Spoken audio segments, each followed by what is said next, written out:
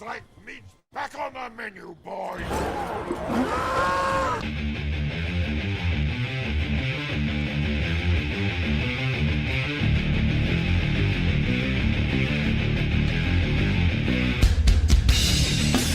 Las Vegas, Nevada. Red One Studios. Second to the last show of the year. Yes, D-Day is coming soon. Next week. Or the week after next. Oh yeah, week after next. Welcome to Sanitizing the Red Pill. Yes. All of these guys. What do all of these dudes have in common? Scott Galloway, Richard Reeves, and unfortunately, it pains me to say it, Jim Sexton. What do they all have in common? Well, we're going to talk about that today. I have Miguel Munoz, my partner in crime, is coming. My heterosexual life partner in crime is coming in today. And boy, do we have some videos for you today. These are going to be awesome. Let's see. What should we start with? The scary one first. Let's do the scary one first. Do it.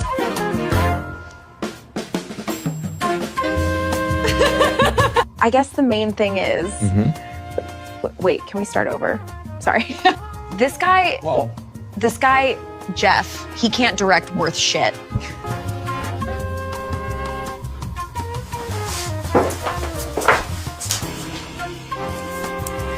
Who created you?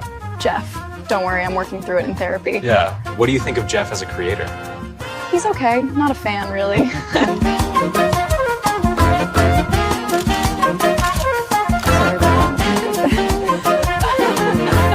Am I single? Maybe? But also, technically, I'm stored on a server in Iowa. I mean, Daily Wire. I told you, people are... Ready, go. He wants to get with you. He wants to roll with you now. I told you, some people are going to be on your ass.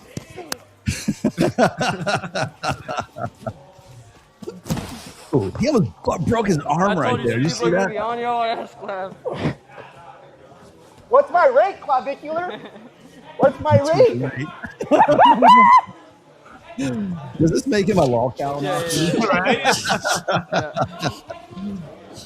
You know, Josh, be nice. He's giving me a good promo. He's giving me good promo. Yep. Yeah, Clav, that grip's gonna... You don't have the other artery to choke him. Has he ever even done this before? No. I don't think he has. He's fought, I think, once before with the other guy. No, those suck. It just burns out after a little while. Yeah. This is for all the bullshit that I gotta watch on my fucking feed. All the fucking time. All right. Hey. Yep. He's like, yeah, my career's now over.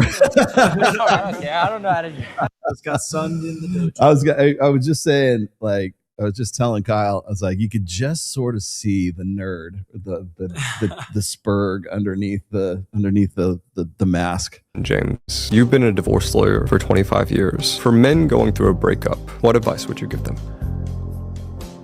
I think you should try to be the man that you would want if your daughter or your sister.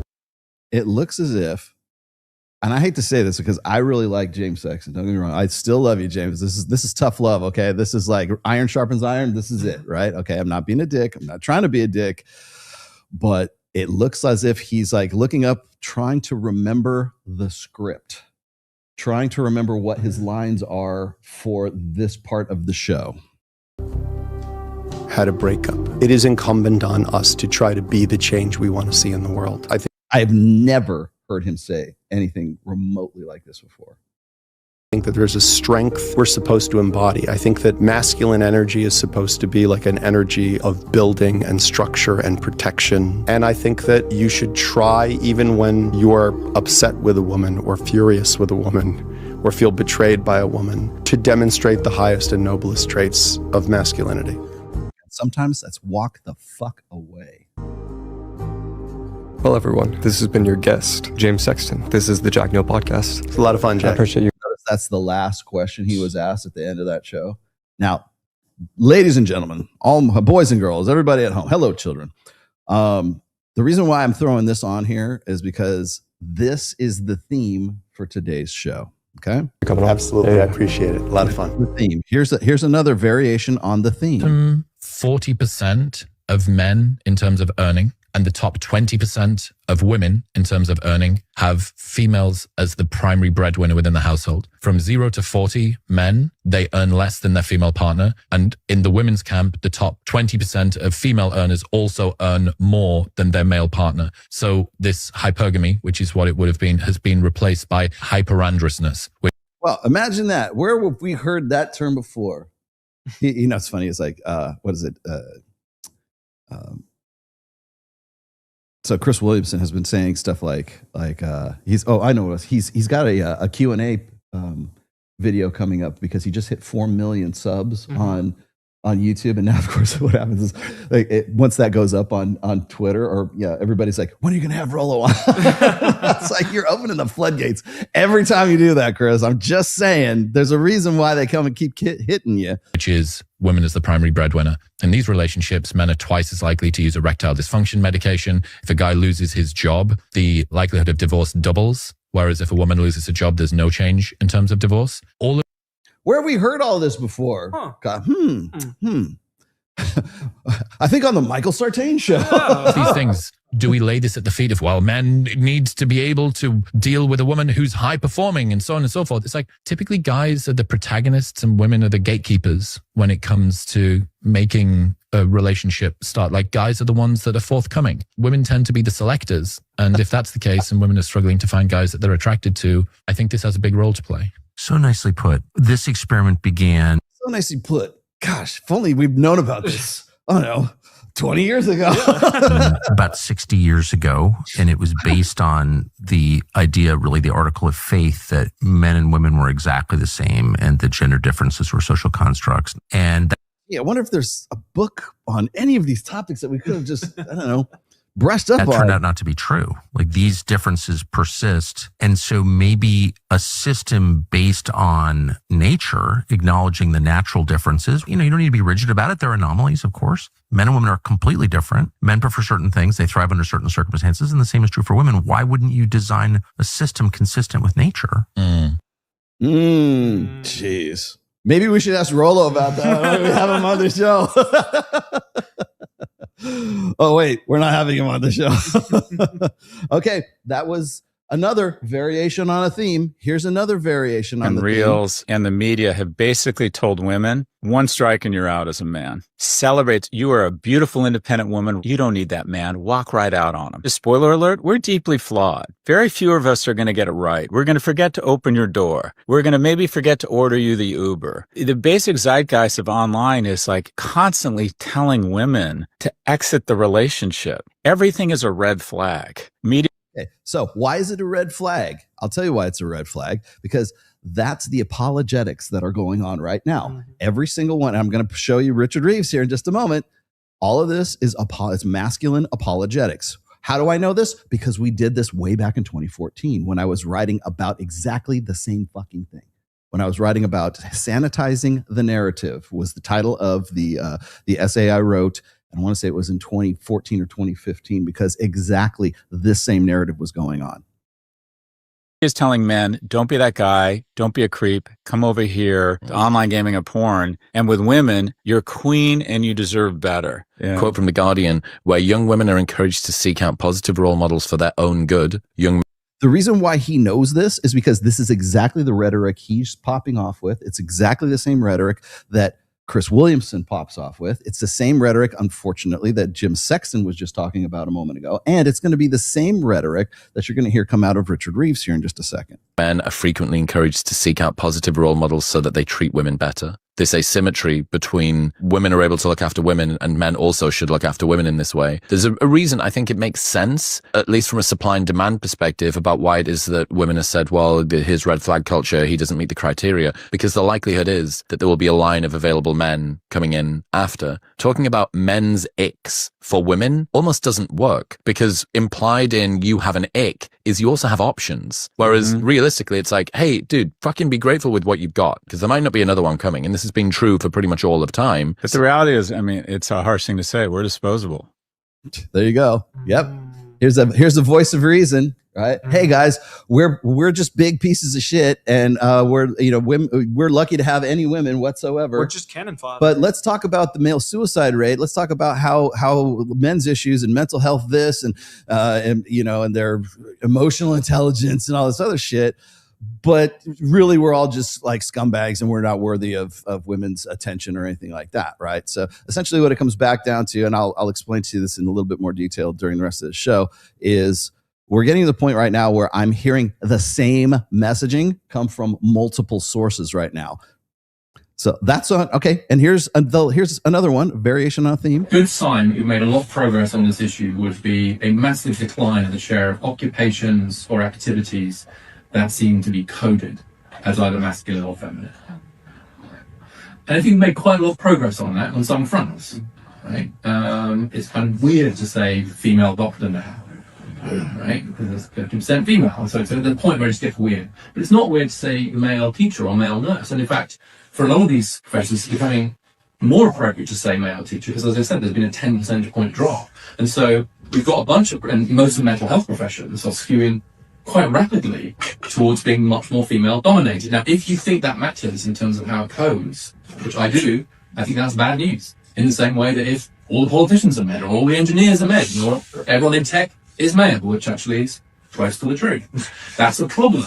Because it's not just a problem in itself, but it's a problem because of the message it sends. It's the signal that it sends to society, which is, how does this code?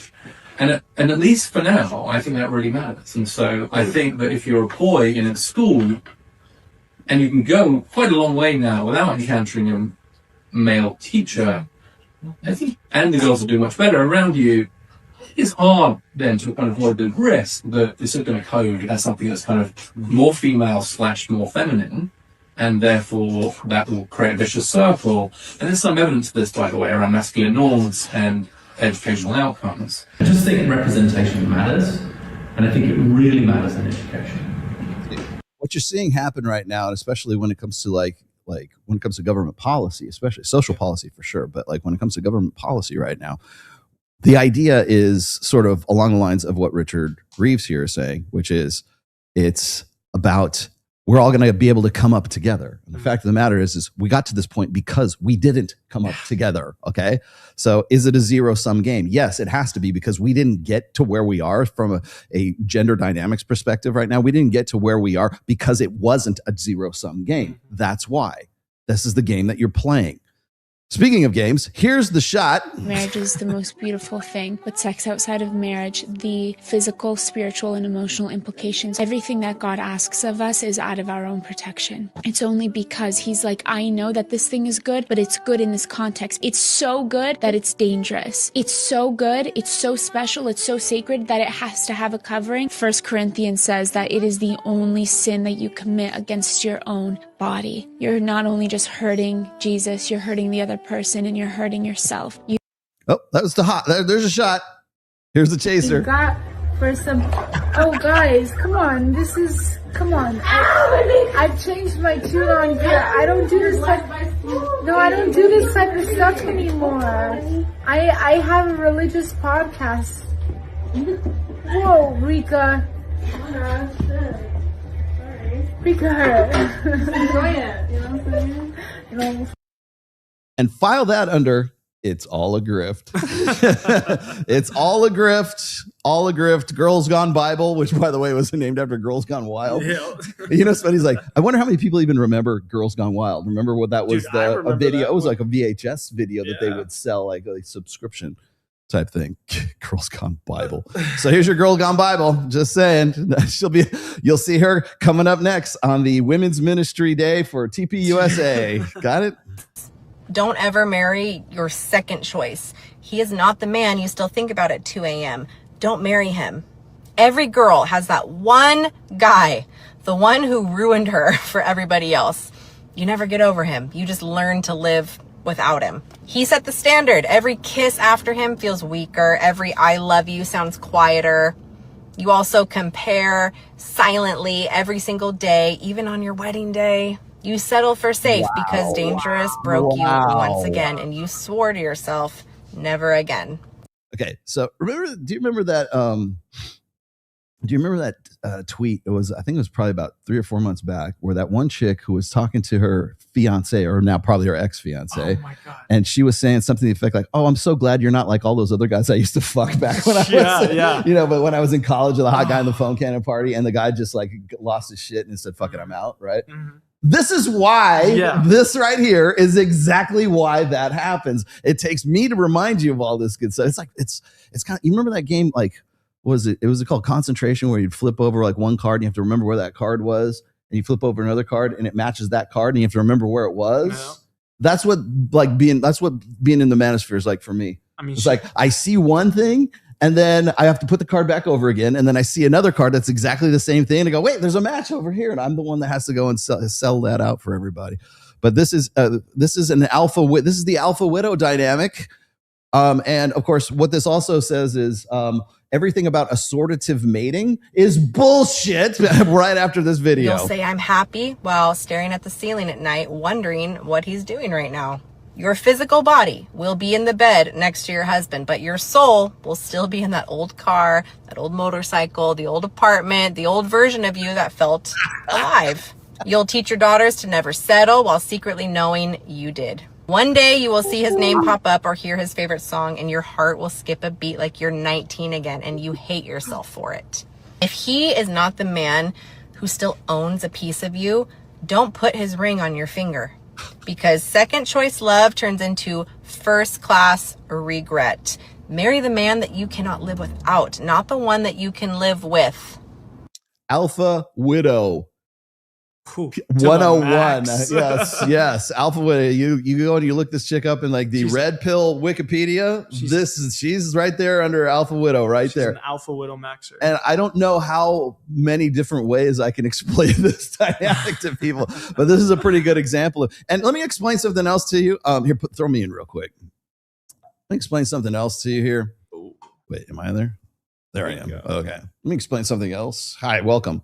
I got one more video I got to throw, but I have to stop in the tracks here, because whenever I'm showing stuff like this chick that I'm showing you right now has no affiliation whatsoever with a red pill. Okay. This is not Rollo Tomasi telling you this. This is not Ryan Stone. This is not Andrew Tate. This is not Pearl fucking Davis. This is not, anybody else who you think is associated with the manosphere. This is some chick, random girl on TikTok or maybe I got it from her reels or something like that. She has no red pill footprint whatsoever telling you exactly what I've been saying. Really, let's see. When did I write that? 2009 is when I wrote the Alpha Widow stuff. Okay. Whenever somebody says it's those red pill guys and their philosophy and their prescriptions and their this and that, what they believe in, it's like, she's not red pill. She's saying exactly what I would have said. Same thing with that one chick who's like talking about like the guys who are the invisible guys. There's the guys who are like the meh, and there's the guys who are going to get it and get fucked in spite of themselves. Right? Mm-hmm. Who's been telling you that forever? Well, this chick apparently, because she's the one who's bringing it up with everybody, right? So, I also want to point out that the alpha widow dynamic that she's explaining right here, gentlemen, just a side tip, something she didn't mention. If your woman wants to name your son Dave or Miguelito, rest assured, there's an alpha male called Miguel in her background. Rest assured, that's the guy she couldn't get over. Oh, I really just like Dave. Why? No one in your family's named David. I don't know. It just kind of stuck with me. You can name the daughter. I'm naming this. Yes. Chad. Yes, Chad. Tyrone. If it's Chad or Tyrone, you got a problem. All right, last one. Let me throw this one up. Was that if you look through the self-help section in the bookstore and you look at books targeted toward men versus targeted toward women, the message is very different. So a lot of like the male self-help books are like, A lot of stoic stuff, like, you need to learn how to become more focused or more disciplined, or stop letting the world affect you and focused on your goal. You need to be strong and improve yourself. No one's going to do you any favors. A lot of self-sufficiency kind of stuff. Whereas the self-help targeted toward women, it's not, you're nothing right now, but if you work really hard, maybe you can turn yourself into something with effort. It's more so you're already great as you are, but the problem is that you just keep beating yourself up. Where have we heard this before, Rob Henderson? Remember what did that old guy, that old dude, what the fuck, that old grandpa guy, what did he say? Oh yeah, that's right. Women just are and men must become. What book would that have been in? And that the world just hasn't recognized how great you are because you keep holding yourself back mentally from accepting that you're great. So it's not so much you are enough. You suck, but you work hard and you'll suck less. It's you're already great, but you just keep beating yourself up. And once you accept yourself as you are, then everyone else will recognize how great you are too. Very different message, yes, but not so different from the red pill. It's funny. It's like, as much as Rob Henderson like gives me grief and like just sort of like, I don't say gives me, not directly, indirectly gives me grief, right? He's very red pill. Yeah. He would not say he's part of the manosphere. He would not want to have anything to do with the red pill. He's shit all over the red pill and interview after interview, but yet seems to make all the same fucking points that we've been making for a long time. It's like that one video with Andrew Huberman and Chris Williamson, when Andrew Huberman said, "Oh, it's a good idea to take a girl from one venue to another venue to like 3 different venues, right?" And then because it creates a sense of history and you have a better date as a result, right? And of course, the first thing out of Chris Williamson's mouth is, well, the pickup artists of the old days used to weaponize that. Right. That's what I'm the weaponizer. Thank you. Welcome to the rational male. Welcome to the radical male. The radical male. Welcome to the radical male. Yes. That's going to be today's topics. Yes. No. I wanted to point this out really quick. Yeah. Okay. So I was going to point this out too, because copycats are everywhere. I'm also do I have some fun to get into with Orion Taraban today too, but I got videos for that later on. But Orion knows my name. Trust me, he knows exactly who he's ripping off. He knows that, and he's shadow boxing me. He's shadow watching. Shadow watches. Yes. Hi, Orion. Let's see hi, Rob, and let's see who else would be watching today. Hi, Chris. Shout out to all my big name A-lister podcasts who use my fucking show as their research and development department. No, I wanted to point this out. I think a lot of people think I'm going to take a swipe at like Jim Sexton today. I'm not, but I want to point out one thing that I have noticed right from the jump here before I even give you announcements today. The reason why I'm doing what I'm doing today is I've been, as you probably know, I've been doing a lot of, I guess, observation of what's been happening with like Scott Galloway. Scott Galloway was just on Oprah. We talked a little bit about that last week when I had Cappy was in here, Aaron Clary, I had Mike Sartain, and I had Jim Kilgore in last week. And when you have that many people, it's kind of hard to focus on one particular topic. And I really wanted to come back to the fact that Scott Galloway was on Oprah, of all places, right? I'm like, how the fuck is this guy getting on Oprah, right? He's an economist, first of all. He's not like Dr. Phil. He's not like, he doesn't have a doctorate in front of his name. Yeah. And he's certainly not a psychologist. He just happens to have a new book. And I go, okay, maybe he's just fronting the new book, right? And I'm like, well, that you could definitely say that because Oprah's like been instrumental in putting people on the map with respect to like their books. That's how you know who Dr. Phil is, because he used to go and do stuff with Oprah back in the day. So there could be that aspect of it, but then it kind of hit me that the story that comes out of Scott's mouth all the time is men must. It's still man up. It's still men must do better. And that's why I also threw in the last one here, which is, men must become, women just are. That's Rob repeating that same mantra once again, who is on board with this new narrative, which is really an old narrative, but it's new to you. And so then I see that happening, and then I go, that sounds a lot like what Scott's been saying, or at least the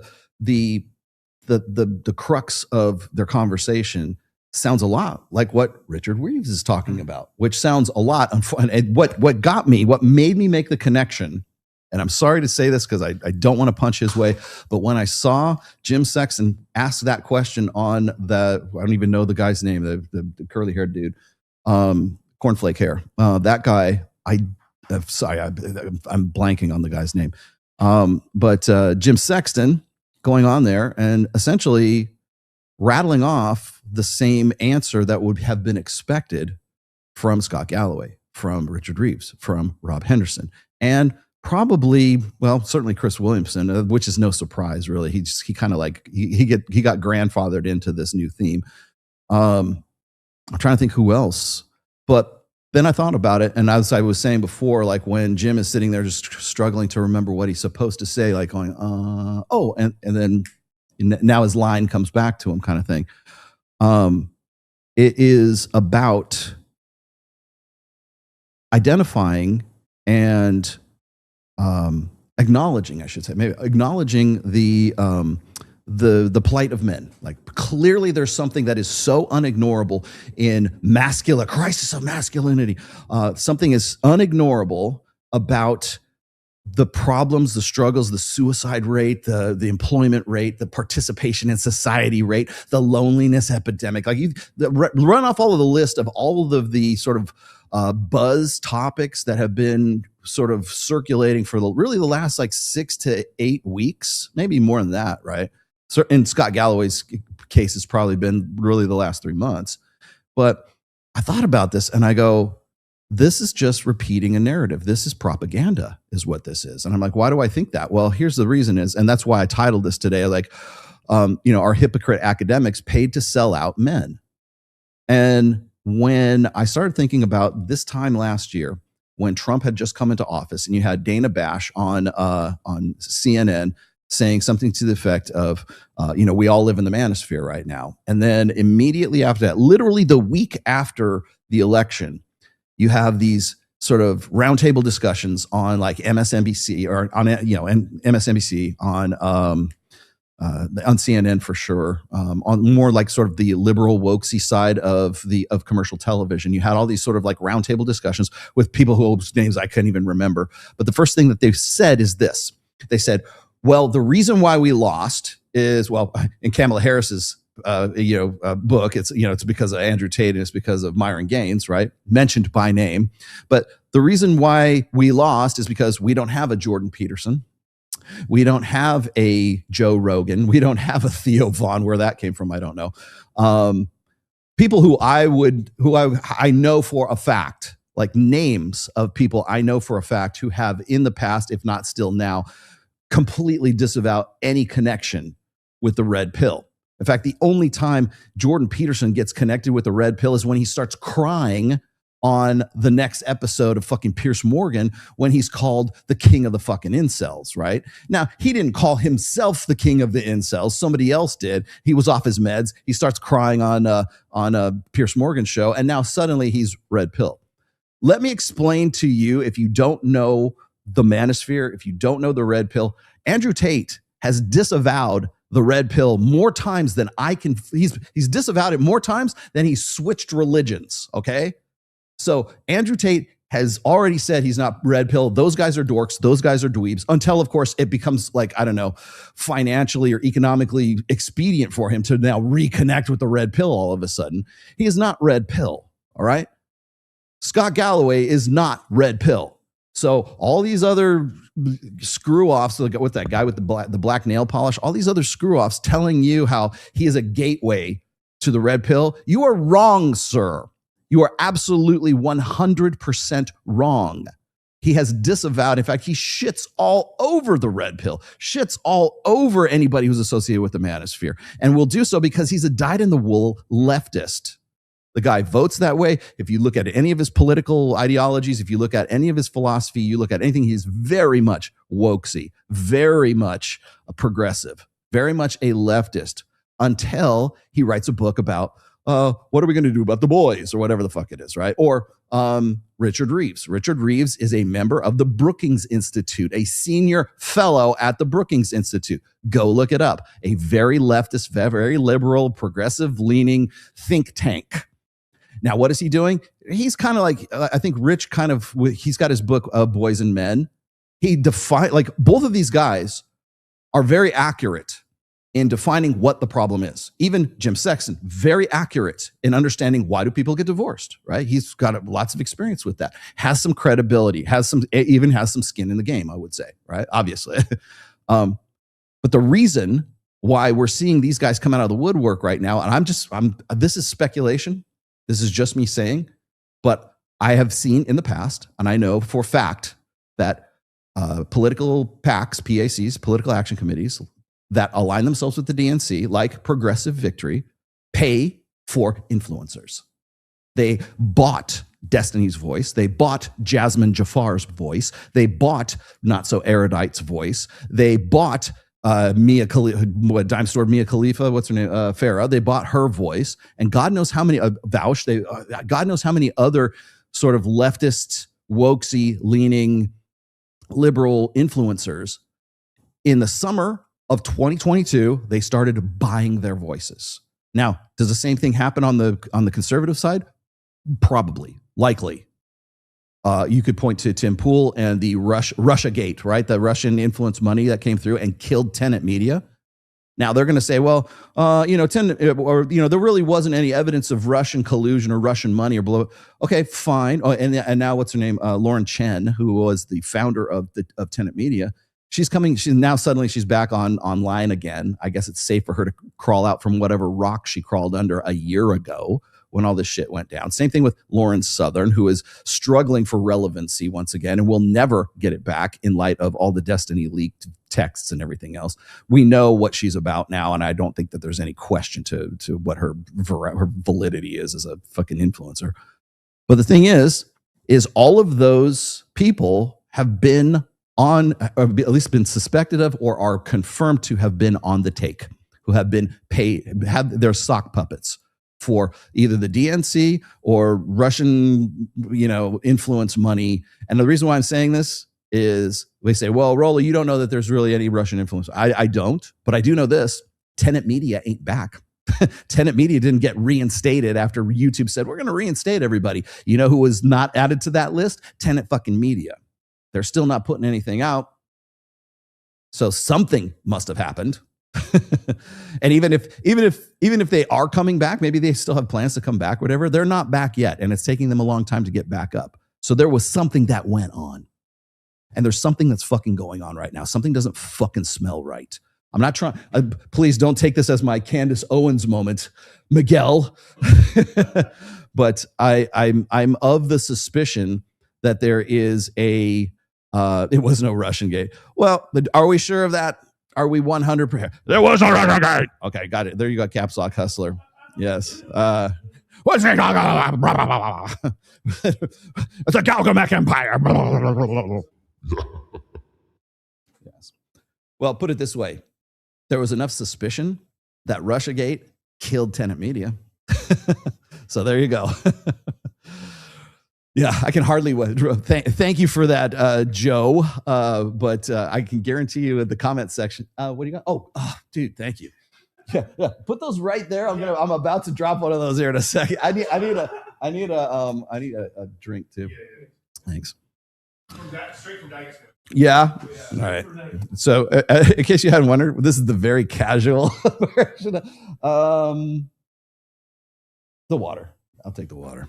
I probably should have the water. Look who's with me. Look who just decided to show up today. Thank goodness. Thank goodness. Look, it's Miguelito. Hello. Actually, you're Miguelito. You're Miguelone. Miguel Grande. Yes, I have a baby Miguel now. I know. I cannot wait until Cinco de Mayo with you guys. Oh, dude, it's gonna be incredible. I got sombreros in the back. We're gonna do the whole sombrero show. Oh shit! So I'm talking about Scott Galloway. I don't know. Okay.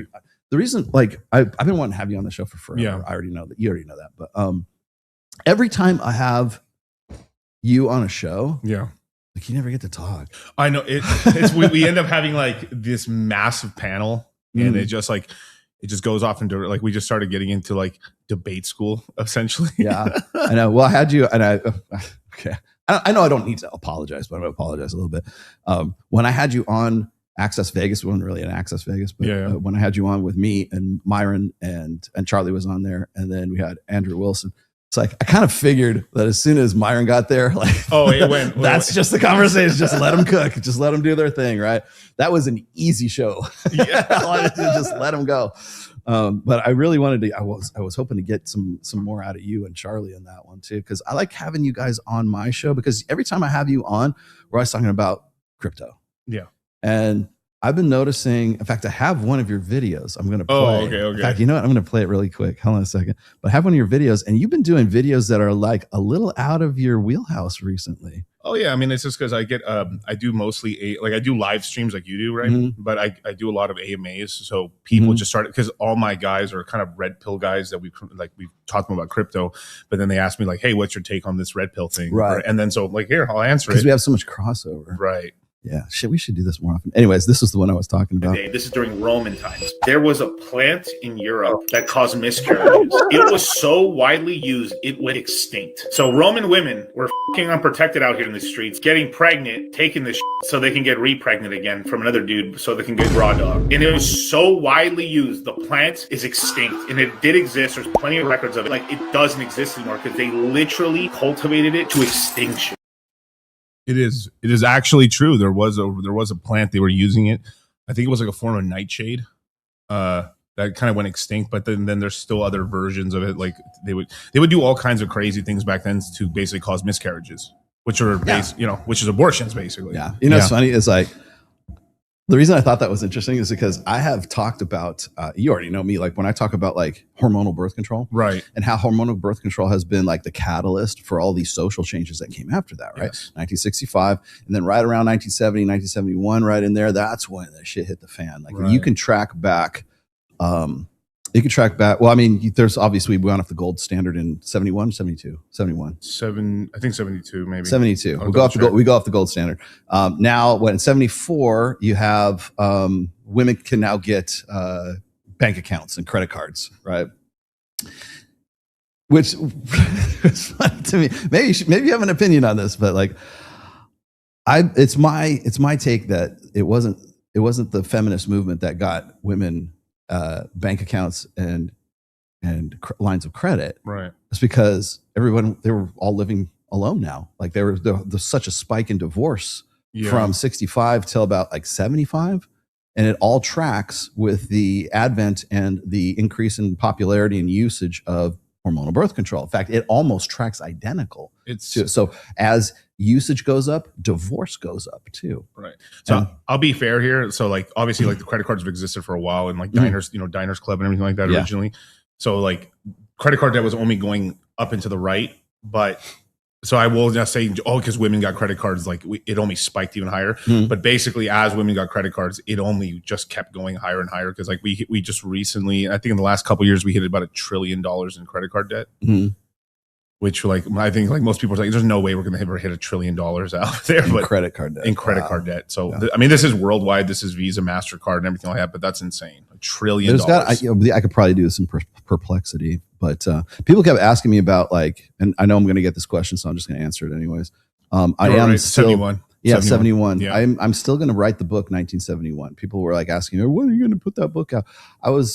There's I think it might be a Twitter account. And I think there's like kind of an aggregate. It's not really a blog, but it's an aggregate site where they grab all this data of all of these social upheaval or these social issues that we deal with in 2025 and where they all began. And it was all right around 70, 71 in there is where everything. For instance, like productivity, US productivity goes skyrockets at that time. But the median wage stays the same. Stays exactly the same. Well, why? Because we put cheap labor, put women into the workforce, right? And then there's other stuff too, like Roe v. Wade was 72, I think, 73. Yeah. So now you and so I know for a fact that no fault divorce was 1968 because that was like the year I was born, courtesy of Ronald Reagan, who was then the governor of California. Oh, yeah. And they started no-fault divorce in the state of California, and then all these other states started following suit. I had this argument with Andrew Willson one time, because Andrew thinks that, or he did at the time. I don't know if he still believes this or not, but Right. Andrew told me, he says, well, the reason we have such a high divorce rate is because we have no-fault divorce. And I go, well, you're putting the cart before the horse, because what happens is when you have a spike in hormonal birth control, which triggers a spike in divorce, what happens is you get the system is just glutted with divorces and they can't process them fast enough. So how do you expedite that? No-fault divorce, right? So it's not no-fault divorce didn't cause the divorce pandemic. It was already there, and it was used as sort of like to open the floodgates. So we didn't have to worry about who was at fault, and you have to go through all these very costly, very long drawn out court debates, was who was wrong and who was right kind of thing, and who gets the money as a result of that. Now, I'm not saying it was a net positive. It wasn't, but the reason why they did it was because divorce had already spiked before no-fault divorce was initiated. It was somewhat of a pandemic. Yeah, it still is kind of. And that, kills me is like, I love it whenever I'm dealing with this guy like Brad Wilcox, who, by the way, is another one of these guys who's on point with the new theme of blame guys, but don't blame guys. Right. It comes down. I wrote this down today. What was it? I know. Oh, so here's the deal: is whenever we're talking about issues that affect men, right? Whenever we're talking about like the self-deletion rate, or we're talking about the loneliness epidemic, right? Which, if you think about it, is not really that bad, because they're like, 15% of guys don't have a close personal friend, that they can go and talk to. I'm like, that still means 85% of dudes do, I mean, for being guys, I think we're actually we're not batting 1,000, but we're getting up there. Yeah. I mean, I think social media has been like a net negative, actually, if I'm being realistic. Yeah. But we have, people are playing video games at all-time highs, like escapism. Right. Okay. Yeah. So there's sedations, obviously. Yeah. But if it's, and then of course, everybody wants to turn around and make it all about Andrew Tate, or they want to make it about the manosphere, or they want to make it about those red pill guys.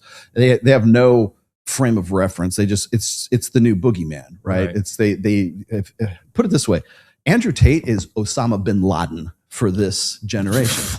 He literally is, because he's not in Tora Bora, right? He doesn't live in the hills of Pakistan, but he's some secret, bunker in Romania. Yeah. And he comes out, crawls out, and puts out some sort of like, what did Osama bin Laden put out? Some video against, we're going to crush the imperialist West, right? Every now and then you'll get like, Andrew Tate will go on like somebody's show and say something, something divisive, agitating, and then just go back to who knows where he is, right? And really, he's the boogeyman, is what it is. And it's like, if there is no boogeyman, no one gets paid. And so as long as he's there, as long as because whenever I see these articles, or I see somebody who I know is completely uninitiated with the manosphere of the red pill, and God knows, after being in this for like 22, 23 years, I really can see apparent. it. It's very apparent. It's very apparent. Like, you get that. That's the main thing when I teach my guys, is like, once you become red pill aware, it's like literally, it's like you can never go back. Yeah. You can never, it's just become so like, I love all the stuff recently with all the, like, one of the big things that I've been doing on my show a lot is telling you guys, like, cause I have people ask me all the time, cause they're trying to make channels or YouTube, they want to get into social media. I was like, please, for the love of God, do not put your girlfriend on camera. Do not put your wife on camera. If you can avoid it, please. If you met her already and she was a social media person, that's a different thing. All right. Well, you crossed that bridge already, but like, there's almost zero benefit for it. I mean, but guys are using their girlfriends basically to like blow up their channel, basically, or they're having like their girlfriends as like, they're the ones actually writing the script in the background, and she's talking. Like, I see a lot of crypto chicks out here that's like, wow, you sure know a lot. That's interesting. Man, I kind of hate that shit too. I remember. Okay, Dr. Phil, everybody drink. When I was on Dr. Phil and Robin was on there, Robin McGraw, which is his wife, right? I had no idea how important she was to that show. she is just this side of being like her show, the Robin McGraw show, right? But I was there, and had I known that she was like sort of the power behind the throne, I would have like directed way more shit at her. But that sort of led me to believe, it was made it apparent to me that when I'm seeing a guy and he starts spouting off certain things, especially if that guy was very red pill or very maybe bordering on it. They never formally introduced, right? But very kind of like independent kind of guy, man's man kind of thing. And then suddenly he starts talking about like, well, women they deserve respect and rights too, and all this other shit. And like, did you just get married? Like, do you have a girlfriend now? Like, you can tell when a dude changes. Right. Like I'm not going to mention names, but I have had in the past, in my rock star 20s, in my rock star era, I've had so many guys who have been really great members of bands. And then suddenly, I don't just like one day they woke up one day and they're like, sorry guys, I can't make the practice today or something like that. I'm like, and it got to the point where it's a joke, like, oh, Joey got a girlfriend kind of thing. And it changes and the band breaks up. Yoko Ono kills the fucking Beatles, Linda McCartney actually killed the Beatles. But it's just, it's funny to watch that happen like live in real time. But like, it's another thing if you're in the social media age and you see a guy who has built a brand, his brand of me, about maybe it's red pill or maybe it's something that's it's edgy. It's way more edgy than anything else. And then suddenly it's like, but we really should, take women's opinion into account, guys. And I'm like, they got to him, so the wokesies got to him. So compromised. So I wanted to get your opinion on this. So how does it feel to be God Emperor of Emperor of the universe? Of the Spurg 40K. Basically, I don't know why I saw that the on Spurg 40K contingent of. What's funny? Many Space Marine chapters. I'll tell you, it's been a lot cooler for the last year because Space Marine 2 came out for PlayStation 5, and I have never. Okay, confession time. I have never owned a console in my life. What? Until Space Marine 2 came out. Then I went promptly right down. Never had a console. Oh my god! I was playing on my computer. Okay, so you're I'm either on my tablet or I'm just playing it. Yeah. But I have Macs, so I kind of am like limited to whatever ports over to a Mac, right? So Total War, I'm fine about it. I love playing Total War. There's some other games Steam. That I like to play. You can play it on Steam. I get a lot of stuff on Steam. Yeah, no problem. A lot of the stuff that's popular on PC, I can still get on a Mac, right? But I'm like, this is Space Marine 2. I ain't playing this on no fucking computer. I am going to play this on my 82-inch widescreen TV with full surround sound. I want to hear every kick of the fucking bolter coming through my subwoofer, So I promptly went down to Best Buy's, bought the PS5, just the basic set. And I was actually looking for the CD, like to use for and it was sold out for Space Marine 2. And this was like 2 months after the game had been released. And I'm like, fuck, what am I going to do? And they go, oh, you don't have to worry about it. You can just download it. You can download it. I didn't even know you could do that. I was like, fuck, this is great. This will never catch on. Yeah, and so now I am definitely a console guy because I love my PS5. But I've only got 3 games on it right now, which is Space Marine 2, and then I've got I just got Aliens Fireteam, which I really because I like the franchise, so I got Aliens Fireteam, and then Helldivers or something. Well, I might consider Helldivers after I beat Space Marine 2. Got it. But you never really do because get on Battlefield 6. Battlefield 6. Yeah. And then I have Madden 2026. I am so careful around video games because I was addicted back in the day to I've never games. been it's like I'm only a video game player of the franchises that I like. Right. It's like I'm not just a gamer to be like a gamer. Right. Yeah. It's like if it's something that I'm into. Oh, and yes, I am fully aware that it was just announced for 2026, there's going to be Total War for Warhammer 40,000. And it's going to be on console too, which is weird because it's like a real-time strategy game rather than a first-person shooter. Okay. Yeah. Like turn-based? Yeah. Oh, what the hell? It's like Total War. Basically, it's Total War. It's Total just War, for the 40K universe. So, but yeah, there was a time, to answer your question, there was a time. God, thank you for asking me 40K questions. There was a time where it's like I didn't want anybody to know I played 40K. Really? Where I was like, I painted miniatures. I had like nerdy hobbies, like people knew that I played guitar, right? So that's kind of cool, right? Especially if you're in a metal band or something. But like, I never want anybody to know that I won awards for my painting on my models and stuff like that. Yeah. And Yeah. What did you play? When you- What did you play in 40K? What was your faction? It'd be easier to name which one I don't play. Okay. The Henry Cavill stuff is like, Henry Cavill plays Adeptus Custodes. He plays Custodes. At least he probably plays something else too, but that's one he always mentions. And then I don't play Custodes and I don't play Necrons. Right now I have my Marine force is usually my Blood Angels. So I have a huge force of Blood Angels. I have them both in Horus Heresy and like 30K and 40K. And then I didn't play much in 9th edition because I thought that the game got really bogged down in minutia, and it was just impossible to play. But what was really cool was Horus Heresy, which is old school 40K. And the best part is there's some little special rules to certain factions, but it's Marine against Marine. So it's like playing chess almost, because they have the same shit that you have, and you know what they're going to be doing. So I just been following the lore on it, but I had never played and stuff. But like I've been hearing that they're gonna finally wake the Emperor up. Actually, finally, that's been a rumor for a long time. I know they won't do it until they get all the Primarchs back on the table again. So because right now we got Lionel Johnson, we got who else we got? Gilman is back. Who else is all the Primarchs? This is so fucking hilarious. I can name all of them. You want me to name all 18 of the Primarchs? Oh, this is incredible. And the two that don't exist. Yeah, Magnus did nothing wrong. That was, by the way, that's one of the best. Like anybody who wants to get into 40K, well, 30K, I guess. I would always, there's two books that I would suggest that you read that will addict you like immediately. And it's 1,000 Suns by, I think it's Graham McNeil. Okay. And then Prospero Burns, which is told from the opposite side. Because what it is 1,000 Suns versus the Space Wolves. And so 1,000 Suns is the 1,000 Suns. And then Prospero Burns is the Space Wolf side. It tells the same story, but from either different sides of the factions. And that will get you to play for sure. You know what's been interesting, kind of like, is I was like a gamer growing up and stuff.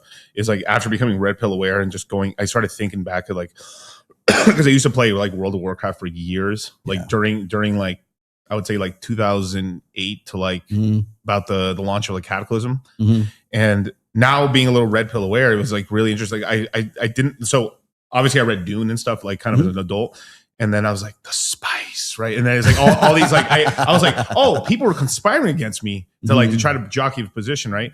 So I started. So I was like literally like a 17-year-old kid playing with a bunch of 35-year-old fedora wearing fucking like college reject dudes. Fedora. No, they were legitimately wearing fedoras. I'm not Actually.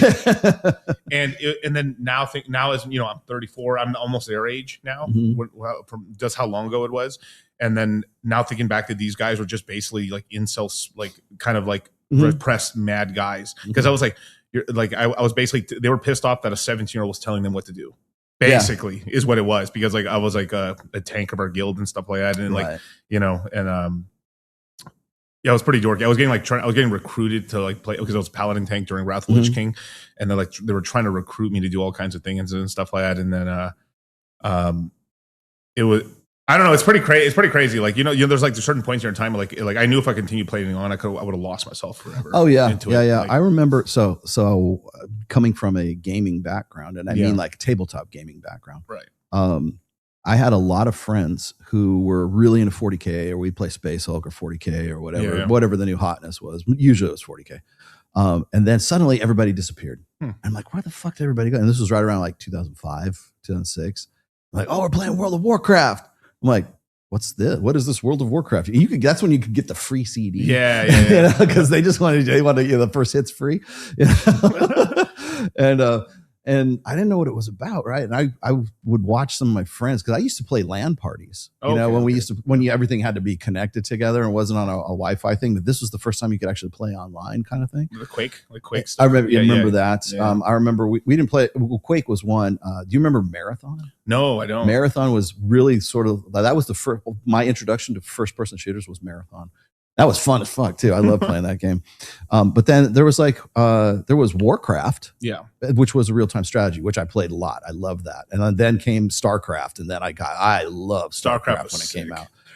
I was never a professional StarCraft player, but I did enjoy it because I like strategy games more than anything. Like I'm more of a tabletop gamer type guy rather than first-person shooter. People don't know this. So the reason why I wear glasses is because when I was a kid, I had 2 eye surgeries. I had the muscles on one eye started pulling the other one out. You know, like you get a lazy eye. And then they went in and they snipped that, and the other eye got stronger and started pulling the other one the other way. Right.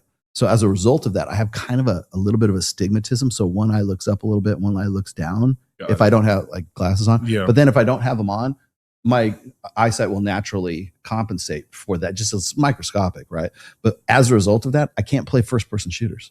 Like I can't remember when Cops came out, like Bad Boys, and you were like looking through the camera of the guy running after the dude over the chain link fence or some shit like that. I almost puke every time I see it. That's one of the. I mean, I never had that, but I would always get dizzy at those. Like, remember like the Blair Witch Project? Yes, or Cloverfield. Cloverfield. Fuck. One of the only movies I literally left the movie theater because I was getting so fucking dizzy. Yeah, from it was the only movie I've never ever gone to a movie before where I was like, dude, I can't watch this shit. It's fucking I can ridiculous. do third person, but I can't do first person. For whatever reason. And so as a result, I really stuck more towards like real-time strategy games, which I liked anyways. So that's really where I got it. But then suddenly everybody was gone. And all the guys I used to go do paint models with or move, guys around on a table kind of thing, like my little man game. They were all gone. I'm like, what the fuck? Where did everybody go? And they're all playing World of Warcraft 24 fucking hours a day. Like they would go to work, go and play until 2 a.m, sleep until 6, go to work, and then come back and then play the rest of the fucking day. Right. I'm just like, holy shit, this is like insanity.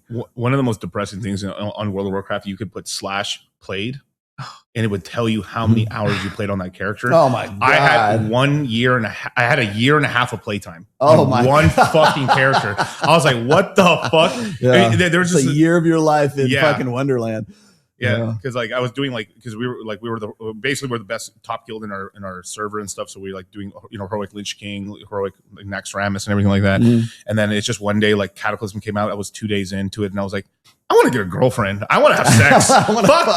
Fuck this shit. And I just literally I did play for a while. I played from about 2005 until about 2008-ish. Oh, so you were playing original then? I was playing Burning yeah, Crusade. Yeah, I remember Vanilla WoW. Yeah, I loved it. It was a fun game, but then I realized I wasn't doing anything creative. Right. Like I wasn't painting, I wasn't drawing, I wasn't doing models, I wasn't doing music, I wasn't doing shit because all of my leisure time, which was very scarce back then, because I still was a dad, my daughter, and that's another thing, man. A lot of the people who I knew who were parents, like they fucking neglect their fucking kids so they could play, the next raid or whatever the fuck they were doing. I was like, we gotta there's got to be some regulation to this. Yeah, it gets a little crazy. And stuff. I don't know. Do you think people today are like, because it's not as big a deal as it was back in 2005, but do you think people are as consumed? Is it as immersive as it was back then? I think, it's because Kyle would know this a little bit. So a few years ago, they re-released basically Vanilla WoW. So they basically started this whole classic. So it Classic was WoW. Yeah. So it was like you would basically do the current expansion.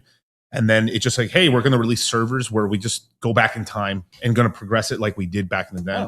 So that it got really popular. Same thing when like they brought back this one to a lesser extent, they brought back old school RuneScape as well. So it would be exploded again. But now it's like, that's actually kind of where Asmongold started popping off again. Asmongold like started playing old school vanilla WoW. And then the views went crazy. And that's where Asmon kind of ascended up. And then from there, he kind of just left it and just become more of a social, I would say like reviewer of content, social commentary. Social commentary and stuff like that. I like Asmongold, but I think Myron just went after him recently because like he's Asmon is pretty based on some of his takes, but he is very blue pilled when he comes to women. I think he's a little more red pill than he lets on, but on camera he is going more blue pilled on it just because he was in that Twitch world and stuff like this, and he's just like any guy. He's kind of tired of the Twitch thoughts already. Yeah.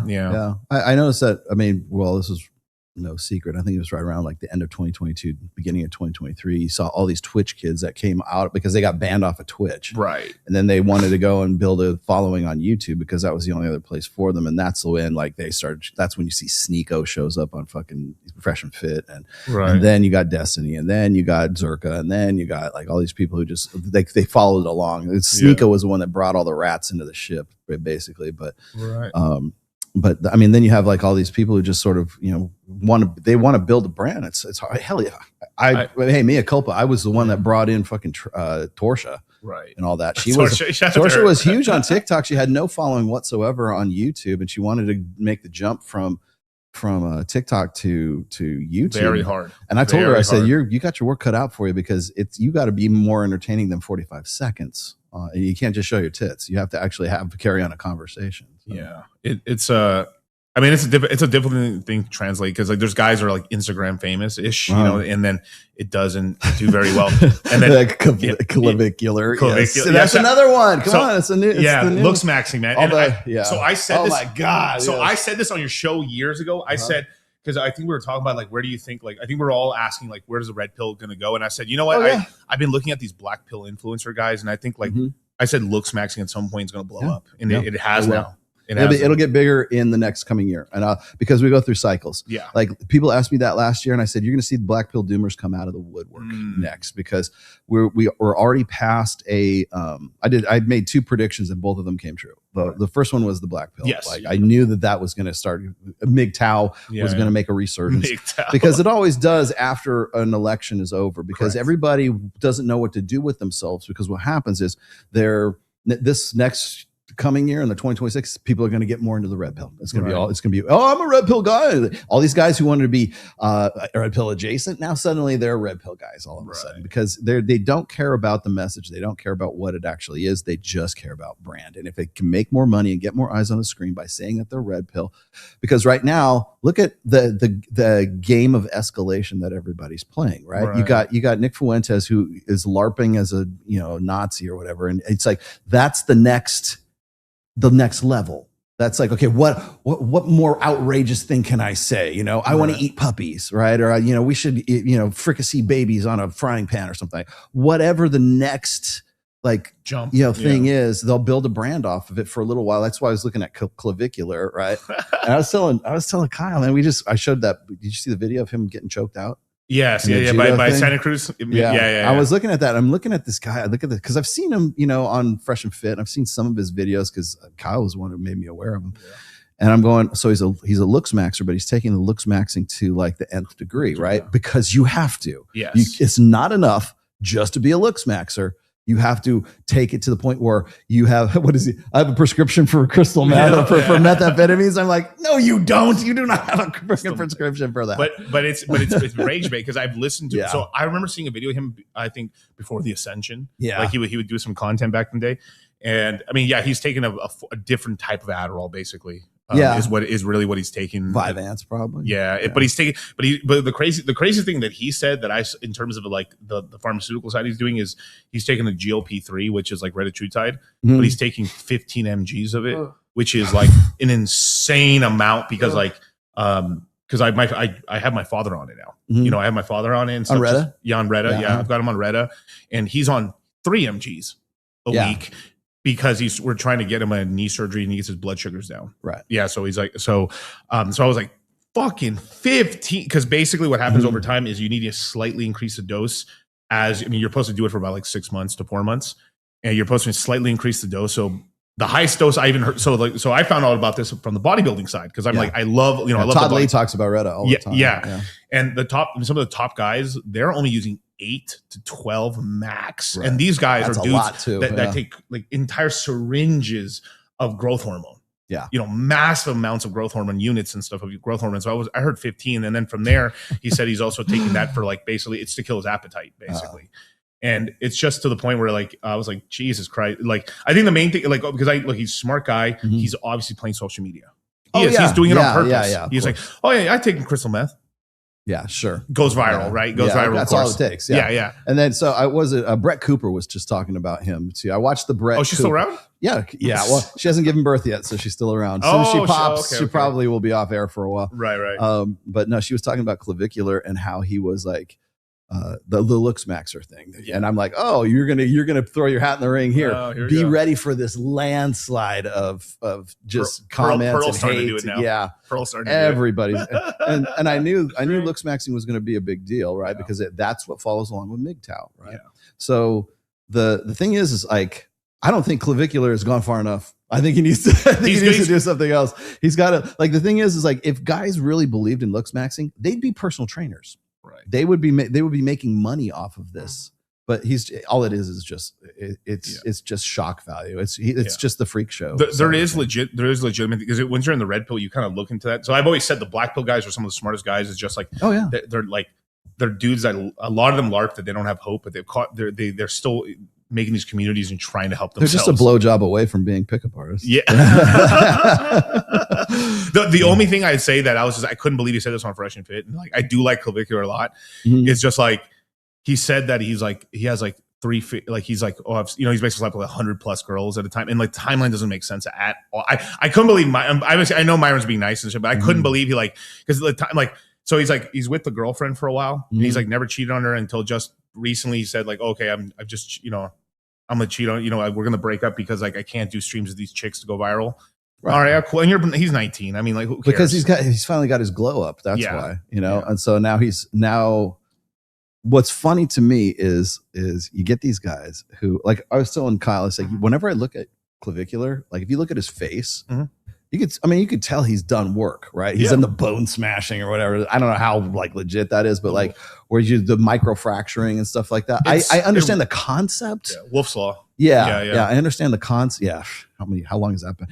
People think of Wolf's Law is like something that's new, that was just discovered recently. It's been around for a long time. I heard Looksmaxx was talking about that in 2016. Yeah. So the most apparent one's probably like fighters' knuckles because they punch a lot. Your knuckles do grow over time. Yeah. Muay Thai with shins. Yeah, with shins and stuff. So it does work. The thing is, it is dangerous because he's mostly doing it to cut. Like it's mostly done in the cheekbones area. So you would lay down in a bed or have someone kind of hold your heads. Most people just lay down in the bed and they're kind of hitting themselves with usually it's like brass ball, and they're basically causing tapping it to like kind of hurt it, and eventually like I've seen videos of him where like it's kind of getting like purple a little bit, and then he stops, gives it a couple days, and then goes back to it, and basically it's just to make this more pronounced. The thing is it's difficult to get it right because what happens if you do one side more harder, you end up kind of growing the bone a little bit more on this side.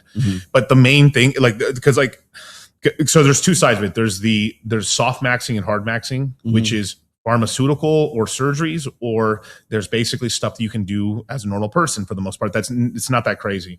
So it'd be like the number one thing you can do, lose weight. It's the number one thing. The saddest shit is you're a skinny guy and you're ugly. Goddamn. Well, there's fat cope. If you look at his face, you can just sort of see the spurg underneath it. Yeah. Like you could tell, like I don't know what he looked like before, but like when I look at the face, I'll show you. I look at the different. Yeah, if you put it up, when I look at the difference between, oh my god, the chat. When I look at him, I go, he still has that mannerism of a guy who he doesn't know what to do in certain situations. Like when I saw him get his ass kicked in he's 19 years old, of course. He just doesn't have he's got the look of like a guy who you would say, oh, he projects this sense, or he projects this image or this perception that he's in control. He knows what the fuck he's doing until you put him in certain situations. And then you go, okay, he's still a kid. Yeah. Right. So, it is interesting, his entire thing. Oh, is that it right there? Put that up. Let me see. Give me 1 second. Yeah, he's got a baby face. He's got kind of like poofy lips. And then I think he's trying for the Henry Cavill thing. Yeah. I wish I could remember the name. Rory. There's a guy. So there's a guy in the looks pill community that's like he's more of like he's like a red pill guy. He's pretty red pill, but he's like, he knows where not to go too far. He's got more of a business side of it. He's one of the guys that kind of taught a lot of these guys like. He looks like that guy. Oh, when he was fat, dude, that is so filtered. Yeah, very much. He like when he's fat. Who he looks like? He looks like that one kid that was in that movie We're the Millers. Yeah. Look him up. Yeah, that guy. He was the son, the boy in that movie. He looks like that dude.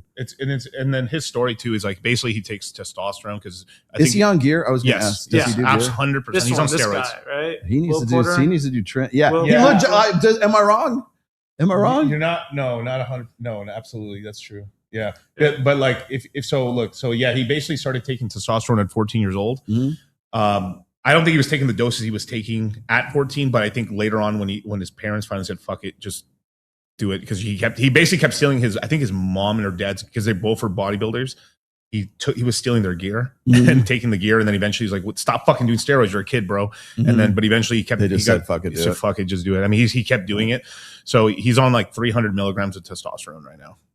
That's it. That's it. Nothing like crazy, like T-Pro or something, or no? I mean, basically, so it's like a TRT. He's just doing TRT, like Cypionate. Yeah, Cypionate. Well, I'm not sure if it's either C or E. It's one of the two. Okay. But so he's doing about 300 milligrams. So like a TRT, just for people watching, a TRT dose would be 140. Right. Yeah, I'm on 150 of Cypionate once a week. Once a week, right? Yeah. So either you inject it twice a week, or you. So I mean, the traditional version of it is you inject it once a week. Mm-hmm. Nowadays, most people are doing 2 to 3 times a week, and then there's like the Todd Lee site. Shout out to Dr. Todd Lee. He's a daily guy, which is a little better because the reason I'm because you shout out to Dr. Todd Lee. I'm gonna get on TRT pretty soon. Actually, yeah, you should. Yeah, you should. But so I've been studying it a lot. So and the thing is by living in beautiful Las Vegas, this is the bodybuilding capital of the United States now. Yeah. Okay, let me answer this. Yeah, TRT equals no balls. No, my balls are still well attached. You know why? Because I also get HCG shots with it. So yes, your balls still stay where they are. Yeah, and bodybuilders can get women pregnant. I can answer that question right now. Yes. Yeah. I mean, and then people always, what's Rollo's stack? All you got to do is go to Todd Lee, MD. Yeah. Listen to Todd, and Great I'll let channel. you draw your own conclusions. Yeah. Yeah, great. He's a good dude. I'm going to get him in the show at some point. Oh, dude. I got love him that. coming in sometime next year, but I do have, I also have Jake Monroe is coming in. Jake Monroe. Oh, Monroe. I was a Jake Yeah. Snake. Jake is Jake. I can have Jake anytime I want. Yeah. But, that's funny. Let me get some of these super chats. Yes, I'm dad looks maxing right now. That's right. Yeah, dad looks. Dad bod maxing. I'm Yes. down a lot, man. I was like 286. I'm 2. Hey, Rollo, did you know your boy Rob Henderson was at the CBS town hall with Erica Kirk asking, what can you do for the state of young men? Yes, I'm sure that's it. Because, and by the way, I don't want to just, when I was talking about how this theme of let's help the guys, but the way that they help the guys is help guys be more acceptable to women. Like you're basically not solving men's problems. You're solving women's problems by making guys better guys. That's what it comes down to. And so the impetus of the problem solving is it's all horseshit. It's like, we want men to be more eligible bachelors, more eligible husbands and stuff like that. And instead of them being better men for the sake of them, for their own self-worth, because that would be weaponizing it. Right. Yeah. But if it's about you, then you're a narcissist and fuck you. You go talk to Rollo. But if it's, you want to be clavicular, but we want you to be clavicular so that women have a better choice of a hotter guy to be with. That's all it comes down to. I will say the biggest thing about like clavicular and this whole Looksmaxxing thing that I do like is just the apparent, like we've been talking, how long have we been talking about the halo effect? Forever, right?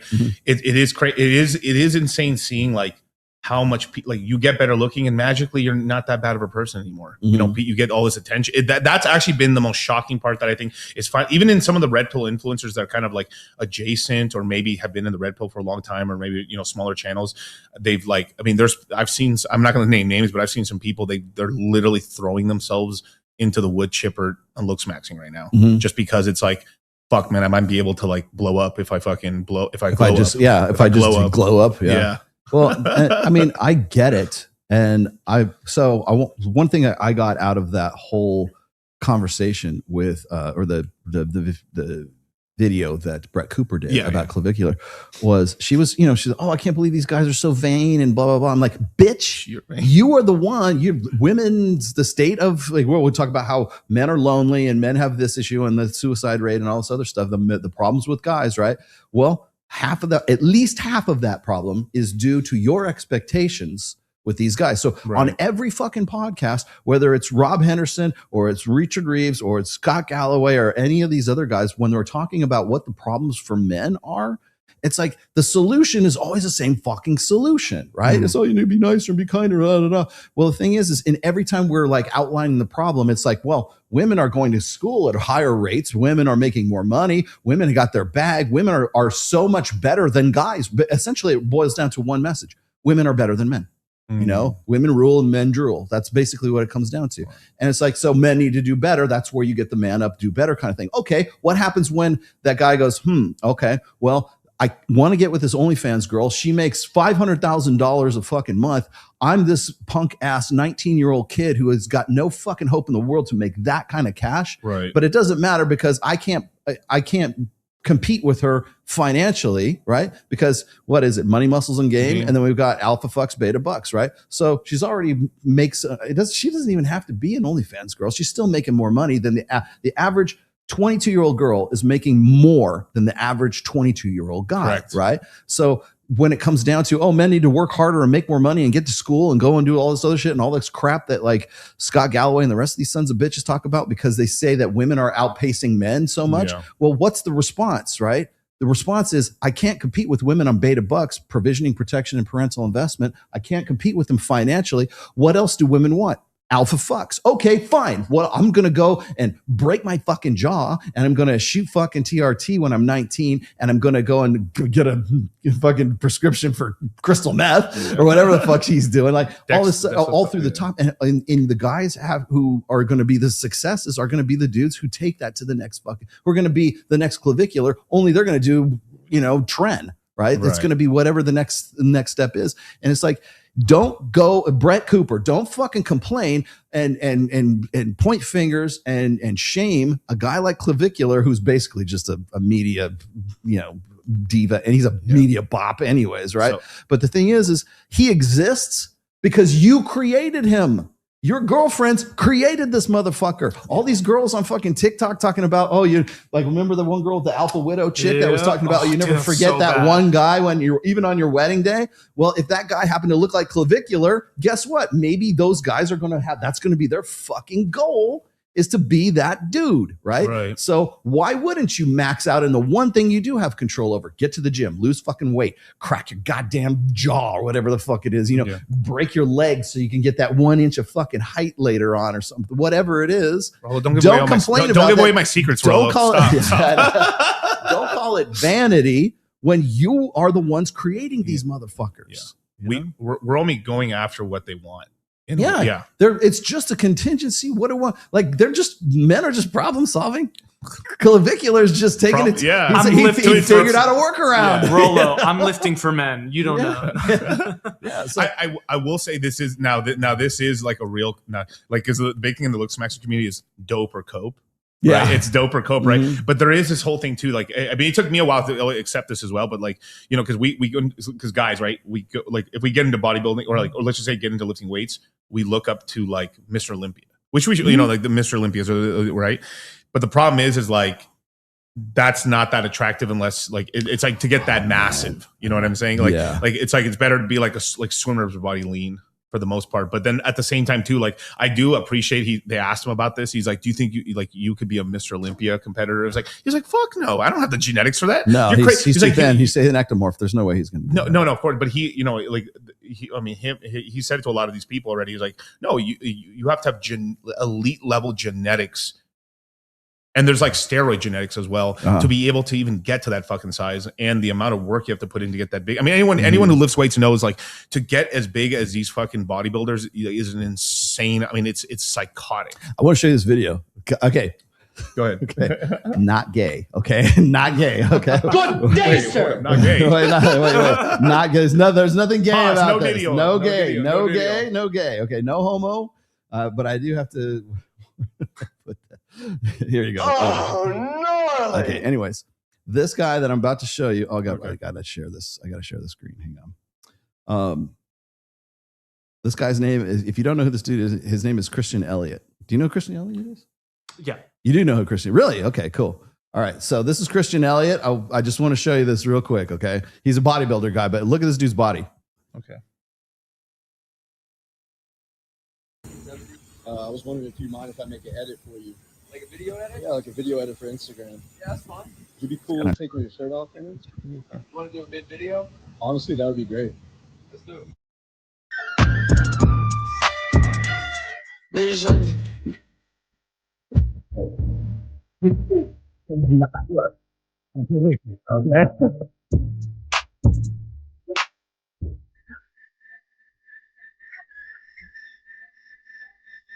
Saw this guy washing his car.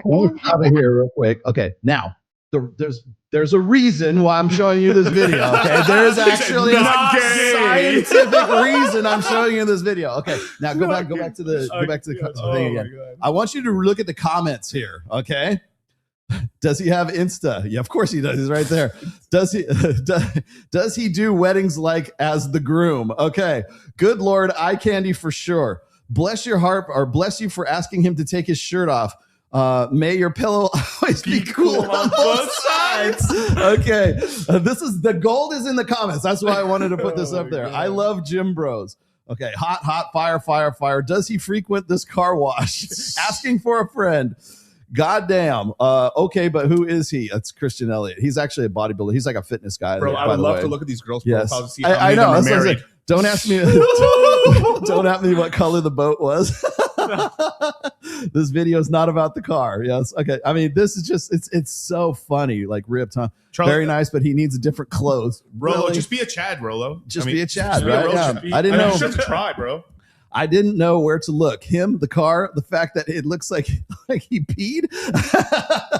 The car, him, whatever. That's funny. So if you just how many comments are on this thing? Bro, I bet you half these girls are married or in a Oh relationship. yeah. Bro. Well, Oh my- so that's the most anyway, flagrant yeah. shit they Anyways, do, bro. I wanted to point that out. It was for the comments, okay? For the comments. Just be 6'5", Just bro. be 6'5", bro. Yes. I love how the height. It used to be like I remember when I was 20, right?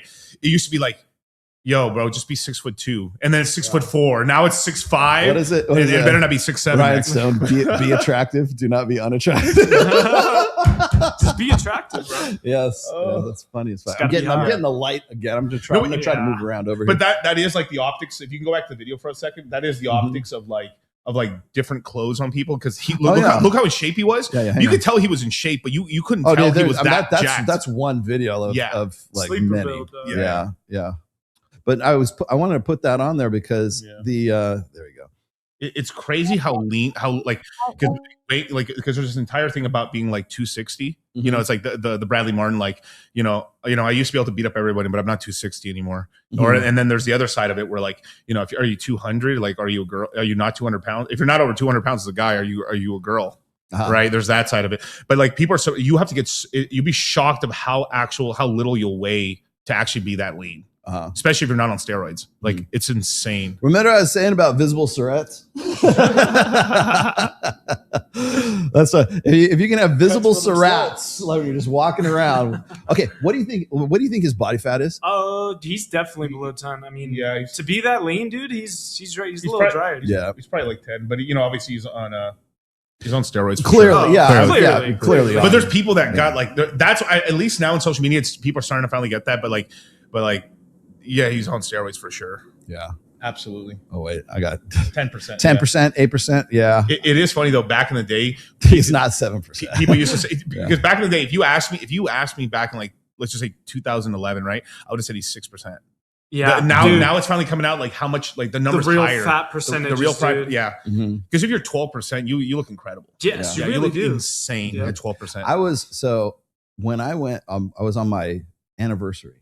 And I was with Melissa, and we went up to Mount Charleston, and we stayed at the lodge up there, and they had a crafts fair there, and it would have been July 20th because that's my anniversary. So it was like middle of summer, and this was not this year, but it was the previous summer, right? And I was there, and they had a crafts fair, and I was walking around the crafts fair, and it was hot out there, and I was probably as lean as I've been in a long time. I think I was probably around 12% body fat at that point. And so I'm walking around, and of course, you know, the girls like, you know, they kind of, you kind of like when you, now this is not me, but I know that like when a guy is like, has been fat for a while and then suddenly he's thin, like you start like peripherally understanding like when when the women are looking at you, guys too, right? You know, guys are like looking at you like, oh, you mirroring, bro? Yeah, exactly. But no, so I went to this one lady. I was going to buy something from her booth or something, and she was probably like 80 some odd years old, right? And she goes, and I had this shirt on that said like Peak Nutrition. She goes, does that Peak Nutrition stuff make you look like that? Like she wanted, she wanted to start. I got 80-year-old woman like opening me at a crafts fair, and I was just laughing. But yeah, I'll tell you this: if an 80-year-old woman is prompted to ask you about, you know, like, are you single or some shit like that? They're trying to like, and she's just being friendly. I know she's not actually serious. But if a woman of that age is talking to you like that, you're at the right body fat percentage. But the reason I put that up there is because there's and I have a video to sort of go back with that.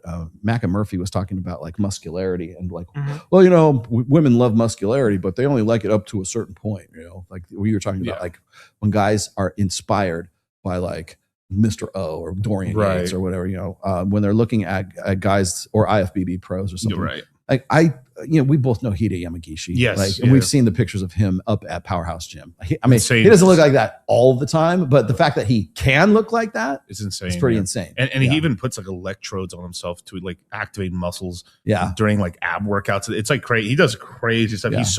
He's little. I think he might be the only guy from Japan to ever go to the IFBB, like to actually go. He's to the only Japanese American to actually. Well, he won the IFBB in 2020. Right. 2023. Yeah. Yeah. Let me put these up here. Have you ever checked Mike and others for pandering? Yes, I actually have checked Mike for pandering. In fact, when Wes Watson was popping off, it was right after. I'll give you an example. When Wes Watson was popping off about Andrew Willson back then, and I was talking to Mike, and I said. I had a front row seat for that. You were right there. What am I saying? You were right there. Yeah, you were right there on the thing. I've been in the background or on stage for a lot of interesting things. I sent Mike that video. I said, "Can you believe this motherfucker?" Because I knew who Wes was at the time, but I didn't really follow him because he's just like was really like obnoxiously in your face, right? And so I told him, I said, this guy's not about it. I mean, he's just like everything. His advice to everybody is just stop being a little bitch. You know, it's like, you know, Macho Man, Randy Savage. It's like David Goggins sort of like. David Goggins too, but like over the top. Right. And I told Mike this, and this was before I actually met Wes, because I met Wes later on. And I told Mike, I said, this guy's such bullshit. And he goes, well, this is kind of bullshit I would love to get into because he makes like $3 million a month or something like that. I go, dude, just because he makes a shit ton of money doesn't mean he's right. I mean, you can make, there's a lot of people who are doing like some fucking shady ass shit that make more money than he does per month. I said, does that like mean they're about it? And he's like, well, you know, he does make a lot of money. Like he was very impressed that Wes makes a lot of money and he wants to, he basically did at the time. He wants to, maybe not so much anymore, but like, definitely not anymore. But like, but he was impressed with how Wes did it, right? Rather than what's Wes about. Like when I see somebody who's like wants to come into my space, into the red pill niche or something like that, I'm going to look at him and say, has this guy done his fucking homework? Or like, you guys know what my opinion of Pearl is. She's just a bad cover band of guys who have come way before her. And she's just basically playing the greatest hits and not doing a really good job at it. Right. Same thing. When I saw Wes, I'm like, this guy is he's just like over the top, man. And he goes, I said, it's kind of bullshit. And he's like, well, that's kind of bullshit I would want or something. I go, well, you know what the most marketable resource in the whole fucking universe is? Bullshit. Yeah. Everybody, like people make like millions off of just bullshit all the time. You know what cracked me about? And then by the way, and I hate to say it too, because I really like the guy, but like, what's the dude? Ty Lopez. Ty Lopez is going through some shit right now too. Know. They're gonna get him. Like, so I know a lawyer that dealt with cases like that, and what she told us is that basically he's going to have to pay a minimum 20 to 30 million. There's no escaping that. Oh yeah, he's going to pay that, and that's if they wanted to get him for 112 million. Well, he said that's the case. Is they never are able to extract that amount of money. What happens is they usually do 10 to 20% of whatever that stated number is what they'll have to pay in fees. Because he's like, there's been previous cases where they've had to pay the same amount. You know, obviously different amounts that they're being crawled for. But yeah, he's going to pay 20, 30 million. Yeah, and there's a Ponzi scheme too, right? Yeah. So not in the beginning, but eventually. I read the whole story about how it happened, right? And I'm like, because I was talking to Mike about this. Mike he hangs out with Ty Lopez. He goes in and stays at his house when he's in like, you know, Beverly Hills or some shit. And I like Ty too. I think he's actually a pretty cool dude. So I'm not like, I have to sort of like reserve judgment on a guy like Ty, right? Because I feel like I know his heart's in the right place, and I don't think he set out to make a Ponzi scheme, but it just happened that way. Because it's one thing like you get to one stage and you try to pay for your mistakes with the next stage, right? And then that doesn't pan out and you get to the next stage and now you're paying for 2 other stages that were failed and you think, okay, well, the next hit, it's like gambling addiction. You know, the next hit is going to be able to pay for all of this shit. And if I just keep going, and then now you find you got your pants down. I knew it was going to fail because he tried to basically launch he was doing so basically he was buying like defunct companies that still had some name brand, like you reckon, like you'd be like, was it Clothes Barn or some shit like it was a couple of those, and then the main one was Radio Shack. Shack, but then as soon as he was trying to make a crypto token back in, like, I think it was just 21, I was like, all right, this is gonna go bad. This is going to go bad because like these guys, but like and Ty's super smart, right? But Ty has been infamous that he comes around the crypto market near the top every single time. He didn't do it this time, but like last time, like it was like within 2 months of him launching his crypto product in 21. Over. Gone. It was done. It was, I think it may have been like August of 21. Wow. And by November, like Bitcoin, that was it. That was the top. And I was like, see, I'm glad I got you on my team too, man, because my crypto is hibernating right now. I know. I just pulled everything out of the market. Like you told me, said, get out now. Like, okay, USDC, here we go. Yeah. I mean, right now in the market is like, so we're in this weird point where like we're either it breaks down and it's over, or we're going into another run. I think we're going into another run, but I'm just waiting to see what happens. Because like pretty much you guys want to know who to blame right here. Like most people, if you're not in finance, you wouldn't know this. The person you want to blame right now in terms of why the economy sucks right now, it's not really Trump. It's Jerome Powell. Oh. He is the chairman of the Federal Reserve. So typically the Federal Reserve is not supposed to play fucking politics, right?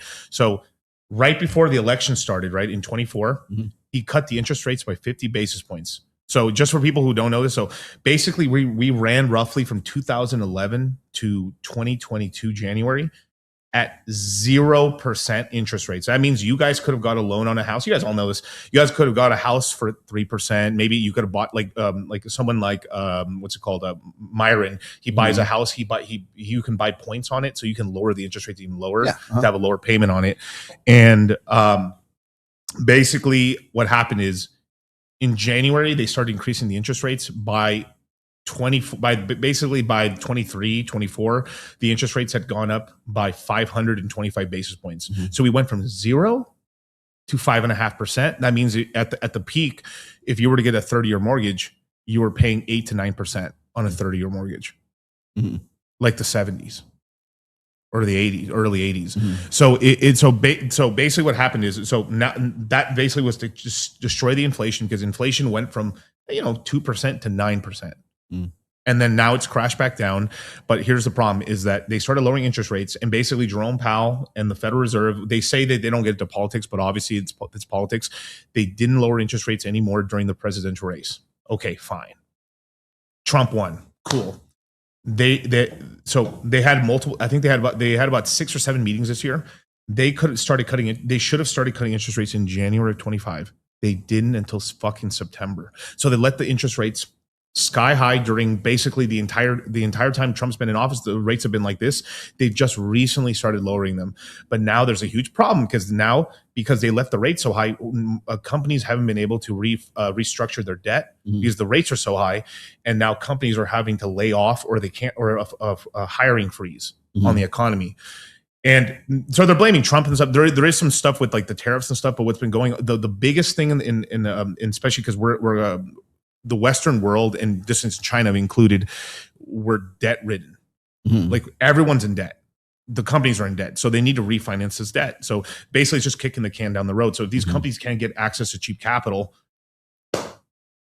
we can't hire, right? Or we start firing.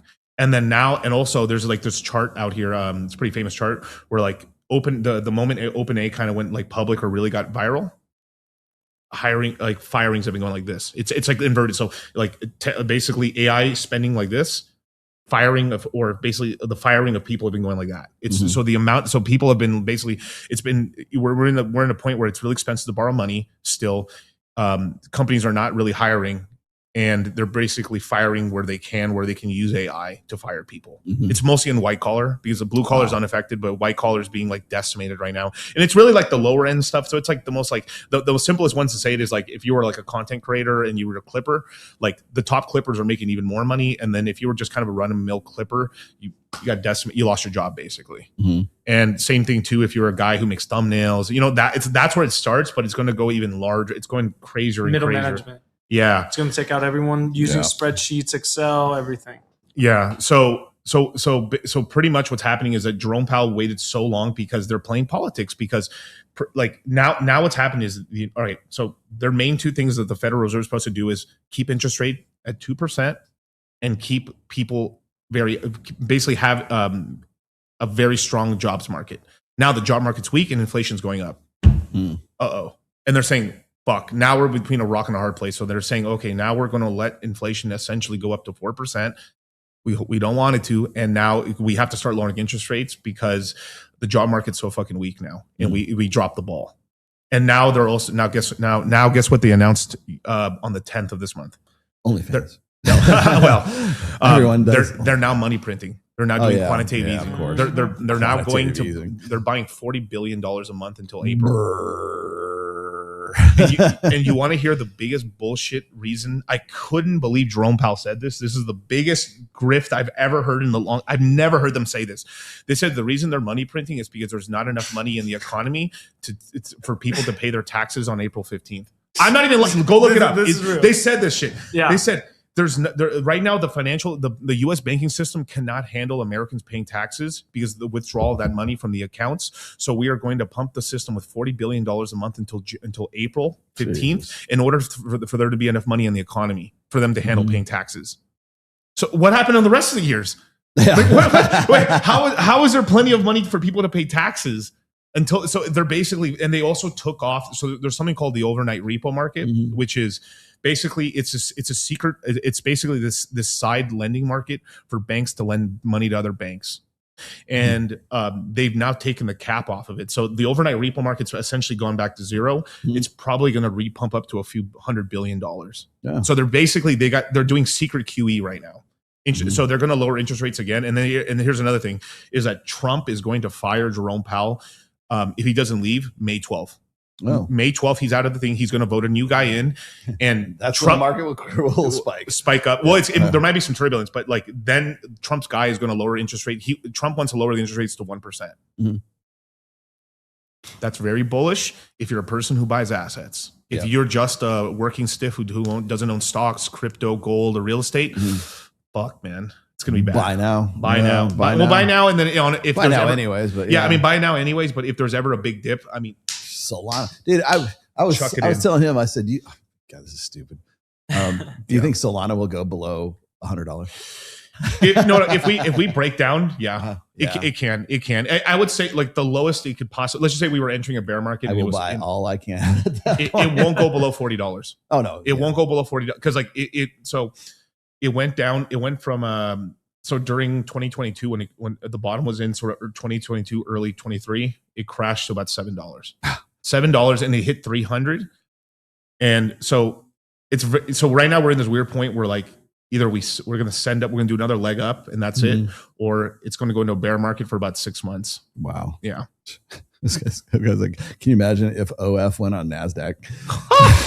it is very profitable. Very, very That'd be crazy. All right, let me get to the rest of these. Yeah. Rollo, did you get that gift subscription to Jack Napier Substack? Yes, I did. Yes, I already did. Glad you're cool with Jack again. It's never uncool with Jack. Where the fuck you guys go with all this shit? Yeah. And back to interacting with him. Well, I interact with him quite a bit on Substack. Everybody who's cool, everybody who's smart goes to Substack. We've already abandoned Twitter because it's just a fucking cesspool. And there's a guy in here saying you don't know shit about the Fed, dude. Like there's so many people saying like they're not money printing. Dog, they're buying $40 billion a fucking month right now. Yes. They've ended quantitative tightening. If you're not quantitative, the only people who can print money are either banks or the Fed. The Fed can print money just out of thin air. A bank can print money from demand. So if you take money out of your house, if you buy a house, they're lending you money. They don't have that money. They're just printing it out of thin air. But it's money creation through demand. right? So if the Fed's balance sheet is not increasing, if they're no longer letting it run off, they're just maintaining it, then there actually is the actual money supply is actually growing because banks are lending. And if interest rates go down, then so basically over the next 2 years, I would say about like the late part of 26, we're about to enter a refinancing boom in America. The big place where there's a ton of money in the economy is that people who bought a house. I'm not talking about boomers. I'm talking about like Xers and millennials here. If you bought a house between, let's just say 2011 to 2019, you have equity in your house. The problem is if you sell that house and buy somewhere else, you're going to have a higher payment. So people are going to refinance their same house or sell it, buy somewhere else, and then buy an Escalade. Right. Which is or invested into the economy or invested in stocks or you know. I saw this. I think it was on Instagram. It's kind of like a meme type thing. It was like they're showing this house, and I think it was in Iowa. And the house was like this mansion. And it was like $95,000 for this mansion, right? And you got property. Is it the big white one? But it's the big white one. And I don't know how true this is, but like, let's just say for sake of argument, even if it's like $150,000, it's still a fucking good deal, right? And they're like, oh, you know, you could have this house and work at a post office for $25 an hour, and you could have a nice, you know, like white homey wife with, you know, 3 kids and a golden retriever in the front yard, but you won't because it's not a cool place to live, right? And I'm like, yeah, I can see that. I can see how that's true. But a lot of the times, like the higher paying gigs are in bigger metropolises, right? But if you have a job where it doesn't matter where you live, why wouldn't you live there? A digital nomad? Yes, perhaps? Imagine that. Yes, maybe. Yeah, I mean, you might want to move to, I don't know, South Dakota. Yeah. So I actually saw a really interesting. So some of those houses you're talking about, it's huge. They're almost like Louisiana type like villas, right? Plantations. But the main problem with those houses, besides that area, what you said right there, is actually heating costs. So so they're usually they're not insulated really well. So people pay a ton of money to heat them up during the winter because it's fucking cold as shit. This house is brand new. You know why? Because the old house that was here got ripped away by a tornado last year. Yeah. Oh well, the tornado alley. Well, yeah. I love that real estate's going down right now because it took a while for everybody in real estate to finally say, yeah, real estate's not good right now but it's going to get good. So I think like the hottest markets in America, as long as the interest rate, if the Fed for some stupid reason keeps the rates high, then what I'm saying is bullshit right here. Okay. But if Trump ends up getting his guy in by May 12th, it could take about 90 days to approve it. But then 90 days later, we'll have a new Fed chairman. The rates will be lowered. I think we'll get at least another 100 basis points to 150 basis points by the end of 26. That is very likely Q4 of 26 is going to be the bottom in the hottest real estate market. So we just got to get through the summer and then we're good. Yeah, of next year. Yeah. But that's so the real estate's going to, so you'll see the hottest market. So this will be Miami, parts of Texas, Vegas, which are tax havens. Will bottom for now. They'll bottom. And then the rest of America by the summer of 27 will have bottomed. And then real estate prices will start going up because so it's going to be this rush. As soon as the rates are down, people are going to start refinancing, buying homes, selling their homes, and moving. Also, there's when is that? End of the summer? No, so that'll happen the summer of 27 because usually you have the least amount of volume for housing in December because no one most people, like everybody, is like they want to see the house in the spring or summer. Right. Most people do not buy a house in December. They don't want to move in the winter. Yeah, they don't want to move in the winter and stuff like that. But like you could, but in places like Vegas, Miami, or Texas, you know, you can go in December. It's fine. Doesn't matter. This is the time. Yeah. This is the time. But that's usually the better time to buy your houses in Q4. But summer of 27 I think that'll be pretty much the bottom of most of housing in America. And sorry, you guys, housing is going to go back up. Yeah, because they're repumping money in the system, basically.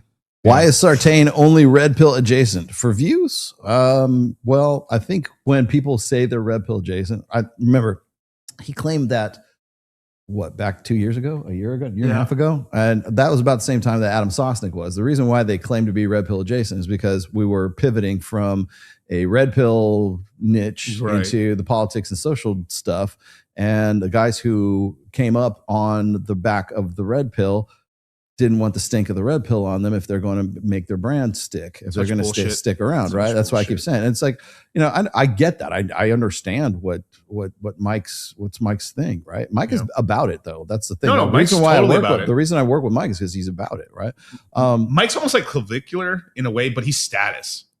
Yeah, it's very so much interesting. So, very much so. Well, I mean, Mike is definitely. I put it this way. Do I think that Michael Sartain is red pill adjacent? No. He is definitely red pill.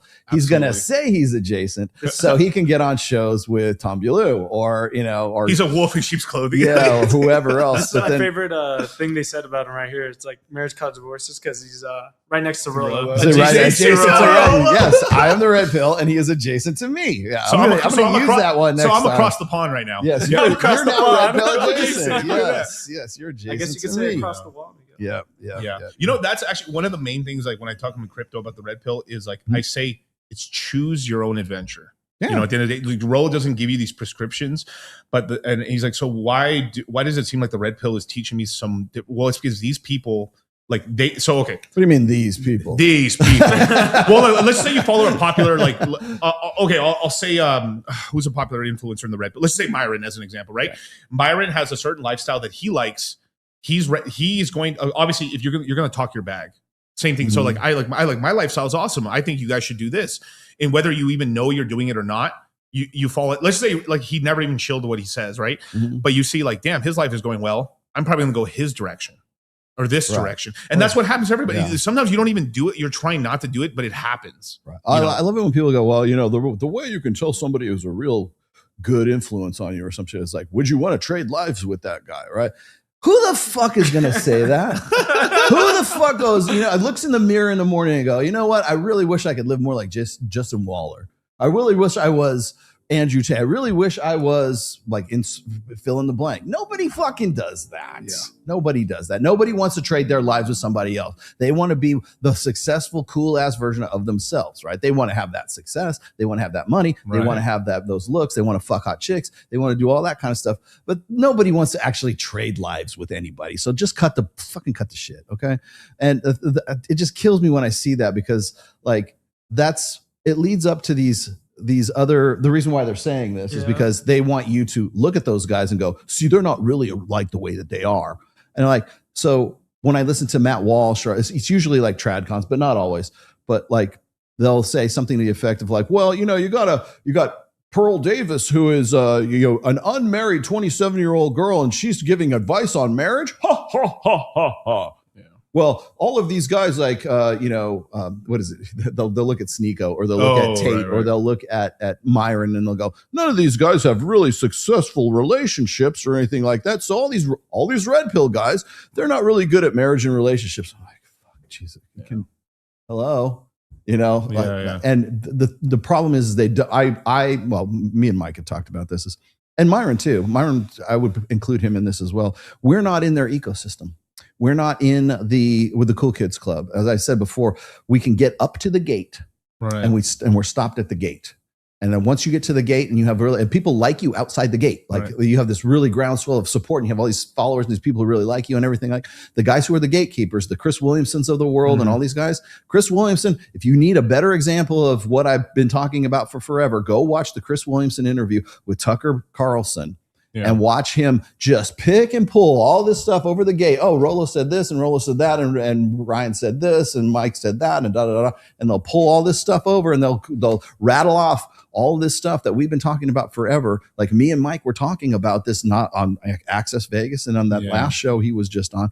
They will repeat all of this stuff, but they will not say where they got it. They will not acknowledge the fact that the same people that they have been ridiculing and the same people they've been ostracizing for years now are the exact same people who they're drawing their information from right now because it's cool. And remember, we were talking about like what was the predictions that you're making for the next. Okay, so there's the Looksmaxxing thing. Right. I was saying it's going to be Black Pill and MGTOW.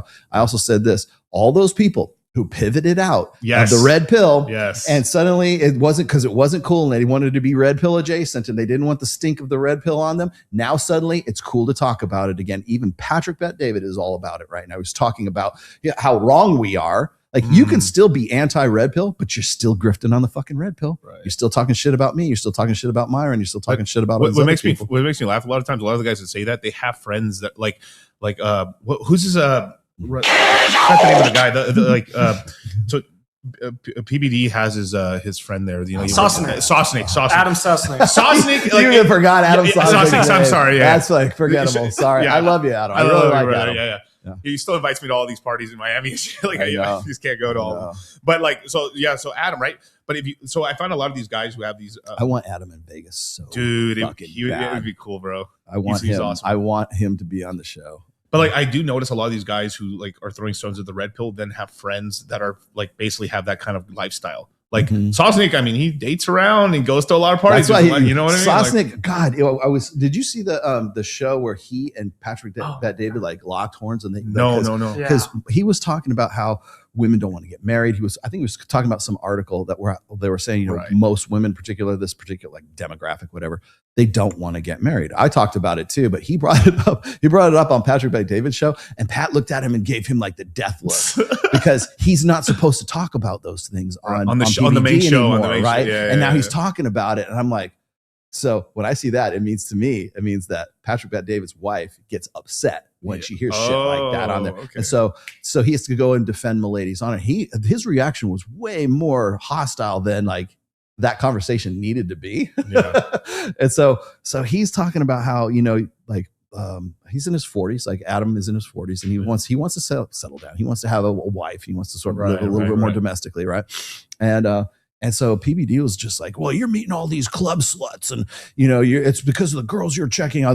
There's plenty of nice girls out there, and he's like, he has no frame of reference of what he's talking about when it comes to the mod. And like, I'm married. I've been married for 30 years, but I have a frame of reference because I'm out in the clubs. I've been doing this for as long as I have. Still. I've worked in wine and spirits for forever. I worked in gaming for forever. I've made it my business to understand the global sexual marketplace.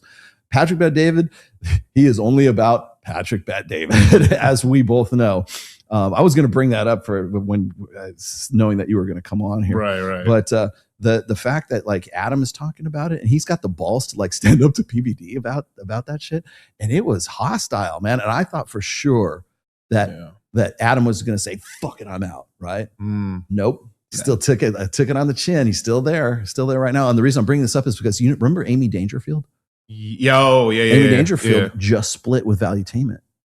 Yeah, she's starting her own thing right now. She's trying to start her own podcast. Well, I guess she's in Miami. You also predicted that a little bit. I did predict that was going to happen. I knew that was going to happen. I did predict. I was slightly wrong, half wrong about one thing though. I predicted that what's the Filipino girl's name that was her I forget her name. I don't. Natalia. Natalia was on the show. I predicted she would take over that show over Adam's show, the girl cast. Yeah, the girl cast. And PBD just killed it. I'm dead certain that he left it alone because PBD didn't want him doing that show.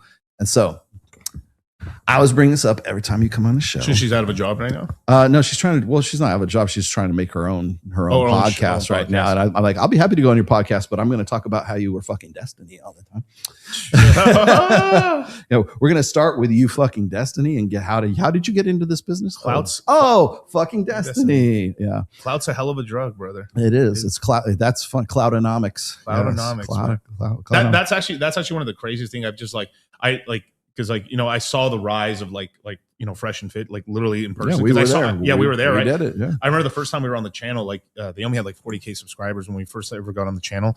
And then I started, every time I go to Miami, I just start seeing not in the background of the show, but just the people trying to get their attention.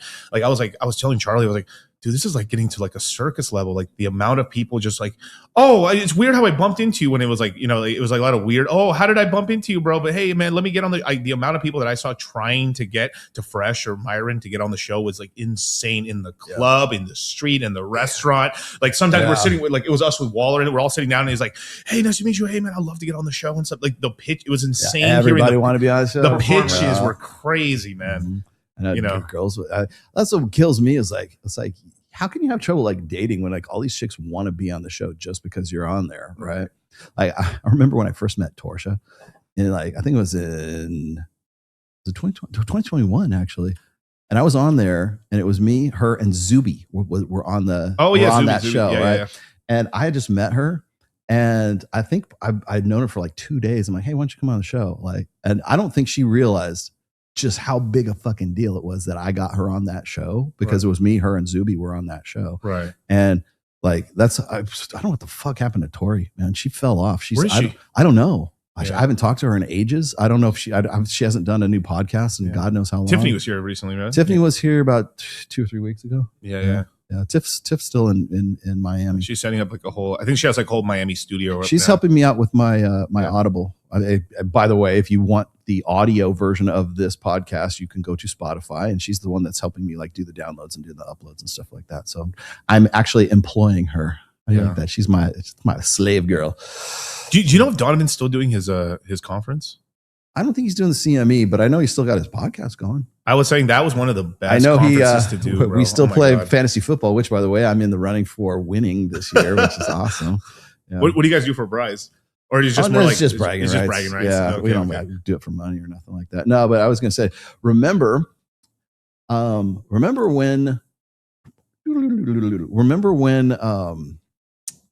when we were dealing with Patrick Bet-David in 2022. Yes. And it was like, I think it was June. It was before the infamous dinner meeting, right? Right. And I remember, I think it's still out. It's still up. You could probably go dig it up off of YouTube. He should probably, Pat, you should probably take that video down.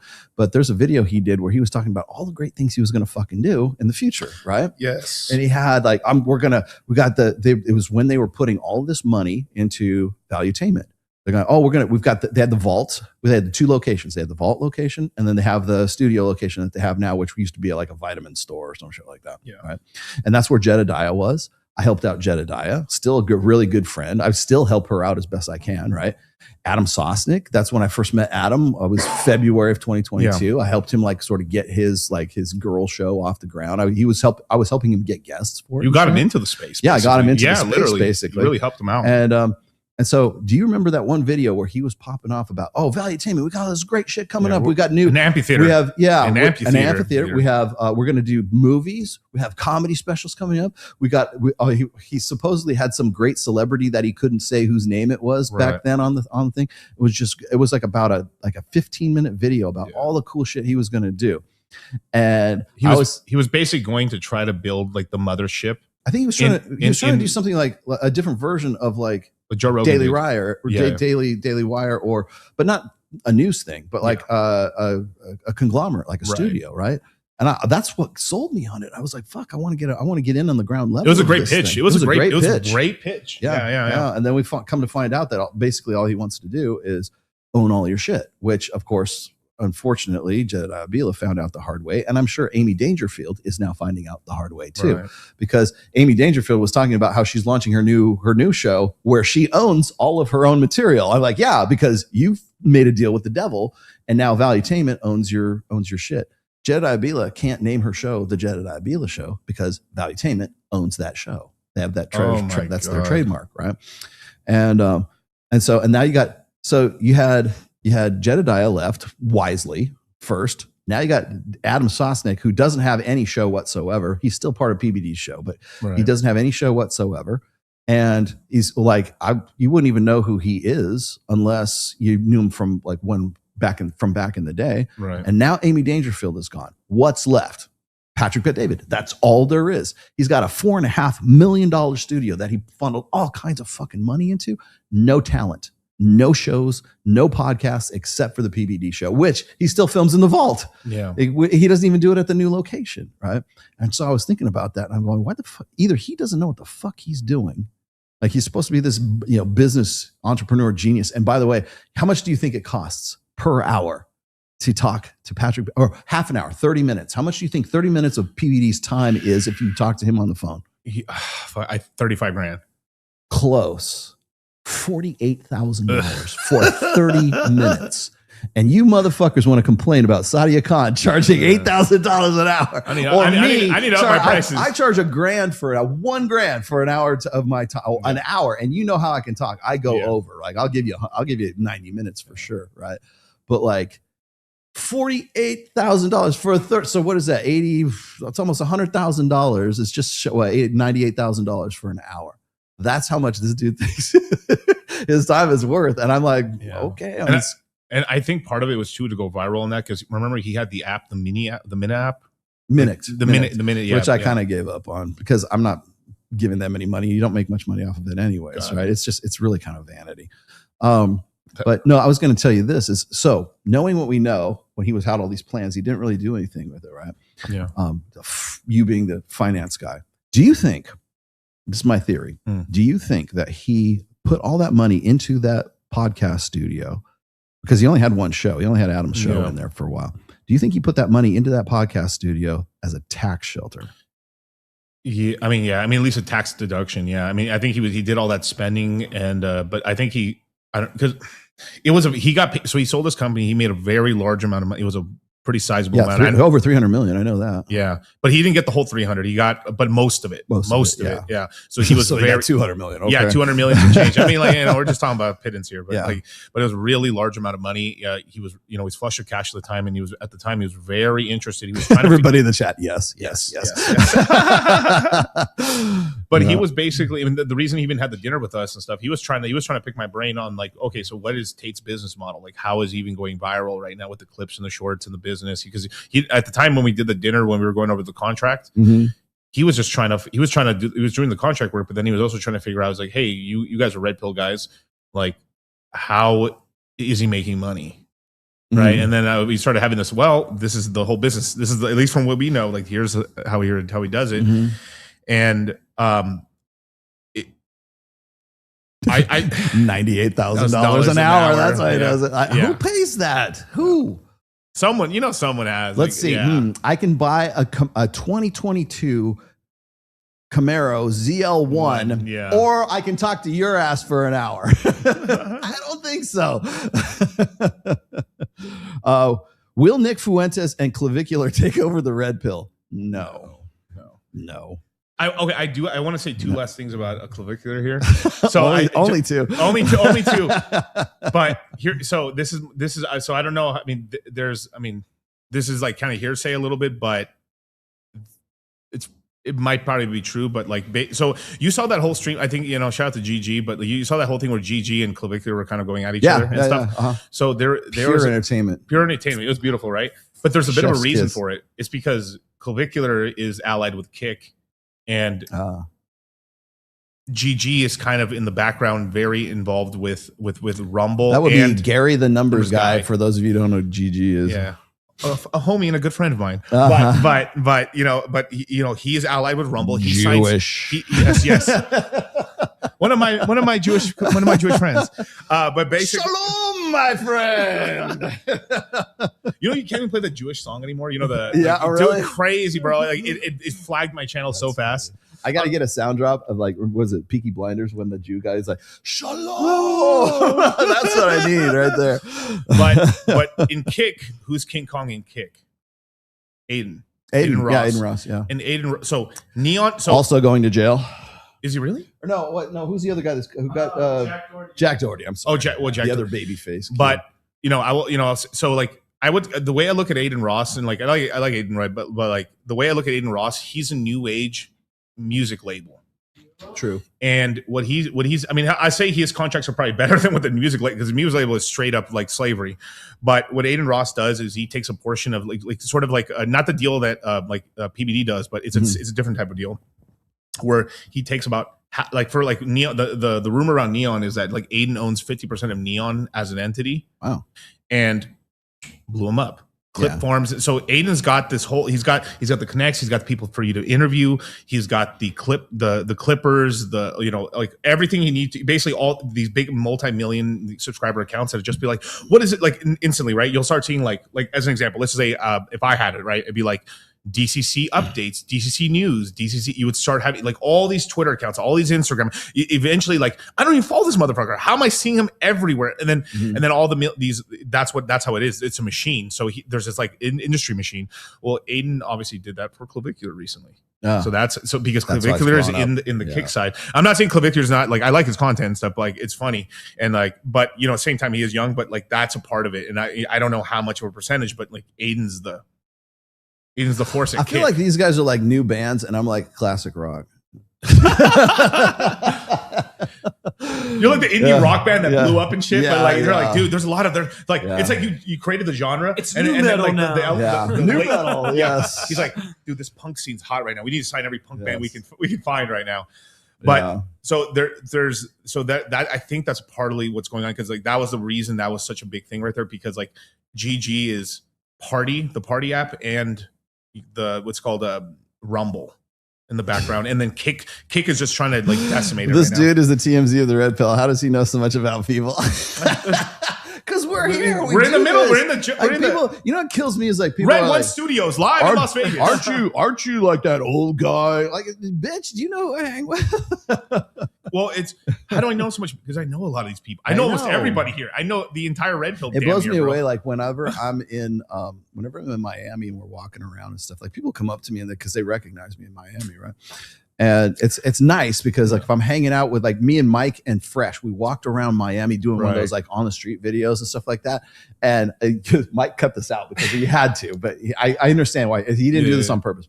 But like I had probably like 7 guys hit me up on that walk around Miami. And I had to stop, answer questions, talk to them real quick, and then we would continue and stuff like that. And you know, it's not that they didn't recognize Fresh too, they did, but it was kind of funny because like they're recognizing me and Fresh, but like who's this guy that's with them? You know, I was like, that's Mike. Come on, you know. But let's see what else I got more here. Last time, some random Polish female coach criticized PL Red Pill, and she claimed they are not like Andrew Tate, the founder of the Red Pill. Well, Rollo, you fall from the bike. Ha ha ha! Oh, you must be Polish, my friend. PL. Oh, is that Polish? For Rollo, I mean, how can you live with yourself? How are you able to have grifted off the Red Pill from you know, Andrew Tate? No, I mean he's just joking around. No, I know he is. With you. No, but I think that's funny because like I think like that Andrew is the founder of the Red Pill. I keep saying this. It's like if you think the Red Pill begins and ends with Andrew Tate and Pearl Davis, like you don't know what the fuck you're talking about because it's like. I can say like it's boring as fuck. I'll be the first one to tell you this is boring as fuck for me to go and explain to you how old the Red Pill is and who the players were in 2005, who the players were in 2015, who the players were in 2020, who the players are in 2025. You know what I've been wanting to do? I've been wanting to. So you know how there's a biblical timeline where like they have like you know you have Adam and Eve and they have their kids. And I've wanted to do one where like. Do the entire birth of the Red Pill, but go back to like I don't know. It was like you know that'd be fun. It'd be fun to do it, and then you could make it into an act because like I what's his name? Homath. I have a lot of the Homath posters and stuff like that at my house. I would love to make one about the Red Pill because I explained it on my show the best I could. Obviously, I don't know all the history in the past, but I said you know okay, in the beginning. There was the pickup artists. Yeah. Then there was the book, The Game. Then there was RSD. Yeah. Then there was like this fall off. And then there was the 3 R's, Rollo, Roosh, Royce. Then the Rollo line survived. Yeah. I'm the only one. I'm last man standing of the R's. Yeah. So that's why I thought it so funny. I was like, so I said this whole thing like, and then even if you go more past, like there's always been people trying, like, what do you go to Casanova or do you go to like, because there's always some media of like guys trying to learn about how to pick up chicks. Yeah. Then men are from Mars, women are from Venus, that crap. And then, but like, if we were just going to the modern side, it was like forums, internet forums, cafes, AOL, you know, stuff like that. And then it just evolved into this So Suave. Yeah, and the 3 R's, and I look at it. I look at it in these phases. I look at it. There's the pickup artist days, of course, but like those were all based on forums, correct? Because there was no social media. Well, I mean, it was in its infancy. There was no Twitter. Right. Twitter came out in 2006, right? And nobody was using it. Remember, it was MySpace was the thing was going on back then. Facebook didn't come up until 2006 or 2007, right? Once MySpace took a shit, then Facebook took over. Right. And then Instagram was a private entity before Meta/Facebook bought it out. Yeah. Even YouTube used to be just YouTube, and then Google bought out YouTube. Right. So those were the forum days, and then there was the blog days because blogging was a big deal. You could actually make money off of blogging if you did it right. I never did, but and then so that was like pre-book era. Then then the Bible came down from on high. The tablets were given to Rollo by the burning bush. The incense. The incense. Yes, the 3 R's. I love there's an era. Rollo went to Mount Sinai because he's really a Jew. Oh my god. And I lean into that shit now. Like, you're gonna make you want me to be? I would be happy to, right? But then so those were the blog days. Then kind of like the social media days came up around that time, and then the podcast days started, and that was right. Well, Rich Cooper started his podcast before I did. Mine started in 2017. He was like 2015 or 2016. He's doing car vlogs, right? Like, did. He was entrepreneurs in cars, but Right. he focused mostly on entrepreneurs in cars. It wasn't a red pill show, but then he read my book, and then I went on his show, and I didn't show my face. I just did audio because that was the days that I couldn't show my face, Right. until I was doing it like more or less like full time. And then 2017, my first appearance was at the 21 convention, Right. and then we all know how that ended up. And did you hear about like Anthony Johnson's brother? He got arrested for murder, for murdering his mom. What? Yeah, dead serious. Like people were sending me all this. All these my stuff. God, Yeah, and he dude. was like on high on meth or some shit like that, and just I was Kill your mom, dude? Insane, man. I was like, wow. And I mean, he's been long gone for a long time now, but I'm just like, wow, that's and that was just this year, I think, too. That's sad, dude. So if anybody wonders what happened to Anthony, Don't do real crystal meth. Yeah, guys. actually, yeah, don't actually, yeah, non-prescription meth will really fuck you up. Don't do drugs, Especially if you're already on SRIs or anything yeah, crazy like exactly. Yeah. And then there's the podcast era, and then now we're kind of in the post podcast era, like live stream era. Well, yeah, well, I always done live streams, but like I think we're like right around 2021 when Fresh and Fit launched. Yeah. Then I'm coming into my own, and then you got Tate comes after. Like Tate wasn't actually a household name until like June of 2022, right? And Gary's like Tiger Year. Yeah, I love it. Hey, I will say Year of the Horse is next. That's Myron, dog. I remember. So I'll tell you a story. I remember one time I was in 2022 actually. Yeah. And I was at okay. So when you go to the Hyatt Centric in Miami, that's out right next to Brickell there. That's usually where I stay, by the way. Remember the deli that's down below there? That really The nice second place? story? Yeah. No, at the floor. At the floor. I don't think it's there anymore. Next but, side Marcus Place, right? Yeah, The haircut. I love that place. I was in there one time, and I had this kid hit me up. He was one of the employees there. He goes, "Hey, you're Rollo," and I go, "Yeah." He goes, "I saw you on Fresh and Fit, Right. and because that's when they were still in Panorama, Yeah. right?" And I'm like, "Oh, thanks." He goes, the first thing out of his mouth is, "Do you know Andrew Tate?" I'm like, "Come on, man! Can you give me his number, dog? Come on!" I know, yeah. Can you put me in touch with Andrew? And I was like, because he's also seen the episode of me. The last episode I ever did with Andrew was on. It was the Avengers episode, and it was me, Justin Waller, Sterling, and Andrew were on that show. I think you were on that show too, weren't you? No, it was December 2021. No, I was in the background there. We did the maybe I was on that show. Shit, maybe I was, but I know we did also like a finance when we did like a huge other one where like we had oh crap, was it Kiyosaki was there too? Oh, that was a finance one, and we had McElroy and who's that really tall guy? Kenny McElroy. Oh, George Gammon. We had George Gammon there, and that was that was Yeah. really funny, Dude. being with George Gammon on the after hours. When we got, Kyle wasn't there. It was me. He's coming to Miami this next time. Oh, he is. Yeah, he's gonna bring. I'm taking him to Miami. Go. Yeah. It was me, you, Waller. Yes. Justin or George Gammon, Ken McElroy, and Robert Kiyosaki, and then Myron Fresh, right? Yeah. And then I remember all of us got into the elevator. All of us got into the elevator. I was looking around. The first thing I says, "Do you know how much money is in this elevator?" If we die, do you know how much money will be? Like, I'll be the least, but you guys. It's the Titanic. Yeah. Do you remember what I said in the elevator? I was like, if this elevator fell, it'd be like the day the red pill died. It would. It was like we were all like we're taking a hell of a chance. Holy crap. That was funny. There's a whole lot of money on this elevator. But that was so. I look at 2022 as sort of like peak red pill at that point. Yeah. And like right now we're kind of like in I don't know where it's going, but like when people ask me, do you think Nick Fuentes and Clavicular and Neon and whoever the fuck else it is, the fact that we're calling Joe Rogan, Jordan Peterson, Theo Vaughn red pill is like, you don't know what clearly you have no background in any of this stuff. Right. And the thing is they don't care. They don't care who was who back in 2012. Right. If I throw out like my new book is my 6th fucking book, they think it's my first book, and I'm just, they just don't know the history of the whole thing, and they don't know where all these concepts come from. So when people go, well, why does Rollo get so worked up when like Chris Williamson like rips me off wholesale, or Orion Taraban, like Ryan's probably watching this video right now, looking. But this is perfect for that right now. What what's next? Well, Orion Taraban start talking about his Rockstar 20. Yes, yeah, exactly. How much? Let's take a bet. Yeah, right. It's fun. Well, maybe it's not so funny, but I joked about this when we were on Access Vegas last Wednesday. Okay. We did a section on there where I was talking about what was it? We were talking about what's Orion's last video? Because he basically ripped us off like literally 24 hours later. And really? Yeah. Let's see. Orion Taraban.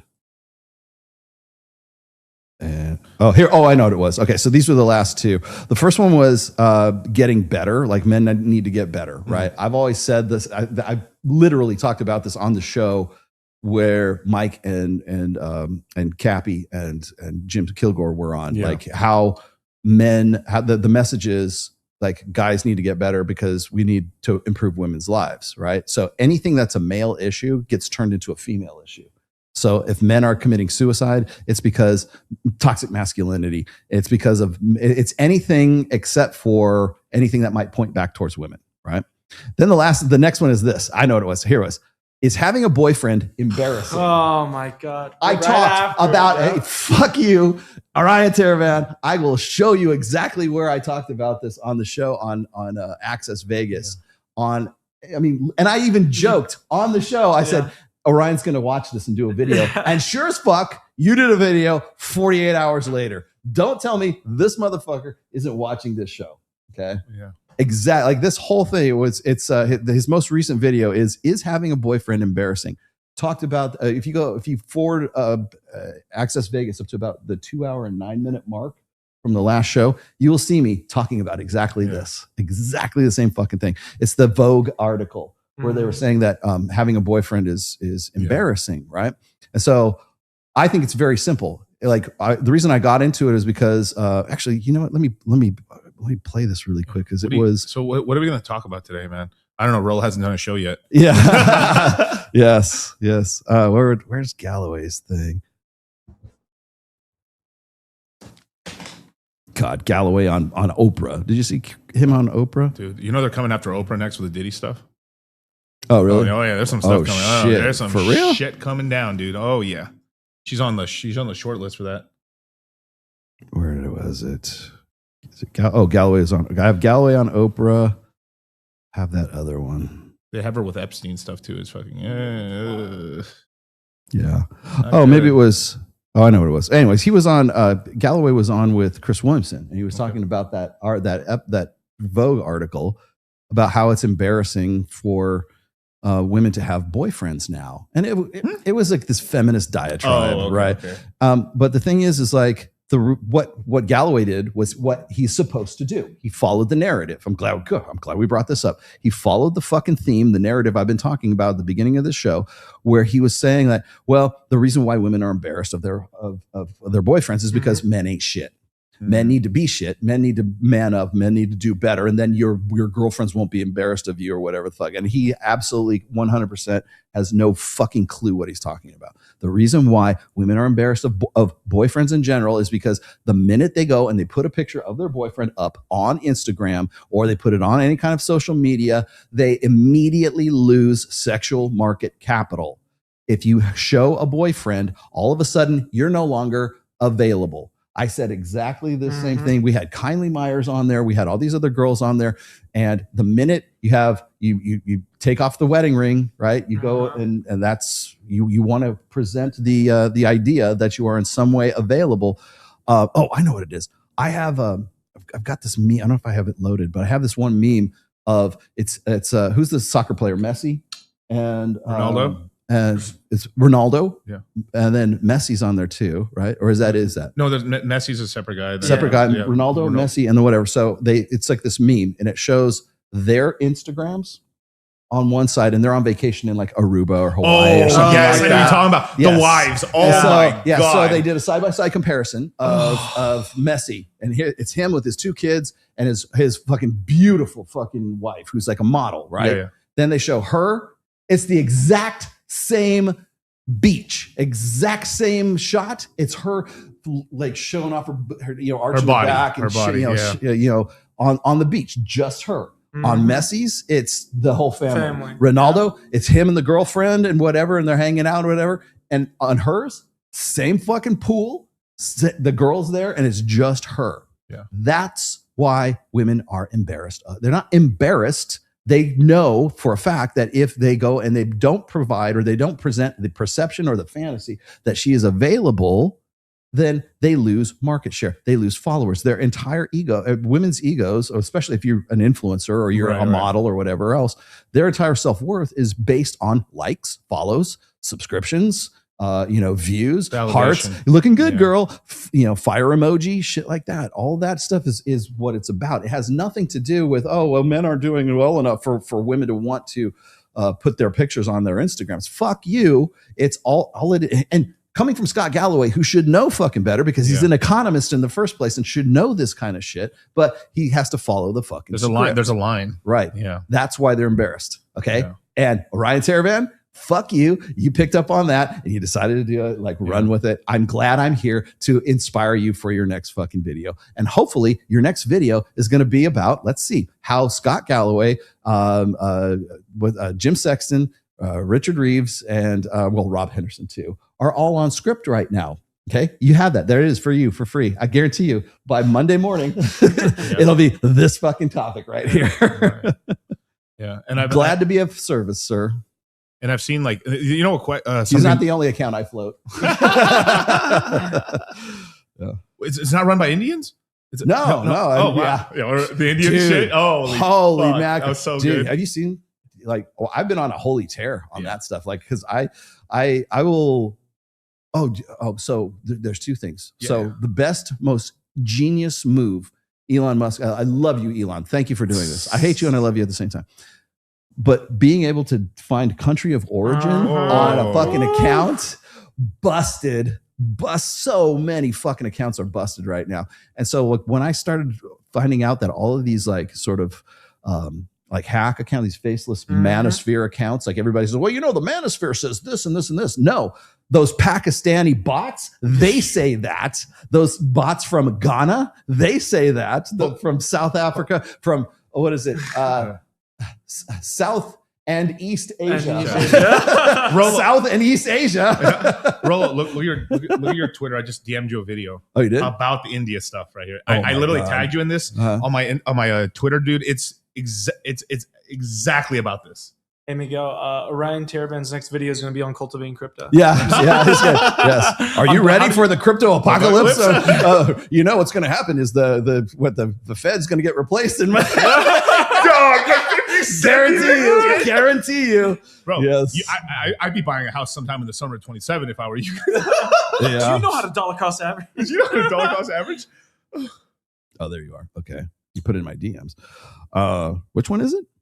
It's the most recent one I just sent you on your. It's the video that you sent me. Yeah. Okay, hang on. And it's about something that you posted about a certain account that was from India. He talks about it in the video. Really? Okay. Yes.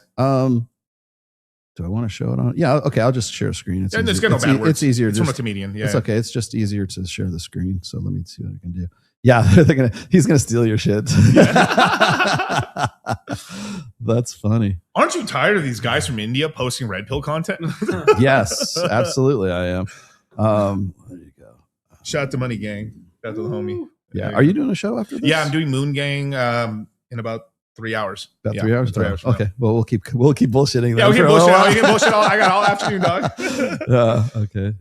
Let's see. Okay, let me share this. Dollar cost crypto. There you are. Okay, here we go. I'll just blow this up. Yeah. Okay. Do I have I think I got that. of X's new location feature, I've had to find out that every account that's been dictating my mood, personality, and dating habits is actually just an Indian guy engagement farming. Yes, I knew Manmaker wasn't actually Jason Statham, but I assumed Statham-esque, and I was just about to do a deep dive on his thread, How to Date Women 18 to 21, with a picture of Jerry Seinfeld, but now I don't believe a fucking word he said. I bet he's not even yo. And after reading Masculine Beast thread, Men Who Get Pussy Consistently Always Follow These 8 Dating Rules, I even bought his book, The Chad Mindset, which I find out now is actually the Prakash Mindset. I bought a copy for my dad, my stepdad. I thought we were going to be a family of Chads, but instead we're a family of Hads. Because we've been had. 80% of the women I've been interacting with on here turned out to be Indian dudes. Last week, one of my trad queens posted, I will marry a lovey-dovey, handsome, super calm gentleman who is needs about me. Naturally, I responded with, next Friday, we meet. No bullshit, no games. I'll grab the Econology. She DM'd back immediately. Please subscribe to my newsletter. I did. Assume she wanted email, but she didn't. It was an Indian dude. Now I'm getting advice from an Indian dude and using a second Indian dude. I feel like I'm in the Indian Truman Show, the Truman Preach Show, or the True Mo Show. Same thing happened with the love of my life, Layla, who posted asking why she's single. I commented back, we can change that, my dear. Winky face, winky face, winky. It's a fucking Indian dude. Oh my God, that's fucking great, man. Yeah, that's it, man. Dude. Pakistan, India, Ghana, strangely enough, Nigeria. Nigerians. Shout out to Nigerians. I gotta, considering how many guys in Kenya love me, I need to put them to work, man. we got the South African right here. Yes. Yeah. He's like, hey, I'm from Yeah, I need to put these guys to work. It's Indian Inception right now, bro. It is. Hey, Rollo, do you think The Materialist was written by a black-pilled guy? I just saw that's with is that with Chris Evans is in that movie? The Materialist? Yeah, I think so. Yes. I haven't seen it yet. So you're probably the guy that DM'd me that on my Instagram. It's the song Pedro Pascal. Yeah. Oh, yeah, that's right. Because I know what it is. MHD was it the Manosphere Daily dude? Yeah. Was talking about how Pedro Pascal is like black pill. Because of that thing, I haven't seen. Dude, they're trying to come after him for like getting for weird and grabbing girls, kind of because strange. He's doing performative stuff of him saying that he has this anxiety and he has to be close and. He's like cupping girls. He's like, eventually he's gonna get the point. He's like, I have anxiety while holding their tits. Like, oh, I have anxiety. Like this really is a stress reliever for me. Yes. You're it's like I don't have a what is it, a service animal. I have service tits. De-stressed tits. What's going on, Rollo? Looking like Tactical Ops Special Forces guide today. Thank you. Yeah, well, I'm trying to do, like, it's funny you should mention that. I'm trying to stay in as best shape as I possibly can because I have the surgery coming up on the 23rd, which is 2 weeks from now. Right. Yeah. So I will be at, if you would like to know, I will be at Southern Hills Hospital in South Summerlin, let's just say. And I don't ask me what room. I don't know. So I don't know where to send flowers to. Service tits. Hopefully you want service tits. Yes. Can you pull up that Money Gang one right there? Because I tried to ask, so on that stream, I tried to ask Andrew Wilson. I feel like I got kind of like shaken Any off. preachers that you would say isn't blue pilled can't do churches? Yeah, because Andrew Wilson was, during that show we were on, he was telling us like, hey, you have to go to church. You got to fight the right ones. Okay, what's the right ones? Like, where are I'm Catholic, you're Catholic or Christian or whatever. What are the good churches? And he's like, he basically just said, go find them. Like, yeah. Like, thanks for informing me. All right. Well, you know what? Thanks, homie. So I had to, so people say, oh, don't you hold anybody else accountable? Yeah. Okay. I hold Andrew Wilson accountable for this sense. Because he was, did you see the debate between him and CGA? No. Okay, so I've heard it was ridiculous. The problem I have is they don't debate. Okay, right. People ask me, well, who won? Do you think CGA won or do you think Andrew won? Honestly, if you're the topic that was thrown out there by Sean Kelly was, is marriage worth it today? That was so if that's the topic we're supposed to debate, and that was the objective, CGA won. Simply because he just says, well, it's not worth it. Here's why, X, Y, and Z. And now Andrew knows all those same facts, but he's trying to offer a prescription or a solution to why it's not worth it. And it's like, that's not the point. The point was, is it worth it now? Is marriage today worth it? If you aren't defending that, I don't care whether or not you think that the ecclesiastical church from, you know, the convention of 1841 is the best way to, you know, organize society. You still lost the debate because you couldn't make the case that it is worth it today, right? And so he's basically offering solutions, and CGA was right to hold him to, hold his feet to the fire about like, well, in a fantasy world, sure. Is that what this is about? I thought this was a debate. I think CGA went into the debate with one set of objectives where Andrew goes in with another, and they end up talking past each other because, Andrew's there to proselytize and talk about being a Christian ethicist and everything else. And CGA is it's not worth it. That's what we're supposed to talk about. Right. And so when Andrew's up there talking about how the best way to sort of organize society to fix marriage is to like hand it over to the church and to hand it over to Orthodox, ecclesiastical, whatever the fuck church it is, because they have the best track record for marriage. I'm like, is that true? Mm-hmm. So I went and I looked back, and by the way, I'm going to give Jim Sexton some props here. He's the one who gave me these stats. If you go and you look at divorce statistics from Forbes.com, you'll find out, and this is as current as 2025, that you'll find out the religion with the best track record for getting married and staying married and lowest divorce rate, highest marriage rate is Hinduism. So it's 60% marriage rate and it's 5% divorce rate for Hindus for now. So apparently Pajit knows what he's fucking doing. They know what they're fucking talking about, right? This is haram, bro. This is haram, bro. So by Andrew's own logic, we should hand over marriage to be ruled over by Hindus because they have a better track record for doing that. Now we've already given them all the roles for the. I'm sure. We've got to throw them after talking shit about them on the country of origin. Maybe they know what they're talking about, right? Yeah. So maybe we shouldn't give them so much shit for being bots. Have you seen the whole comparison? Like all the US tech companies founded by Americans, they're now all run by like Indian CEOs. Every company. I was like, geez, Louise. Yeah. So I mean, as far as Andrew, like I do understand this guy's frustration though. It's like I consider myself a Christian. Okay. Yeah. If you want to know how I came to that conclusion, please do me the solid. Go buy my 4th book called Religion and read chapter 14. It's the very last chapter, and you can read all about it. I'm not going to tell you here in the show, but that's an interesting I don't question. like when people say, "Well, what are you, Rollo? Are you a Catholic? Because that's the only real religion." Or are you Orthodox? That's the only real religion. Or are you whatever? Like, I'm an Ethiopian Jew. I'm not Sneeko. I don't change my fucking religion like I change my underwear. Okay. Yeah. So I think it's something that should be like sort of like between you and the God of the universe. Okay. I don't think it's something that I need to go and broadcast on a fucking, podcast. But that being said, it's like, I understand the frustrations. Like, where do you belong? Like, cause I don't think when I was doing the research for my book on religion, and I'm going to listen to sermons from, evangelicals, from Catholics, from, hell, I know the Sikhs. I went to, the Jews. I have Rabbi Kaba was a really good friend of mine. He's my Ask a Jew. And then, was it Brian from, Abu American? He was my Ask a Muslim. He's the one who gave me my Quran. I have a Quran courtesy of him. Thank you very much for that. It's like, I don't think it's something that needs to be, I don't think it's something that people should be marketing.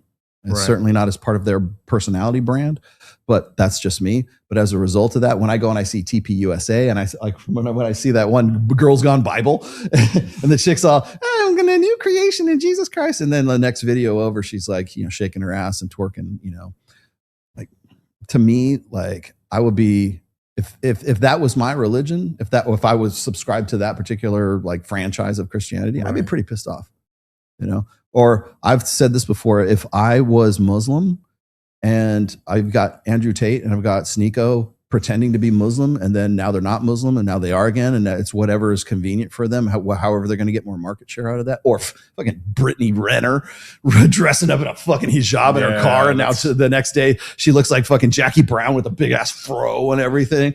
I'm just like, well, what the fuck? Pick a fucking lane, baby. And if I was a Muslim, I would be offended by that. I would be jihadi. That would be me. Yeah. I think the Catholics need to make a fashion statement where they just start wearing the fucking Crusader crosses everywhere. I just think it'd be funny. Rollo, what's your Looksmaxx routine? I've been bone smashing my girl daily, but Clavicular says I'm doing it wrong. I will say that what's my routine? Just go to Todd Lee MD. And you'll see what my routine is. My routine is going to the fucking gym and getting in the fucking squat rack is what my routine is. My routine is lifting heavy weights. I should say that. I have like people have asked me this before, like what's your workout plan? Right. I have been doing this for quite some time. I'm not saying it's going to work for you. It works for my body type, and it's something I've been sticking to for a long time. But it's Trenbolone. Trenbolone is definitely part of that. No, it's Max OT Training by Jay Cutler. Jay Cutler's, I don't know if he still does it or not, but like he still has, I think the site's still up, but it's called Max OT Training, which is Max Overload Training. Yeah. And so it's heavy ass weights, like Ronnie Coleman says. And it's anywhere between 80 to 90% of your max, and you're doing anywhere between 4 and 6 reps. And I might do like 3 sets of that. And then I move on to the next exercise. And I'll do like 4 exercises, 3 sets of each one of those. And I'm doing it at anywhere between 80 to 90% of my max. If you can get to 6 reps, it's time to go up. Yeah, because it's sounding like Mike Menster plus. Kind of. Yeah, and stuff. Yeah. Because I also have like a good portion of my workouts is like taking Jay Cutler's, but more of like the higher rep side, like 8 to 12 on the reps and stuff like, because that's how it is Road to Olympias and stuff, all those videos. I did copy a lot of the routine there and stuff like that, but like it is like an upper lower, I guess two upper body days, one lower. I still do it. Like Hide Yamagishi doesn't want me to do it, but I still do it.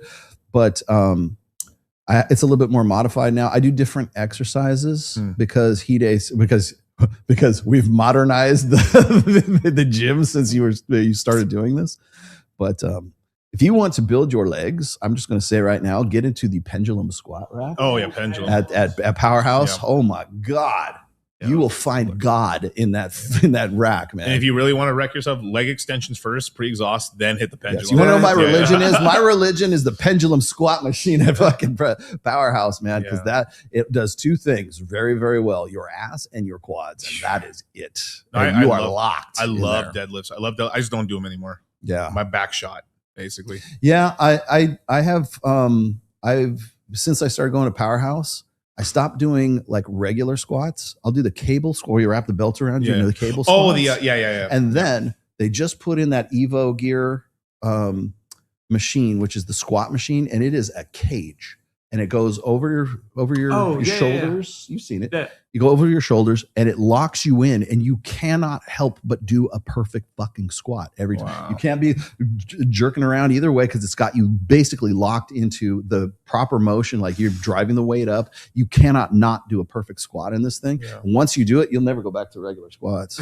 It will fuck you up. And there comes a point in time too, like as you get older, especially in your like later 30s and you're getting to 40s, it's all about not getting hurt. Well, yeah, ancient, my bad. Primordial and stuff. God Emperor status. But there just comes a point in time where basically like you know what to do at the gym. It's just now about not fucking getting hurt. We have to regress back. That's the main thing, is not getting hurt and stuff like that. Dude, I knew something was bad. So like you know how we were what's his name? Who's the guy who was yelling at Andrew Wilson? What's his name? Wes Watson? Wes Watson, yeah. I remember like we were asking Wes Watson what he was. I know, we were asking Wes Watson what he was doing. And I was like, he told me how much trend he was on. I remember. I was there. Yeah. Oh, yeah. Okay, you were. That was a different. I was at Moxie's and he told me that. Yeah. I was like, what? He's like, I think 600 milligrams a week, which is basically. He told me more than that on just one thing. Oh my God! Yeah, that's just the trend side. That he didn't tell me how much testosterone he was on. Yeah, but I was like, oh, this makes total sense. Yeah, that's fine. I told Mike. I told Mike that too, because like remember I was telling you like how like I still held Mike accountable for like pandering, whatever. Yeah. That was the time I changed my mind about Wes. We were in Miami and I met up with them. I met up with Fresh, Mike, Wes, and then all of Wes's bodyguards that follow him everywhere he goes. They're like, who is like his bodyguards like wanted to keep me out, right? I'm like Fresh is like, I was like, do you know who I am? But no, I went in there and we were having lunch at Moxie's, and he told me like how much gear he was on, and I'm not going to say what he was on because he swore me to secrecy, so I'm not going to tell you. But I was like, I looked at Mike and I go, I get it. I totally understand why he is the way he is right now. Yeah, he's not. You know how like they say like Todd Lee talks about this too. Like when you're on gear, there's a school of thought that you should never cycle. You should just stay on. Yeah, all the time. Not perma blast, but like perma cruise. Well, there's blasting and cruising. Yes, and Wes Watson's on a permanent blast. Let's just say, I'm just gonna say that he's on a permanent. He's like on Baja Blast, baby. In my book, he's on a permanent blast. Okay, there's that. His cruising is your blasting. Even someone like Cutler's on 200. That's what he says. Yeah, but like, I mean, look at the size he can maintain at 200. That dude is gigantic. He's fucking arms. He comes into Powerhouse now, and he's friends with Hide. Really, Jay Cutler. I need to run into him, dude. Yeah. He's on my bucket list. I want to. He's here somewhere. I don't know if he lives in Vegas or Scottsdale, but he's in Vegas. He just opened another fit. He has like 3 gyms here in Vegas. Oh, really? Is he in Dragon's Lair? No. That's a completely other group and stuff like that. He owns what the Fit Academy or what are they the fit houses? He came in for the. I know when I saw him. He came in for the anniversary of Powerhouse. Yeah, that one time. Let me get this. Did you see Myron on Sam Hyde's show yesterday? No, I didn't even know. They did it. Yeah, was it good? Fit Club Vegas. Was it good? I just watched little clips of it. Now I'm gonna watch that on the ride. I'll watch it on the ride home for sure. Yeah, Myron's gonna blow up, dude. I mean, he's already there. He's already there. Yeah. He's gonna get past the gate at some point, and that's all hell's gonna break. I just don't like that he's going to the UK, dude. Yeah, I know. That's the only part I've okay. But Myron does what he wants to do. Let me run this real quick. Josh Allen and my Buffalo Bills got revenge on those punk ass New England Patriots. Now it's Rollo time, baby. Thank you. Good. I'm glad you guys can watch NFL. I can't watch NFL because I do this show. I do watch Thursdays and Mondays though. So especially when it's gotta see what my Rams are up to right now. Oh, look, here we go. Rollo's Medical Fund, win Rollo. Thank you. Actually, it's going to go to Ned's dog food fund. Rollo does TRT, affects his hair like steroids. I'm not going to lie to you. It does. It will, because it's DHT. It's Stuff. It's DHT. Yeah. Everyone's different to the sensitivity, though. Yeah. And quite honestly, I was going to shave my head anyways because I got upcoming surgery. So the next time you see me, I probably will have a ball. I'll do it without the beanie on just to make everybody feel good. Yeah, but it's extremely. If you're just on a TRT dose, it's like it's very unlikely you're not gonna. Yeah, but like I'm 57 years old, so everyone's hair thins as they get older. Yeah, but you in order to have those devastating effects, is like you have to blast 500. 500. I cut my hair the beginning of this summer, just to trim it a little bit back, and then I kept trimming it, and I go, okay, it's not really growing back the way I wanted it to, and then I realized I need to have a surgery. So I don't have to cut my hair for the surgery, but I'm going to anyway. So I'm just going to shave my head and see how it goes. I'm not going to go bald. I'm going to do the Jason Statham thing, like where it's just kind of like a 5 o'clock shadow on your head. I'm going to do that and see how that works. So, because it's time to change things up anyways. I've had my hair long for like almost 8 years now. Hex to $14. Wales only. Wales only. Yeah, shout out. I don't even know where Wales only. Wales only. Yeah. Will Orion start talking about his Rockstar 20s? Yes, he probably will start talking about his Rockstar 20s. Yeah, that's funny as fuck. Hex to $14. I murdered. Oh my god. Yeah, I don't know. In America. Oh, as far as like Myron like getting past the gate, I'm cool with that. I'm glad. I hope he does. I am a little concerned about him going to the UK. That's me too. Only because and I was going to bring this up as part of today's topic. Actually, is I just like Mike brought this up on the last show, and then we talked about it a little bit on Access Vegas on Wednesday. But if you look at the laws that are being enacted in the UK right now, and in Australia, just passed one as well. They're like anti-misogyny laws. Yeah. And then I posted this on Twitter. But even Hilary Clinton is now popping off about how we need to censor the fucking internet because of misogyny and because of the manosphere and because of Andrew Tate still out there somewhere. That's why I said Andrew Tate is like Osama bin Laden. You even have fucking Hillary Clinton trying to find out where he is. And like, they're going to send SEAL Team 6 to Romania to go in and like abduct, Osama bin Tate. And Osama bin Tate, yes. Yeah, but she never says anything about her daughter Sabrina Carpenter. Oh my God.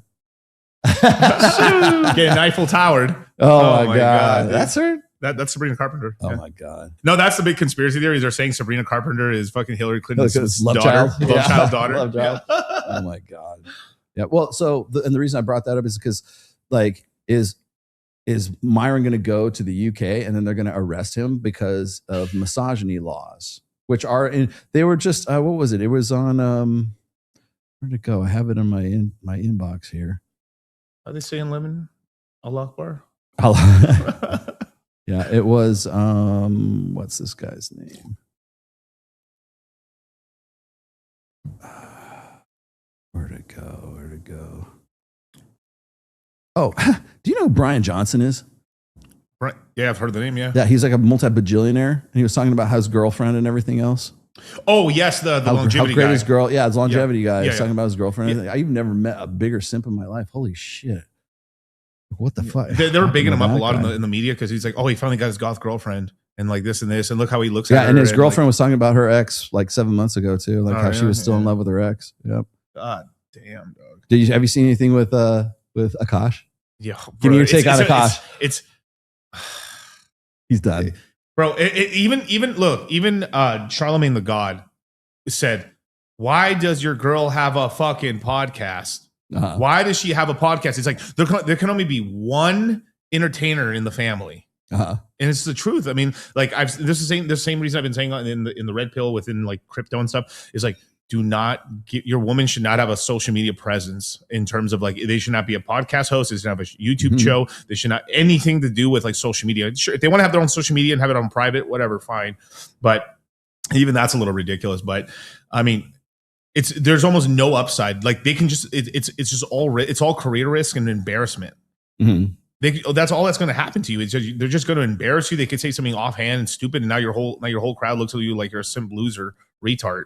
You know, there's just I think the worst thing they did was try to clean up the mess on Flagrant 2. Yeah, make it a joke. You should have just let it fucking die. Don't start talking about it. And I have a video of them like yucking it up and everything here, and I'll see if I can dig it up. But they are just making matters worse, and it's that. Let's see, or he 100% leaned into it and says, "I'm divorcing her," and then he goes on the shows. He's like, "You guys were absolutely right." That could have saved you. Yes, he's like, "You guys were fucking right. I didn't see it," and then here it is, the Akaash cleanup video. Here you go. Yeah. Because I invested low and waited for that laugh. That's nervous beta laugh is what that is. High pitch. Yes, high pitch. To go hard. You're a gold prospect. That's not a gold digger. Exactly. Yeah, you're like a what is that? You're like a hedge fund manager. Yeah, you're like Akaash with Bitcoin. Exactly. Yeah. And it's like She bought much lower than I did. she bought at the bottom. She could not have bought lower. That is something that but is. to be fair, it's like I was working too in the beginning. One and of us you was weren't. working. Yeah. What were you doing? When we met, I worked at Goldman Sachs. I got a job at Deloitte after I graduated college. I was a consultant. Sleeping in till 12 a.m. 12 p.m. Data analytics. Right? Yeah. You're a gold digger. Yeah. You got the gold digger right here. You got this girl sleeping on the ground. Yeah, I know. This whole thing backfired. I was paying rent. They're all fucking beholden to this chick. Like they're doing their best. This is damage control. I mean, obviously this is damage control. So. I used to really believe that you guys were poor with his sob stories so we could get Patreon going. I didn't know you're working at a fucking hedge fund this whole time he was spending your money. Well, I wasn't making that much. I was making like 70 grand a year in New York City on 2 people. But that's good though. Yeah, it wasn't bad. Okay, so then when did you guys get really broke? And why did you stay with him? 2018. Okay, do you want the real answer or the fun answer? I want to know the real answer. And like, I want to know that because I heard this beautiful story that Akaash told about you guys sleeping on the floor and then like him wanting to give you his North Face or something. And then you give it back because you're like, it's not Mew Mew. Bros in Eiffel Tower, bro. 0%. Yeah. So the other thing is like, they never talked about the fact that like she was like talking about how like she would wake up in the morning and her ass would hurt because she had anal sex the night before. Yeah. Like, where's that? Like, you're gonna do damage control. I would start there. Or foaming over her friend's boyfriend or friend's husband. Yeah. Like what? Fawning over, like trying to predict whether the guy has a 10-inch dick. Yeah. No, he said no. She bets he has a 10-inch dick. Yeah. Like Jesus. Okay. can we start there? Like, where do we start? Do we start with the anal sex, or do we start with the 10-inch dick guy? Where do we start? I miss popping my pussy for the frat boys.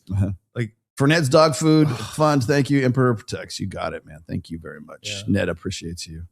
I mean, this has really hurt Akaash's career. It's so bad. It's a kiss of death is what it is. Yeah. Okay, I got 2 videos here that I've had in my stack for a little while here, and I wanted to throw these on here. Let's see. Your favorite and mine.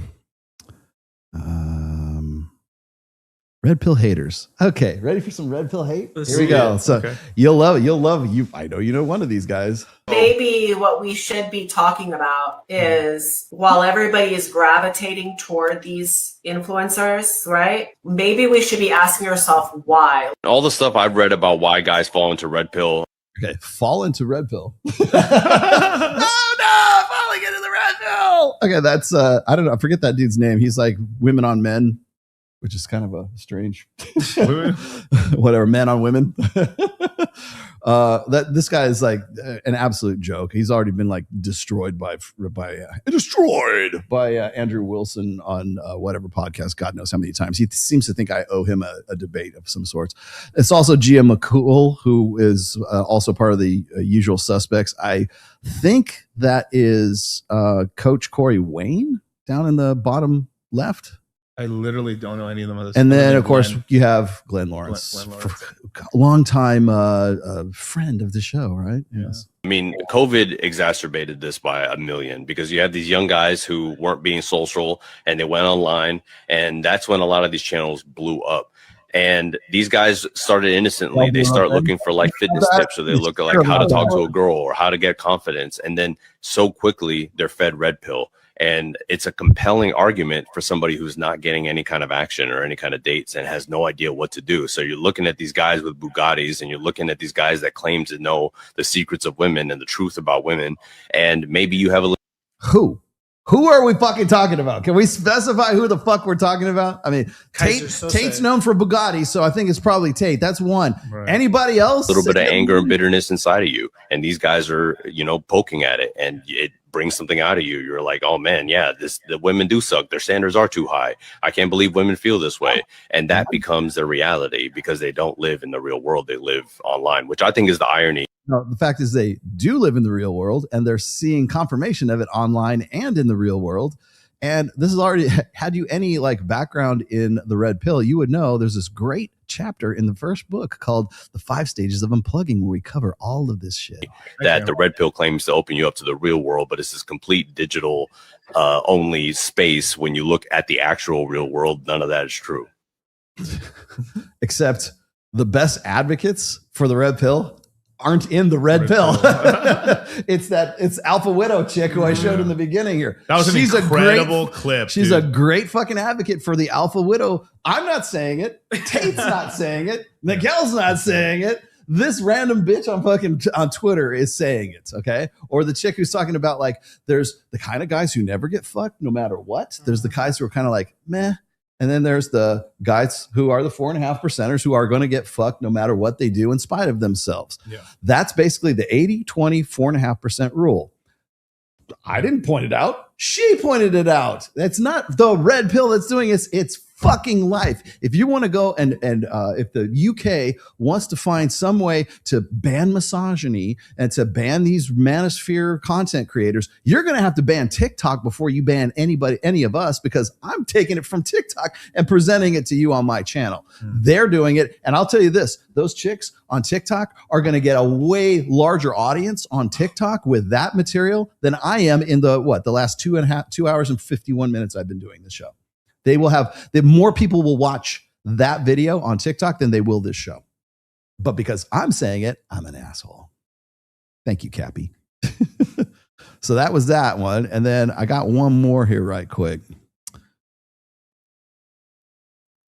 These, again, you're still getting that same, this is the apologetics. Okay. The apologetic narrative. Okay. It's the same thing. They're just doing it. These guys aren't even B-listers. They're not even D-listers. Right. But they're still saying and repeating the same bullshit that you would hear from Scott Galloway, the same bullshit you would hear from Richard Reeves And I am pained to say at least once Jim Sexton. But again, iron sharpens iron, right? Where is... There she is, my favorite girl. Okay, before we get started here, this is Jasmine Jafar. Remember Jasmine? Remember those? Do you remember them? Do I remember? Oh, yes. Yeah, Jasmine Jafar. Jasmine Jafar used to be an attorney, but she never practiced law. She went straight from law to OnlyFans. Right. And she was confirmed, paid by Progressive Victory as one of the mouthpieces for the DNC once again, along with Destiny and the rest of his girlfriends, right? And so she wants to be part of. Remember, I said all these girls like they want to talk about social issues, and everybody pivots to the election time, that election year topics and everything. Well, now all that's over. Guess it's time to go back to the red pill. Sniz. What is that? You're a fucking. Don't talk shit about my wife, you stupid bitch. Shut your mouth. It's You could because go I'm for it. better than you, Charlie. No, it's because you're embarrassed. And Okay, this clip has been making the rounds on social media, and I've debated this guy. I've debated almost every other red pillar No, you haven't. manosphere guy on the internet. And one thing I see a lot of people saying when they're like commenting on this is, oh my God, he's a hypocrite. Like, he doesn't even live the lifestyle that he promotes. Here's the thing. None of them do. Excuse me? None of them do. Not a single one. One of her eyes is bigger than the other one. Yeah, probably one of her tits is too. Name one red pill or manosphere guy who is successful in this department at all. Excuse me? Much less successful by their own standard. Like someone who has many or even one attractive, submissive young woman with a 0 body count. Always. Most of them are single. I see a 0 body count. Really? Do you think that that's a red pill tenet? Is a 0 body count? No, that's a spurg pill tenet. They're not in a relationship with a woman at all. What? Excuse me? And have very little experience being in relationships with women. Or if they are in a relationship like Andrew Willson, it is with the exact opposite of the type of woman that they deem desirable for like a worthy man. And the reason for this is very simple, if you're wondering why. The version of masculinity pushed by the manosphere is not attractive to women, it's attractive to men. I mean, let's look at Red Pill King Andrew Tate, right? And Red Pill King. Red Pill King. Yes. Oh! Wait. It's a boxing fight coming up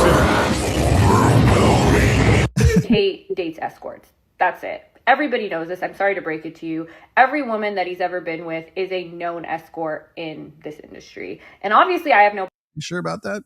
You know that 100%. Of course, if they work for him, I guess they are. problem with that. But as I saw that. Hold this for a second. I saw this was. I sent this to Mike too. Somebody sent this to me in my DMs on Instagram. Yeah. But there is a quote unquote rumor that, and I this is bullshit. But the rumor is that Andrew Tate has 11 children with like 14 women or something like that. I don't know how that works. Yeah.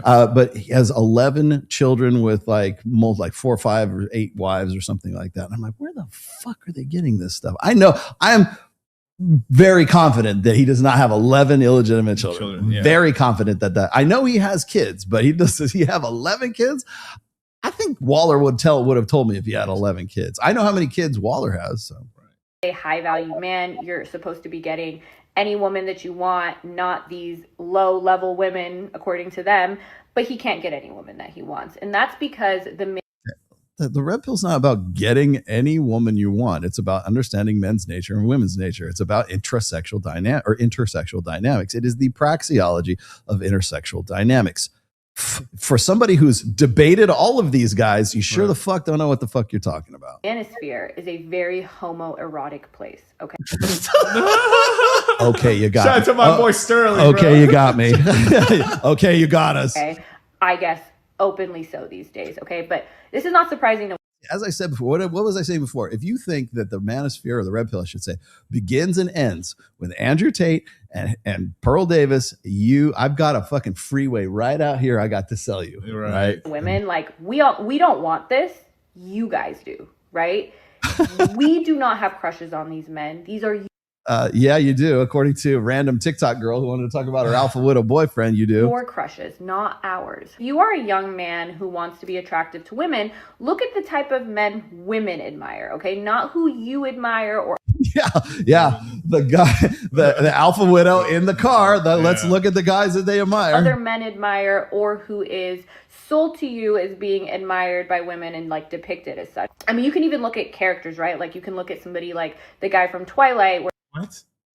I'm sorry. guy but- from Twilight. This is where the wheels fucking come There's off. a bunch of women like obsessed with him and like writing fan fiction about him and like with posters of him, versus a character like James Bond, which is depicted on screen as having all these women like him to appeal to men, right? There's not a lot of women in real life that like posters of him and like really want him or want this. Okay, so Twilight. Oh, I see what she's trying to say here. Yeah. She's trying to say Like that the Twilight character. Okay, let's The female fantasy versus the male fantasy. Would you like? Okay, Yeah. I've talked about this before. Shall we? Would you, Jasmine? Would you like me to explain Twilight to you? I will. Here we go. Okay, the first Twilight movie, remember, it was just Edward, right? Yeah. And I know this because my daughter used to love fucking Twilight back in the day. Okay, Edward, Yes. vampire. Sulky, brooding, kind of like very introverted, but superpowers, lives forever, and only loves her no matter what. And I there's a very famous video from the Oatmeal where they talk about how the structure of Twilight works, right? Where it's like there's all these descriptions of what Edward looks like. He's got rippling abs, and it's a romance novel description, and there, for like hundreds of pages, there's not even one description of Bella, or is that what her name is? The girl in Bella, or whatever her name is, Bella, right? Until like way, way late in the thing, because she's just basically a brick. She could be any girl. Right. And there's a reason for that, because they want the female readers to read this and insert themselves into the role of Bella, right? And so what happens is they've got Edward, the vampire, and then what happened in the second book, or the second movie? We had the We had a werewolf kid who was what Lava Boy or Shark Boy, Shark Boy, Lava Girl, yeah, Shark Boy, who turned into Werewolf Boy, Taylor Lautner. Taylor Lautner, man. And what did he look like? He didn't look like a vampire, right? So if we're gonna go and use the Twilight series, let's use the whole fucking series here, because you've got the one guy who's like, he would make a good dad, and I love him so much, and he's very like emotionally satisfying. And then there's Werewolf Boy, who would fuck the shit out of me. Werewolf Boy, there's your clip. That's the fantasy, right? So and guess what? The Red Pill identified that a long fucking time ago, like way back when you were like, when your big tits were in middle school, Jasmine. Seriously. So who was the actor to play Edward? Robert Patterson. Robert Patterson. Yeah. You want to son. So this came out kind of recently that like his abs were actually painted on. No, I'm not joking. His abs were painted on, and he was having like breakdowns on set because he didn't look jacked enough for the role or something. So he was like, so every day he would like they would painstakingly draw abs on his stomach and shit. So it's just so they catch it from an angle. Yeah. Oh my god, dude. Yep. That's crazy. Yeah, because that's the type of guy that women really want, right? We don't want that. You want that. I don't think so. Guy who sleeps around with a bunch of women. It's your fantasy, not ours. Following this type of ideology and being little fanboys for these types of men will keep Okay, so there's ideology once again. you in the sausage fest that you are currently in, and you want So if you watch out of this, that. guys, So just something to think about. you will be gay. The end. Now remember when we were watching what is it? Car Wash Guy? Yes. Christian Elliott right there. Remember the comments that were in the That's not the Red Pill. That's not Red Pill guys making typing those comments in. That's women. That's chicks. Yeah. Okay. So what gets me is like when people want to tell me about like how the manosphere or the Red Pill. I mean, even if you want to use Tate, I don't care. Right. is in some way misogynistic. It is in some way disrespecting women. It is in some way not truthful, right? Well, all you have to do is look at even the critics who are using our material, saying and claiming it to be their material. But when we go and say it, we're misogynistic fucks. When Andrew Huberman says, take a girl to 3 different locations for a date, that's A-okay because you're getting sleep and 4 hours of sunlight and whatever the fuck else goes along with that, right? But he's saying exactly the same thing that Mystery said back in 2005. He's saying it in 2025. And now it's okay because it's sanitized because Andrew Huberman said it. Or, for instance, Scott Galloway. Why is Scott Galloway making the rounds on Oprah? How does a guy like that get a spot on fucking Oprah? I'll tell you, he gets paid to do that. Right. He makes money from the DNC, or he makes money from the liberal leftist woke. See, whoever's the bankroll or whoever's the paymaster for that is doing exactly the same thing that Progressive Victory did with low-end losers like fucking Destiny and the rest of these idiots. And they paid them and made them sign non-disclosure agreements so that they didn't tell on them. And even Jasmine Jafar was part of that. She was also the girl that was just on. She was also paid by Progressive Victory to keep her fucking mouth shut and go in and attack and to try to discredit not only me, but all these other men like Donovan Sharp, MLD, trying to think who else. Certainly Adam Sosnick, because you've been on Adam Sosnick God knows how many different times. You want to know why guys wanted to be red pill adjacent? Because they didn't want to get caught up getting discredited or getting like fucked up by people who were being paid to go in and be sock puppets for the DNC. Now, I'm going to go on a limb here, and I'm going to say that certainly Galloway, definitely Richard Reeves, possibly Rob Henderson, and I'm not going to put Jim Sexton on that list just yet, but he is repeating the same rhetoric that I'm hearing from these guys, and it is very likely that Galloway is being paid by a political party, by some sort of political entity, to go out and to address men's issues. They can't ignore men's issues. They can't ignore the suicide rate. They can't ignore the loneliness epidemic. They can't ignore the college enrollment. They can't ignore the fact that guys are not doing as well.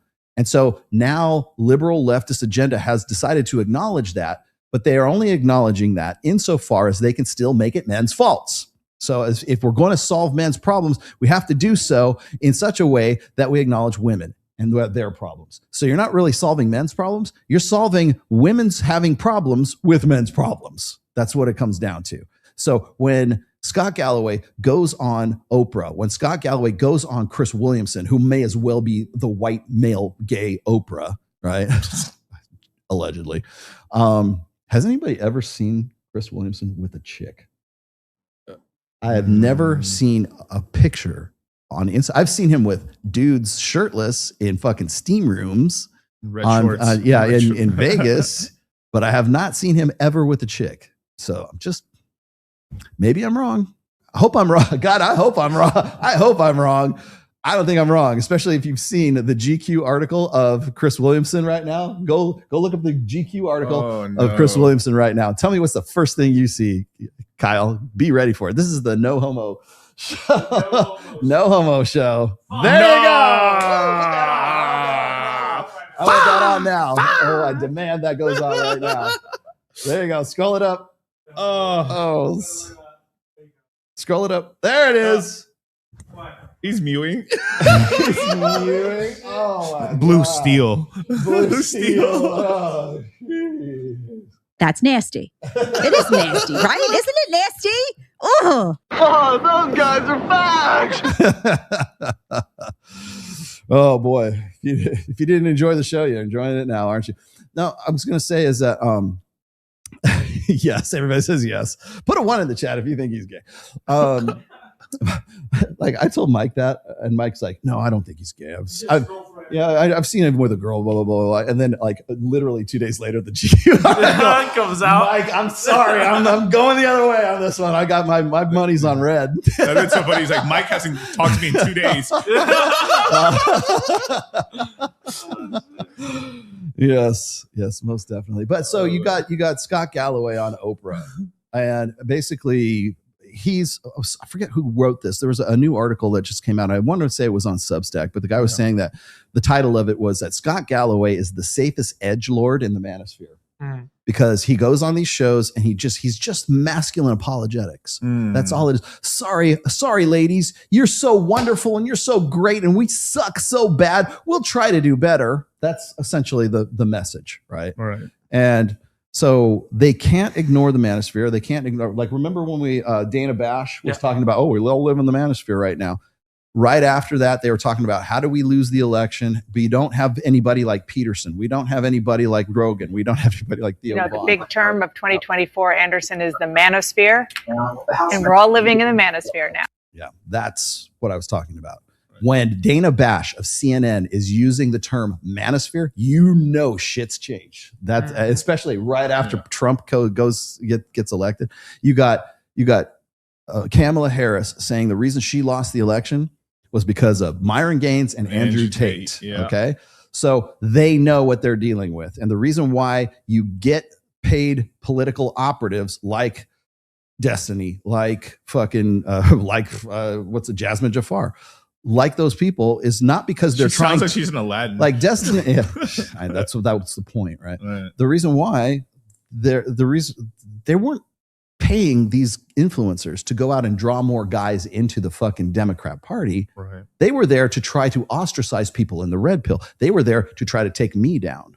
They were there. That's what the whole thing with Destiny and Lauren Southern was about, was trying to manufacture shit on me to bring me down. Same thing with Donovan, same thing with MLD, same thing with Mike, same thing with, Tate too. They would have done it with him. They're doing the same thing with Andrew because he's the most visible guy right now. And Andrew's he doesn't even claim the red pill to be red pill, but because he's on whatever podcast, and there's another Brian, they're trying to bring down Brian because they know they've already lost those guys. So the best they can do is not try to bring them back into the fold. The best thing they can do is acknowledge that there's a problem because it's unignorable, and not try to bring those guys back in, but try to ostracize guys so they stay away from the polls. And they know that that's going to be critical for them coming up, making predictions in the midterm elections, which is exactly what I was talking about last time. And by the way, the midterm elections are always about women's issues. What happened in 2022? It was the abortion thing. Right. It was the SCOTUS leaks the abortion setting, because remember they kicked back abortion to the states at that time, and there was a leaked memo. It wasn't leaked. They wanted to do that because it was political jockeying on a midterm election. What did Joe Biden do? Actually, he didn't. But what did his handlers do? The auto pen. Yeah, they went and they gave basically stimmy checks in the form of debt forgiveness for student loans. Who holds the most student loans, men or women? Women do. Thank you. Yes. And so it's basically a free stimmy check for women for upper middle class women who have student debt. That's what that was about. I brought that up. Everybody said I was fucking crazy. Elon Musk, Elon, if you're watching, you probably not, but if you decide you're going to be watching this show for whatever reasons, stop talking about fertility rates. Fuck you. Go wipe your fucking ass with the fertility rates. I'm sick and fucking tired of listening to this motherfucker talk about, we have fertility rates that are below replacement level in the United States. And he's not wrong. We do. You're 100% right about that. Korea is going to be there. There's not going to be Korea. The Black Plague is less deadly than feminism in Korea, right? Because Korea will be at a 96% attrition rate inside of 10 years, voluntarily. The Black Plague only killed like 20% of Europe in the time that it was there, right? And so it's literally, feminism is more deadly than the Black Plague, at least as far as like population extinction is concerned, right? So, I mean, mathematically, that's true, okay? But the reason why I'm sick of listening to Elon Musk talk shit about the fertility rates, the thing is during the 2022 midterm elections, that's when Elon Musk thought it would be politically expedient for him to get, I don't know if it's SpaceX, but Tesla employees, and give the female employees, part of the benefits of being a female Tesla employee was you could get a stipend to go across state lines to go and get a legal abortion in an abortion state, and then come back across. They would give you the money to go get an abortion in the neighboring state or whatever that has abortion, and then come back to work. What the fuck? Still in effect right now, Elon Musk. until you lift that, until you kill that fucking stipend off, I don't want to hear jack shit about the fertility rate, because you are contributing to that problem right now with that policy. And every time he starts popping off about that, I will go to the MSNBC article that says exactly that from May 6th, 2022, and I will remind you of that. And he'll never fucking do it, because he knows if he does, he will lose political capital, which I think he wants to make a presidential run at some point. He will lose on that issue. I am not very hopeful for the next presidential race, because like JD's in the PayPal mafia hands. I just don't. Right now I don't see who the left can really bring up right now that would be competitive at all.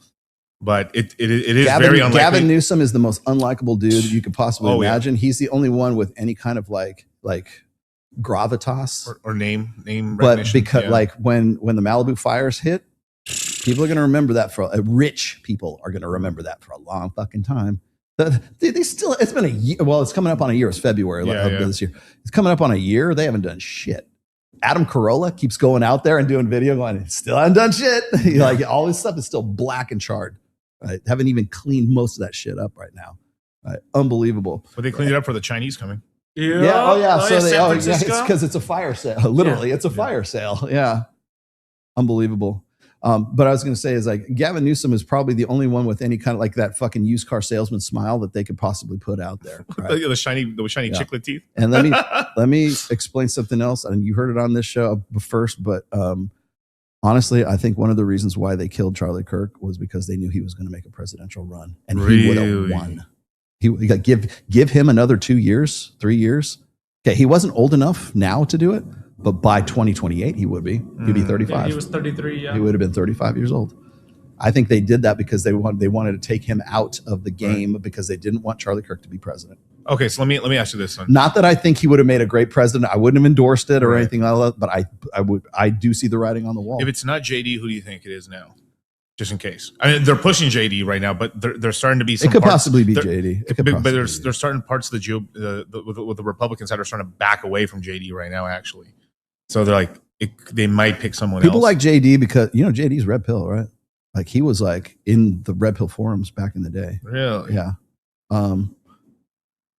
Interesting. I don't know. I can't even think. It's anybody's game as far as like right now. It's early. It's anybody's game. It's still early. Yeah. But if you would have asked me before October, I would have said Charlie Kirk would be a definite contender. Okay. Yeah. I don't think it's going to.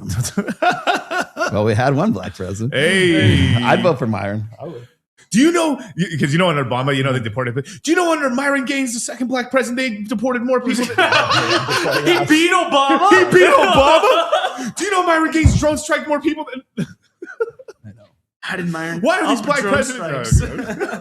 Imagine Myron trying to balance the budget. Putting everything into crypto. This is my crypto czar, Miguel Munoz. Do the actual Yes. Put me as I'm the secretary of Rollo. What would I be? Okay. So listen. Okay, fantasy time. If Myron's the president, who's in the cabinet? Who's vice president? His vice president would be Fresh. Yeah, I mean, no. Myron Fresh ticket. Fresh as vice president. I'm trying to.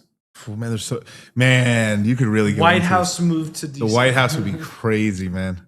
Let's see. I know he would get Alex Jones to be the. Alex Jones would be Secretary of State. For sure. But who's the one that the press secretary, the one that actually talks to the press? That'd be fresh. That'd be fresh. Oh, bro, no, the chat would murder Myron. No. I mean, I think that'd be a good one for Alex Jones because they want Alex Jones to be the one to tell the news. Well, President Myron has come out with it. you'd be the crypto czar, and then we get George Gammon would be like he'd be the head of the Fed. We put him at the head of the Fed.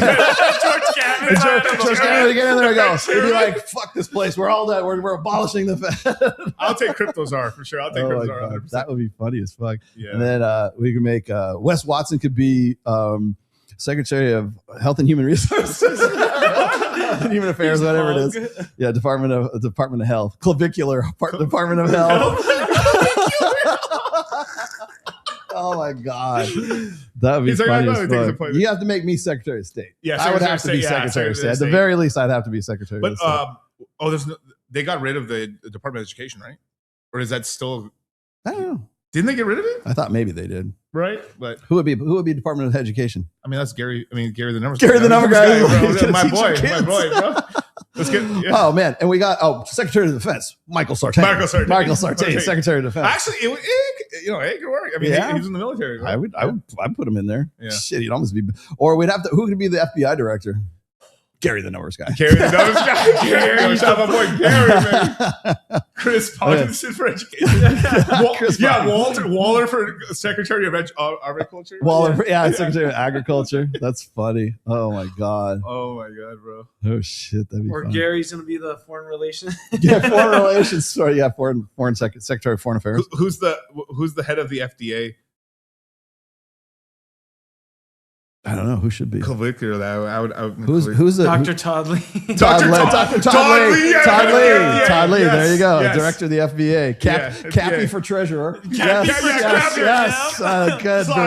Brilliant. Brilliant. Yes. A mean extra. Yes. Oh, look at that. We're cutting. Yeah. Jack Napier. Who should we have? Oh wait, who should be the CIA director? Ooh. Director of the CIA. Director of the Big Mo for the FDA. Tell these bitches to go. No, big. Oh no, this is mean though. But like Big Mo should be the fucking what's called not the Attorney General, but the what's the name of it? It's the health one. Health and Human Resources? No, it's the Surgeon General. Surgeon General. Yes. Surgeon General. Surgeon General. Okay, Big Mo, you're now Surgeon General. Oh God! What else? This is coming along swimmingly. I know. Right now. Imagine us in those fucking positions. God, can you see us all in the White House all together on like the couch? Like I was having. We joke around. We made it happen somehow. We did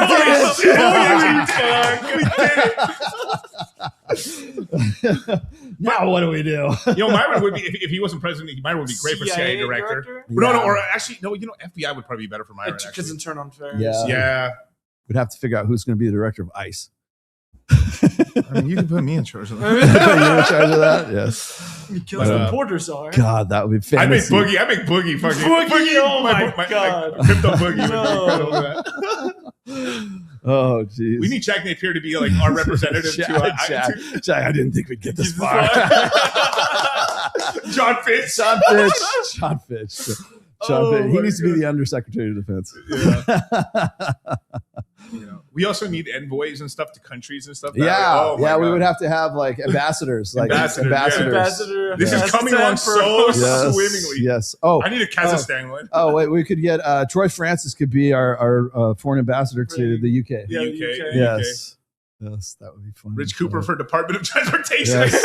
Yes. Oh, wait a minute. What should we put? We need fresh. Sterling Cooper. Ooh. He has dual citizenship, so he could be in. Well, ambassador to Australia for sure. Yeah. I mean, Australia. Yeah, of course. I think we need to create Who's a new the DEI secretary. This is true. Ooh. Who's the DEI hire? Yes. God's in charge of the telecommunications. From the telecom. What's that guy? Sergio from Purple Pill Podcast. He could be the DEI hire. Shout out to him, man. If Hillary Clinton wants to limit speech because of the manosphere, believe there are some simp pussy Republicans that will support it. Absolutely, there will be. Ambassador for Israeli Affairs, Myron. Myron Gates, yes. No, that we'll give that to Nick Fuentes. He could be. Neither party is friendly to men's issues. Yeah, I know. I keep saying that they're both the same. True. When it comes to like the manosphere, when it comes to red pill stuff, like they both hate us. You guys wonder why I punch left and I punch right? That's why. Because we're in this really, like, if you're in the red pill space, hell, if you're in the crypto space, man, you're in this very awkward, like weird in between. Like people either like fucking love you too much or they hate you fucking way too much. So the crypto's become a big in the midterms, right? Because like during the presidential race, the left was extremely anti-crypto, but they saw it was a huge issue, so they started going positive on it. So it's going to be a huge thing. Now both parties are fighting for we want to. We need a crypto czar. Yeah, they want a czar is what they want. I actually do like David Sachs as the crypto czar. I think he's doing a really great job. But we're just focusing too much on fucking stable coins right now. It's stable coin. Like the industry, we're not even talking about crypto projects anymore. It's just everyone's making a stable coin. PayPal's got a stable coin. Visa has a stable coin. MasterCard's got everyone has. Western Union is making their own stablecoin now and is making their own interventory payments. They're going nowhere. It's crazy. Sol is going to be the only stablecoin that's new, I think. This actually was a big complaint. So Sol did a huge conference recently, and people were like complaining because it was 90% news about stablecoins. I know, even on the Solana ones, it's Pudgy Penguins. Shout out to the boys. Pudgy Penguins is just is going to be on the Sphere on Christmas week. Oh, really? Yeah. Oh, that's cool. Yeah. No, I just started using the Phantom tracker. Oh, okay. Because Phantom has a new like it's kind of like the tracker one. What is it? These are the Trading View. It's like Trading View, but it's only for the Phantom, like Phantom wallet. Okay, sort of like the deck screener and stuff. Yeah, it's kind of like that. I'm like, yeah. fuck, thank God, man, because I like that's really the only thing I use except for like Jupiter. Yeah, I mean, oh, that's gonna be it. Oh, yeah, that's cool. All right, on. And then this is the funniest one. Right on, that's crazy. Yeah. What's this? Oh, hey, L in the chat for Nansom. Because it's $40. You actually have the highest denomination tweet today. What was the name of that bit you and someone else did with the woman and the devil? Oh, about divorce. That was Clytus. Also, could you make a YouTube short on the Ballad of Superman? Sure. Oh, that's a good idea. Maybe I'll get Clytus to do that with me. I can't find it on your channel. No, it is. It's not. It's not on the YouTube channel. It's on my. Hell, it's Sam. Go dig that up. It's in my best of. It's in year 1. It's a Ballad of Clark Kent, and just drop that in the chat. It's on my my old blog.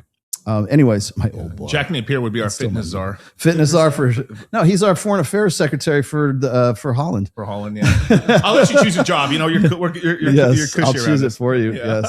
Yes. No, the name of that bit was, I don't know if it was a name, but it was Clytus was the guy that did that for me. I have it. Clytus got banned off of YouTube, I think, for that one, for that video. How bad was it?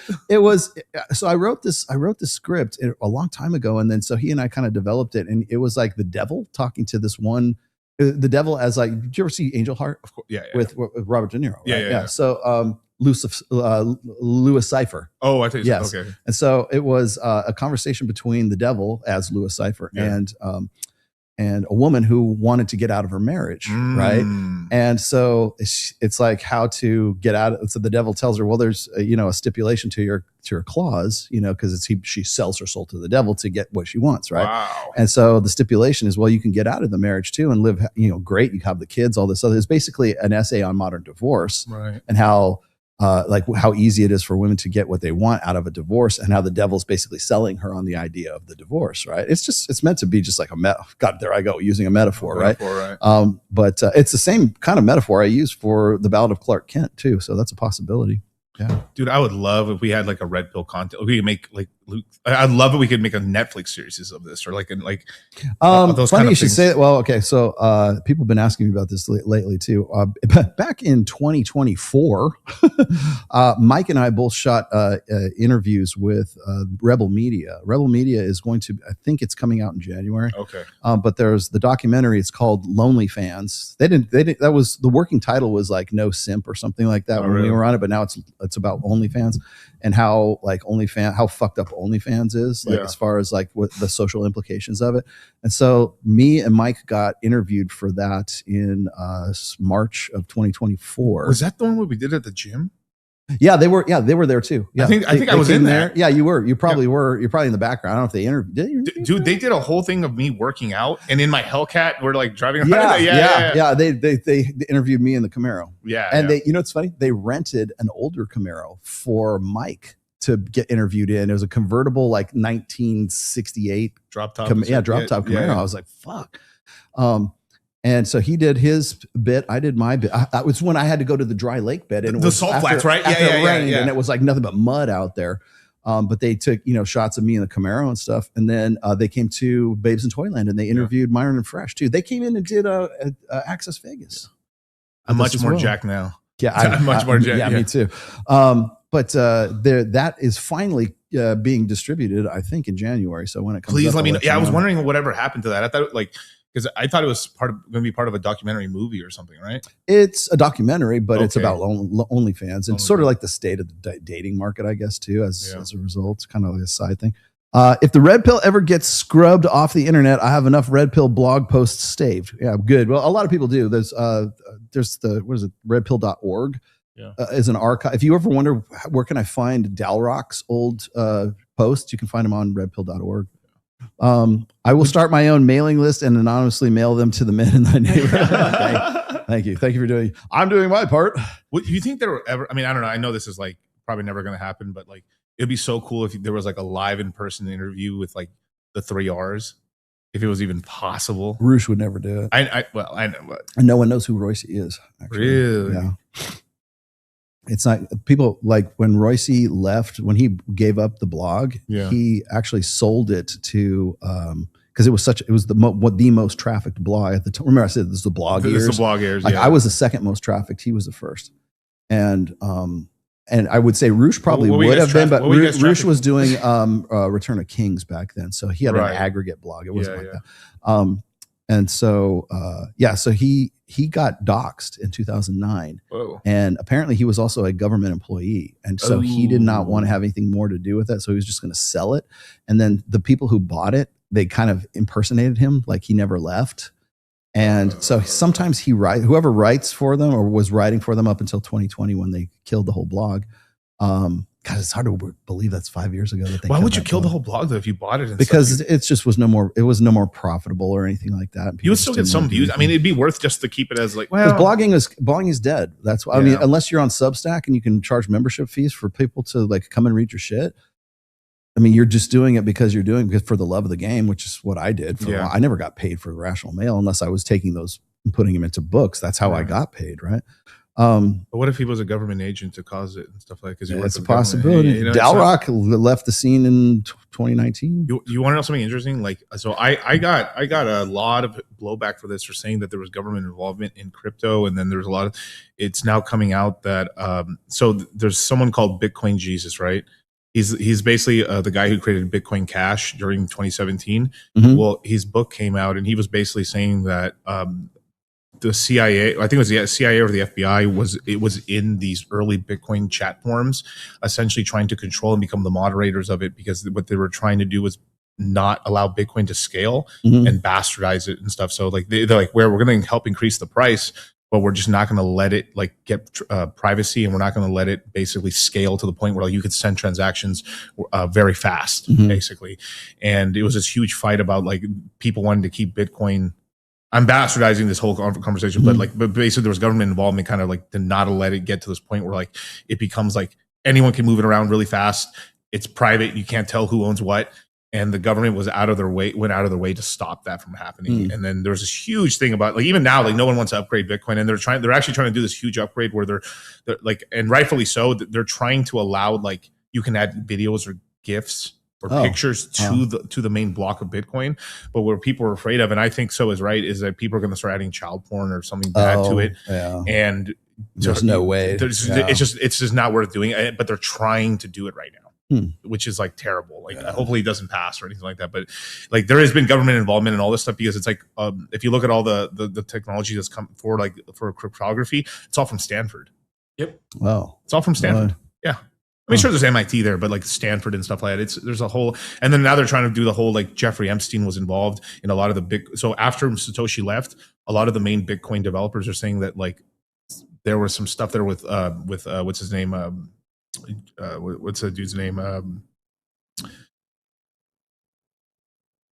Basically, there was like a government sort of thing to So Epstein had basically, the way he had started, it wasn't all political at first. Basically, Epstein had pretty much from the 80s and 90s had concentrated on getting scientists compromised originally, because they were trying to have like, especially climate scientists. So they could control those. So the narrative of it and stuff. So they're saying, so that was his bread and butter, was the scientist. Then later on, he got into the political side, but it was scientists. That's funny because I know like Bill Gates was on that list.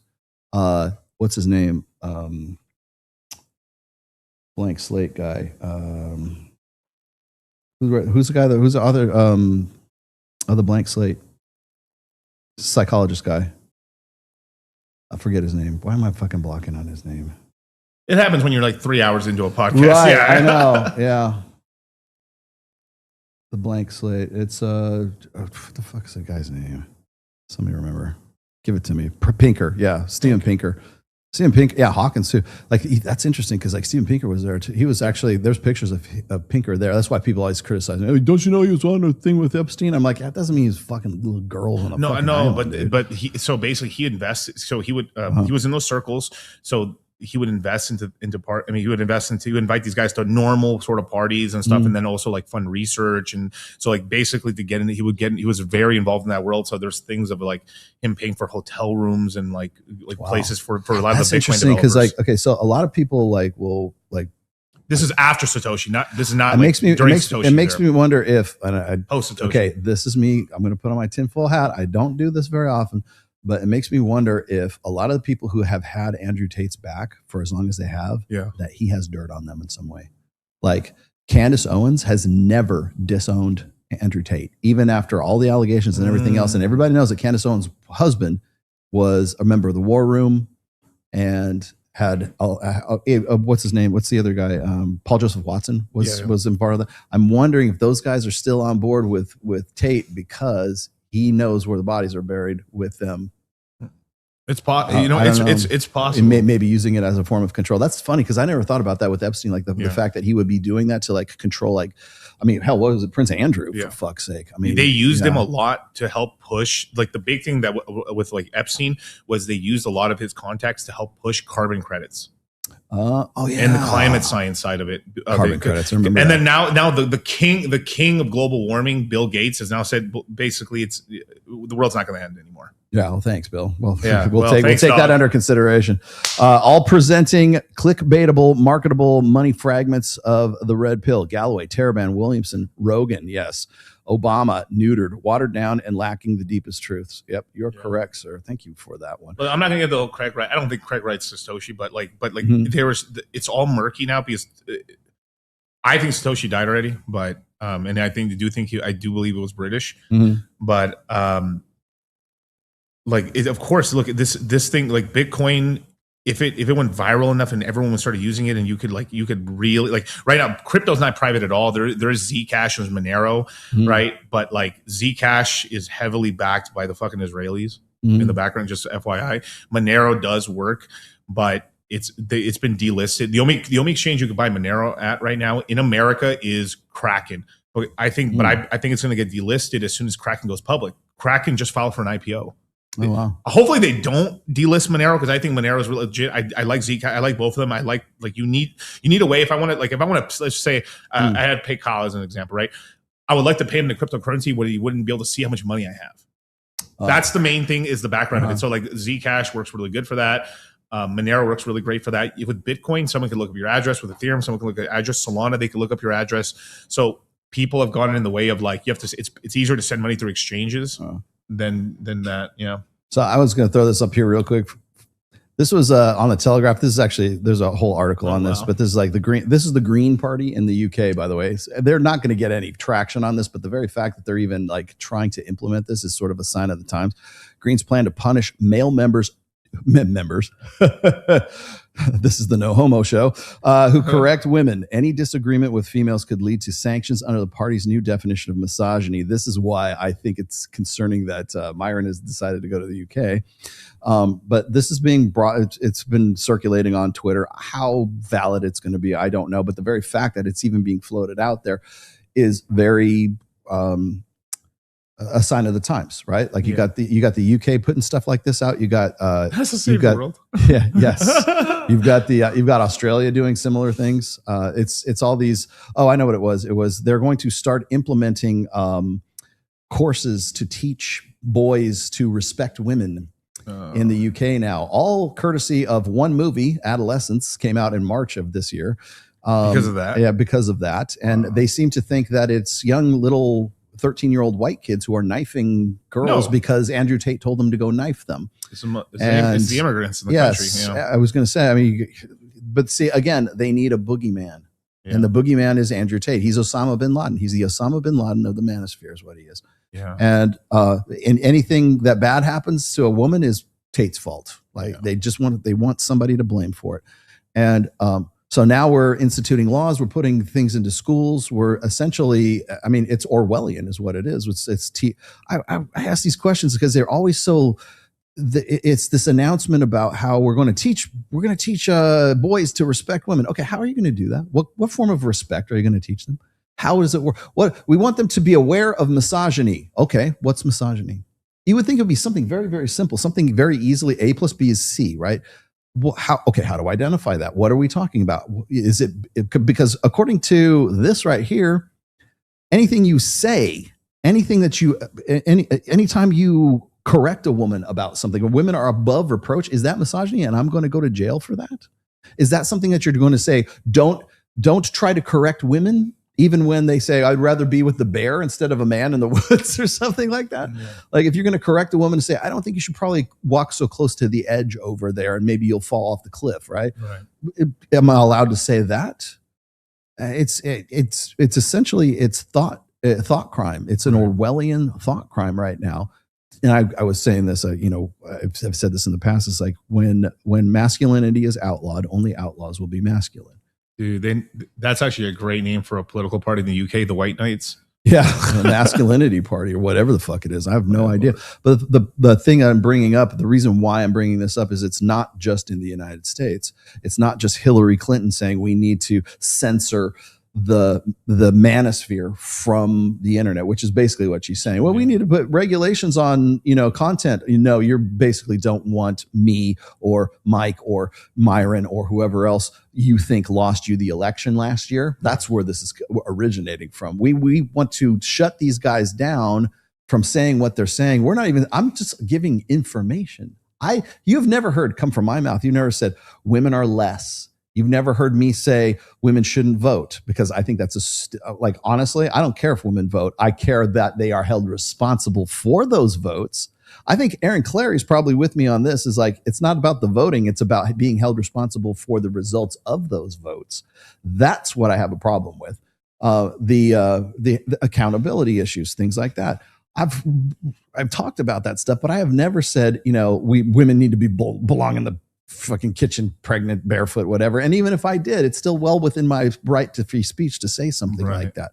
So as far as I know, we still live in a free country, and I'm going to still keep doing what I'm doing. But the very fact that we're even having this conversation, or somebody of the size of Scott Galloway and Oprah Winfrey and fucking Hillary Clinton and the rest of these guys are having this conversation, leads me to believe that they're really fucking scared of us. Yeah. Australia is doing the same thing. We have to teach boys not to watch these videos, and it's not our videos. It's TikTok and the girl that's talking about the alpha widow shit. If you're going to ban us, you're going to have to ban that too. If a woman says the same thing I do, does she get banned as well as I? I don't think so. I think you just don't want a man telling you the same thing that a woman's going to tell you anyways. Right. As I've said before, you can take me away. You can take away Myron. You can take away Mike. You can take away Ryan. You can take away everybody. You just erase the manosphere tomorrow. It's still fucking here. It's because it's on TikTok. It's on Instagram. It's on YouTube. It's on Twitter. Yeah. You're going to see it every fucking day, right? It's like you see these videos. Like I don't know what changes after like 8 p.m. or 9 p.m. At least on the Pacific Coast, right? On Twitter. But as soon as I go on Twitter after like 9 p.m., I get like gun videos, like where guys like true crime, like this guy. Yeah. Or it's a guy who goes in to hold up a 7-Eleven and it goes bad for him because the guy behind the counter's got a bigger shotgun and he like literally blows him away. It's like, remember I was talking about Faces of Death? Yeah. Do you remember Faces of Death? I remember the movie series, the video series where you could only go behind the curtains at about Blockbuster to find it. It was in the porn section. Yeah. It was Faces of Death. It was actual like gunnings or wild animals tearing arms off of people and stuff like that. It was like literally, it's horror, but it was literally real stuff, horror, right? Yeah. We get that every day on fucking TikTok now, or on Twitter now. You can see, if you want to watch a video of a drone strike in the Ukraine, like basically blow a guy's head off, you can do that. Yeah. No problem. I mean, I see drone footage every day. Drone footage every day. Mm-hmm. Yep. Are you going to ban that? No.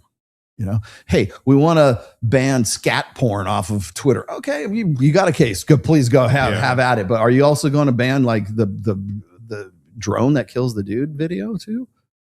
So it's like whose interests are going to be served by any of this. And I'm going to tell you right now, the guys who are doing this, and I like I said, this is not a flame on Sexton or anything like that, but like when I hear that and he looks like he's straining to remember the lines that he's supposed to say, it leads me to believe that you've been compromised just like the rest of these guys. And you're basically repeating the same rhetoric, which is this soft sell of we understand that men are doing worse and we need them to do better, and we need them to do better for women. And we need you to be a stand-up guy and don't bother us with your problems anymore. You're going to have problems, go off to the side and deal with those yourself. We acknowledge them, but we're not going to help you with them whatsoever. And when you're better, come back and see us again. Last one. So if we are this dangerous ideological group, we need to have our militant squad like Pantheon. Yes, I do. COD, well, Call of Duty. Call of Duty, yeah. 6 campaigning. Great game, by the way. Call of Duty 7 shit though. Is it? Yeah. 7? What is the new Call of Duty? I don't even know which one the new one is. It's like, it's crap. I don't even know which one is which right now. Is that it? Okay, that's everyone's flaming it because it's bad. Oh, is that bad? Yeah. Oh, it's the Black Ops. When IGN is your only good score, that's a bad sign. Oh, Shout out to geez. Steam 5. Yeah.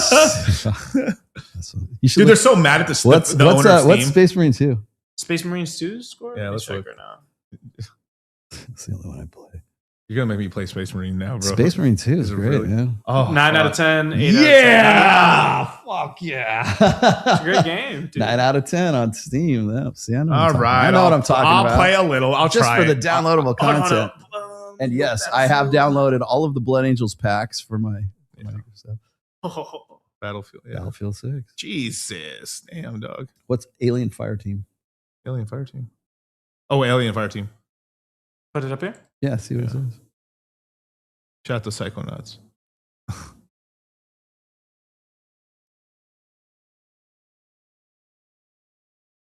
Might be Rogue Incursion. Is that it? Is it Yeah, Rogue it's Rogue Incursion? Incursion. It's Try Rogue Rogue Incursion.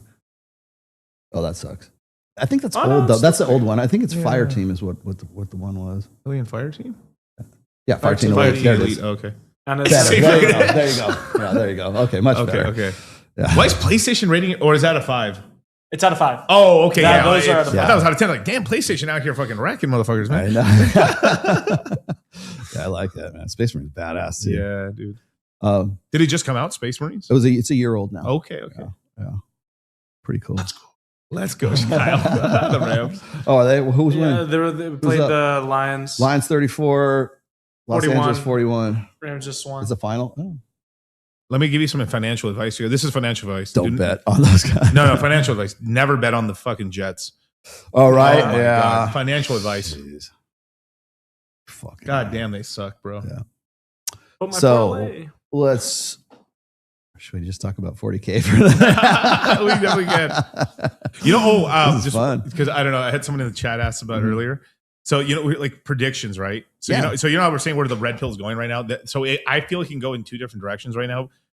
I have to see, because right now it's like it's the talk of the town is Clavicular and the Looksmaxx and stuff right now, right? It will be for a little bit, right? So you heard about him getting that surgery, right? He's getting he's getting like implants, right? So he's gonna get the implants in. His face is gonna be swollen. He says he's gonna wear a mask on stream. If he looks good, he's going to go viral again, like an Andrew. I'd say like not because it's really hard to go like viral like Andrew did, but like a light Andrew Tate viral.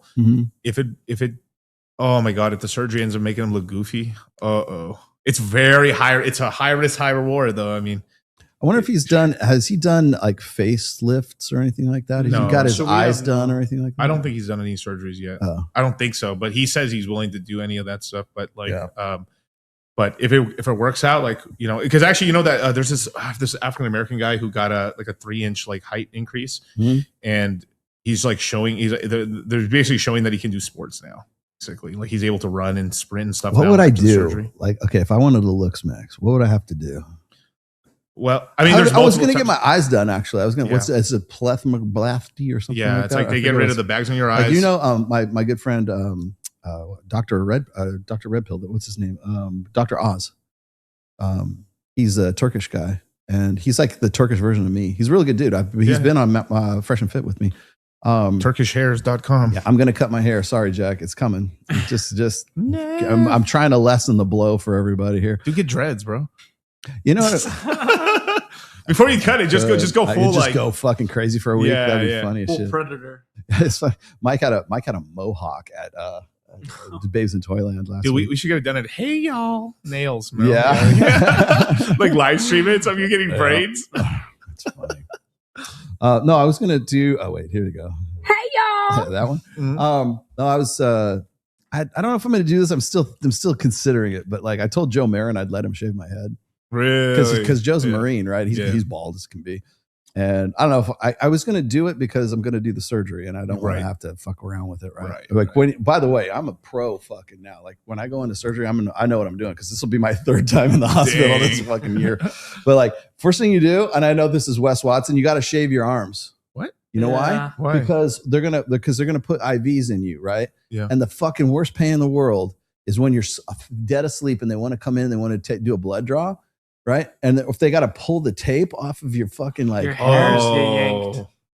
Like, bitch, what the fuck? You know, like it's 3 a.m. and you're like still on Valium. Like, you know, I'm going to definitely shave like at least this part of my arms here. So like they don't have that. Give you an NAD drip while you're sleeping. Please. I'm waiting. I'm counting on you guys. NAD is fine. Have you ever done the NAD like IV? Nuh-uh. Dude, it's brutal, bro. But it's incredible. Like I literally, after I'm done, I could stay away for 2-3 days and not even feel sleepy. Now NAD is it's not B12, right? Or what is it? No. It's basically like an upregulator for like ATP. So it basically helps like refuel like the mitochondria in your cell.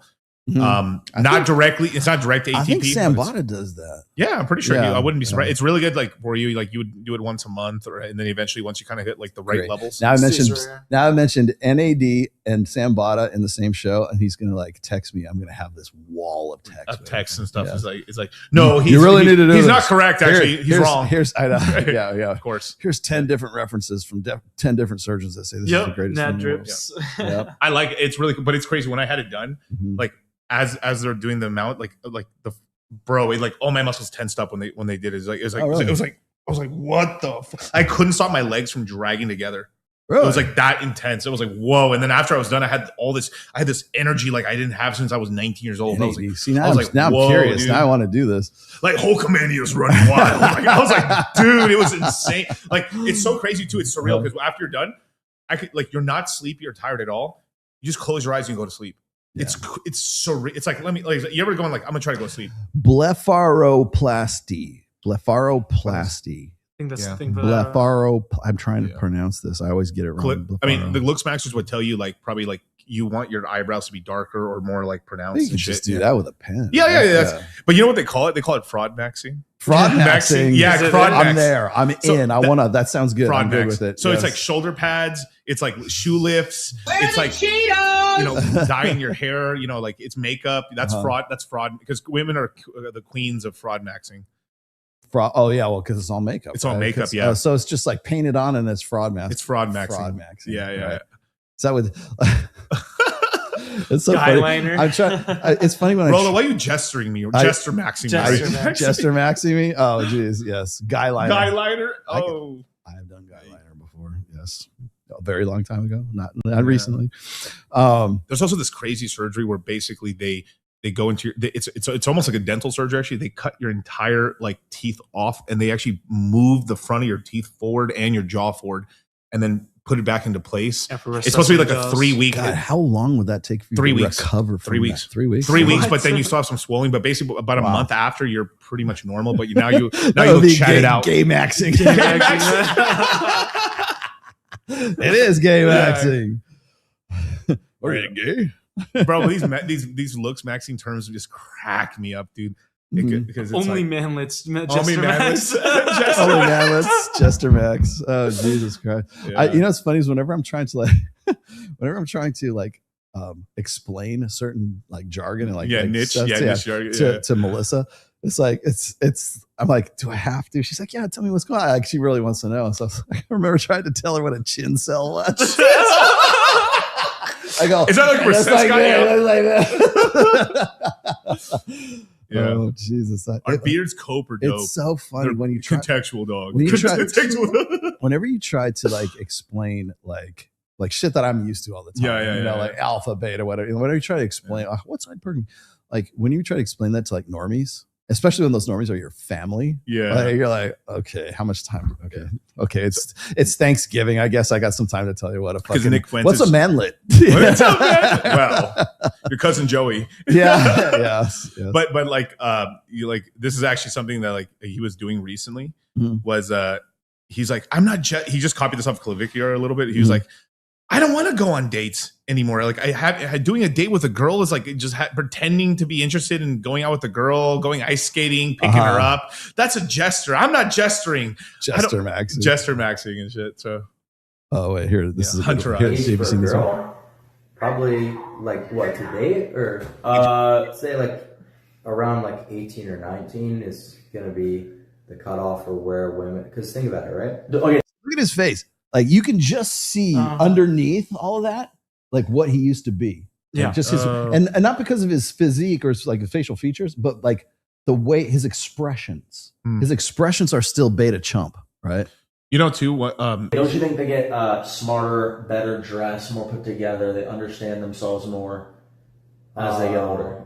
Smarter, like what are we? He's trying to remember what he heard on Myron's show. What are we talking about here? Like more competent. They can, you know. There's nothing that should really require a woman to be competent. When you're 18, you've lived with your parents your whole life. You've never had to fucking figure out how to.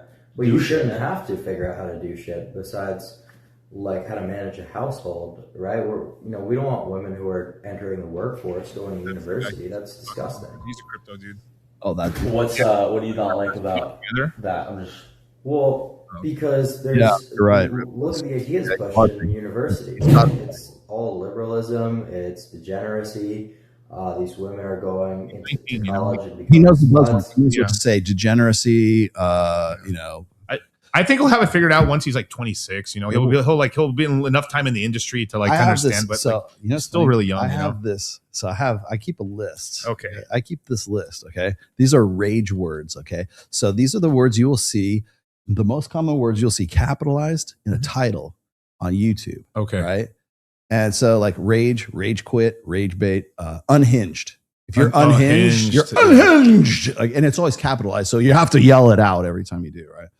Cooked, cooks, right? Like Myron cooks, delusional feminists, right? That's another one, by the way, delusional. Chopped feminist speaks.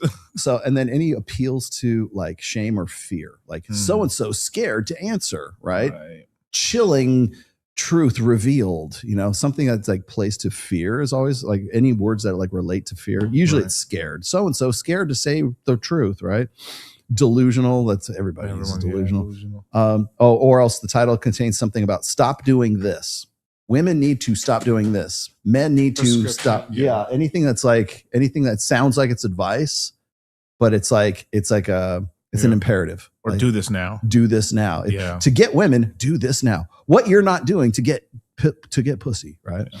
Yeah. And then there's so and so won't admit. Like admit is always capitalized. Right. So-and-so admits, or so-and-so won't admit to, or just admit it, that kind of stuff. And then there's like jaw-dropping,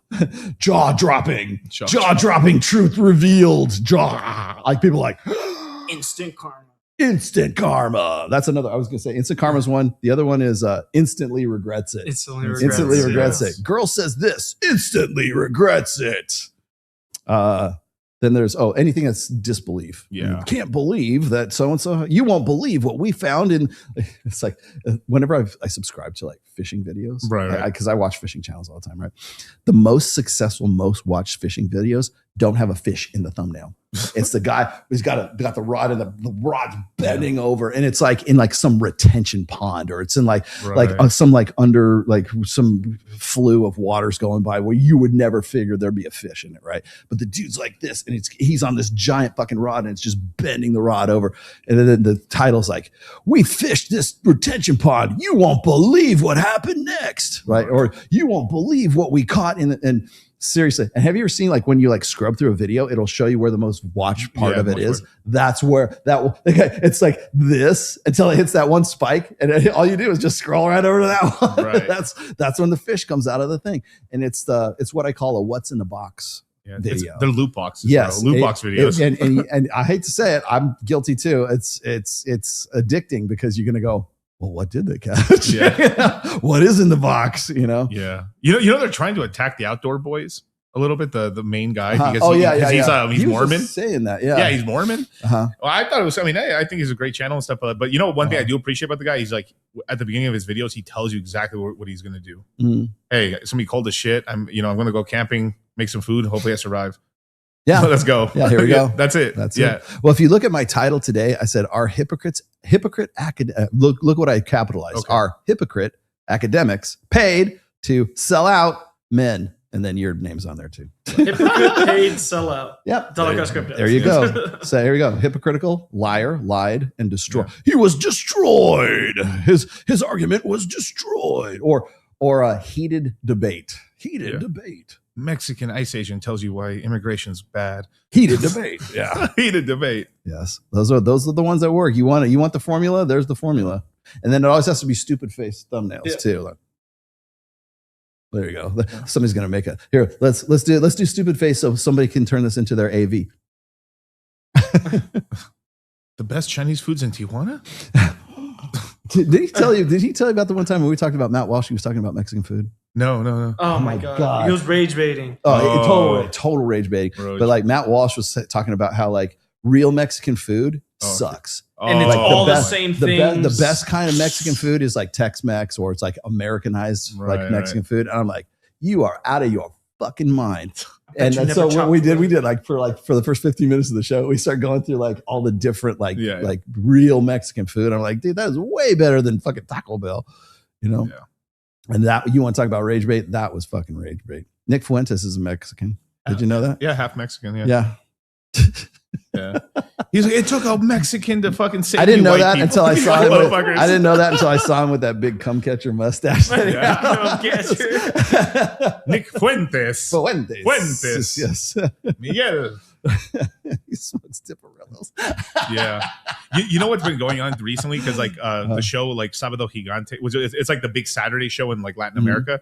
Like, you know how like the whole Jewish thing is like, you know, so popular to talk about right now. Well, apparently a lot of people didn't know because they thought the guy was called Don Francisco. He's like the host of it, right?